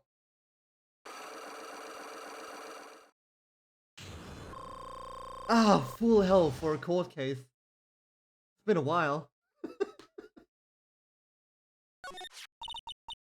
Celeste, she was supposed to get married to Juan. Yeah, but I heard that it didn't work out. Because Mr. Creedy didn't want to get married to her anymore, right? Yes, because of Matt. But because of Mr. Ongard? But what do you mean? I think I can see where this is going. Celeste, she was Matt's manager a long time ago. She was the happiest woman in the world at the time. Damn. I was working part-time back then and I often saw the two of them together. So that's why. Of Celeste is written on the frame of that picture. They were a couple, weren't they? And they were a couple, weren't they? It wasn't anything as splendid as that. Celeste was being used. Toyed with until she was thrown away. That's so horrible. Matt's entire image is built around how nice and wonderful of a man he is. The scanner would have destroyed that. Which is why Celeste, in her kindness, moved over to Worldwide Studios. And that is where she met Juan. She seems really happy with him, even happier than when she was with Matt. Celeste and Juan was such a good match that they were even planning to get married. And then, it was suddenly called off. On the night Juan called their marriage off, Celeste, she killed herself. And that's why I framed Matt. It was revenge for Celeste and for myself. I'm sure even you can guess why Juan called the wedding off, right? Matt confessed to Juan about his relationship with Celeste. I see, so that's what happened. But then why did Mr. Creed have to call off the wedding? I don't understand at all. It was probably because of his worthless male pride. Juan and Matt were always fierce rivals. Matt waited for the wedding announcement and then unleashed the truth on Juan. He was aiming for when it would hurt Juan the most. Poor Miss Impact. It wasn't the end of it. That day, I'm almost certain that Celeste left a suicide note behind. And in that note, she left a detailed account of Matt's various misdeeds and... so that she would never again be hurt by Matt, she chose to die. Then when Juan discovered her body, he hid her note. But why would he do that? It's simple. Juan realized that note was a powerful weapon against Matt, and it would be especially damaging to his refreshing like a spring breeze image. In any case, and he wanted to reveal that singular note at the ceremony. With his pride hurt, Juan sought revenge. Revenge? There's that word again. Juan wanted to publicly disclose the contents of that suicide note. At a time that would cause Matt the most damage, of course. And that was at the press conference after the stage show. I know all about it because I heard it all from Juan. It was so I could find out about all this that I drew close to Juan to begin with. They're quite a pair of hideous monsters, aren't they? Even Celeste's death was something for them to use in their game. That night when I found Juan's body, it was only natural that I thought the murderer was Matt.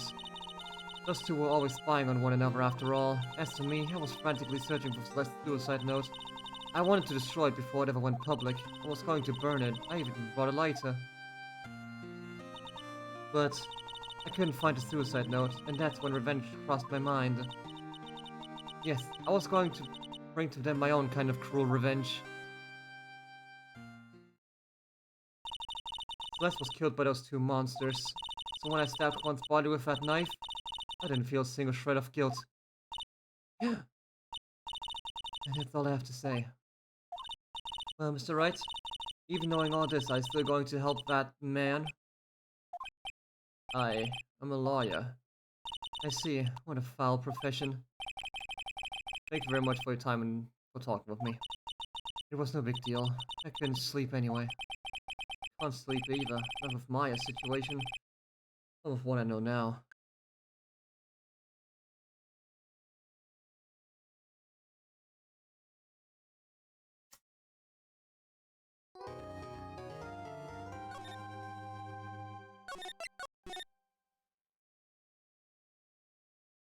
I have a feeling On Guard is innocent. Yeah, he did nothing wrong. Bugger did nothing wrong. He's perfectly fine.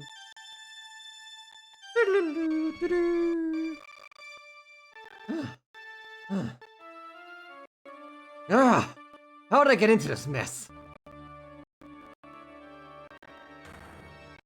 Far enough. You can't run forever, Mr. Phoenix Wright. No whistle that scar could harm. Yeah. I cannot allow you to go on like this. Huh? But I'm just a simple defense attorney. Silence! You are no longer worthy of your title.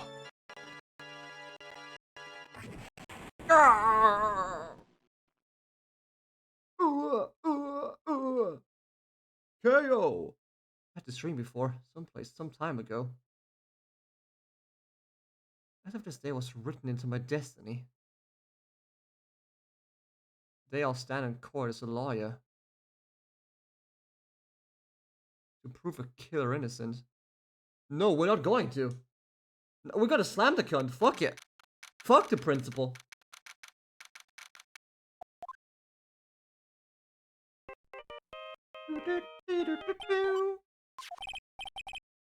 Anyway.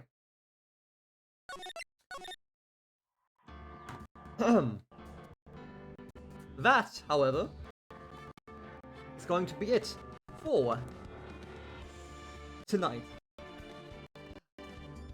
Unfortunately, or luckily, I have to admit, I am so fucking invested in that case. We'll do it again tomorrow. We're not gonna play Half-Life tomorrow, we're gonna finish this shit. I am too invested in this. I'm too invested in this, but not invested enough to ruin my sleep. Coward, fuck you, Matrix. Why is it all you do is flame me? Can you be nice to me for once? With Half-Life? No, Half-Life can- this court case cannot wait. This case cannot wait. This is important. You flame everybody? You flame everybody, but you're too much of a pussy to ask me to play games?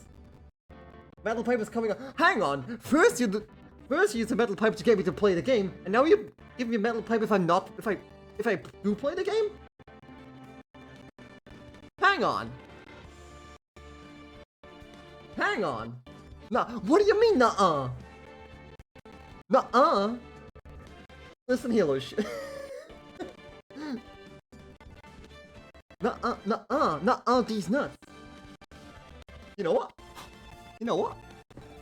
Fine. Fine. Tomorrow's Friday anyway, right? Half-Life is a classic? It is a classic. You know what? You know what? Also, it's Half-Life 2, not 1. I already played Black Mesa at some point. Okay, you know what? You know what? Fine. Tomorrow's Friday anyway, right? You know what? I'm gonna knock both of y'all out. We're gonna finish this court case tomorrow, and once I finish this court case, we're just gonna play Half-Life 2. I got you both. I got all of you. In the end, I am the winner. I was the killer.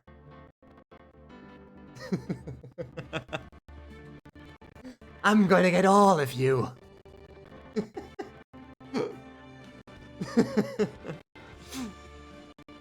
Hey look, my mouth is no longer working again. Ah, whatever. I don't need a mouth. You won't be there tomorrow? Motherfucker!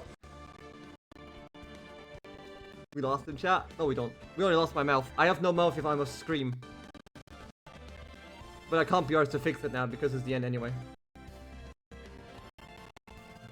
Oh, you all flame me for playing... Okay. Y'all flame me for... You know what? You have no right in any of this, fellas. I'm out. No, I'm being bullied. I'm being cyberbullied. This is rude. Anyway. Anyway. We'll finish this case tomorrow.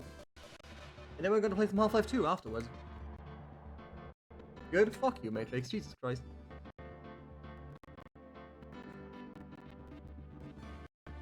Anyway, yeah, we're gonna finish this tomorrow. Because I am overly invested. And that's a good thing. So, we're gonna finish this tomorrow. Afterwards, we'll probably do more of Half-Life. I'm gonna like, tomorrow's gonna be a long ass fucking stream. It's Friday anyway, who gives a shit? Anyway. But yeah, I do. Thank you all for watching. We'll see each other again tomorrow. And until then, don't die. Don't look at my mouth, it's not moving. You won't get anything out of it. Anyway. Yeah. I'll see y'all then. Bye!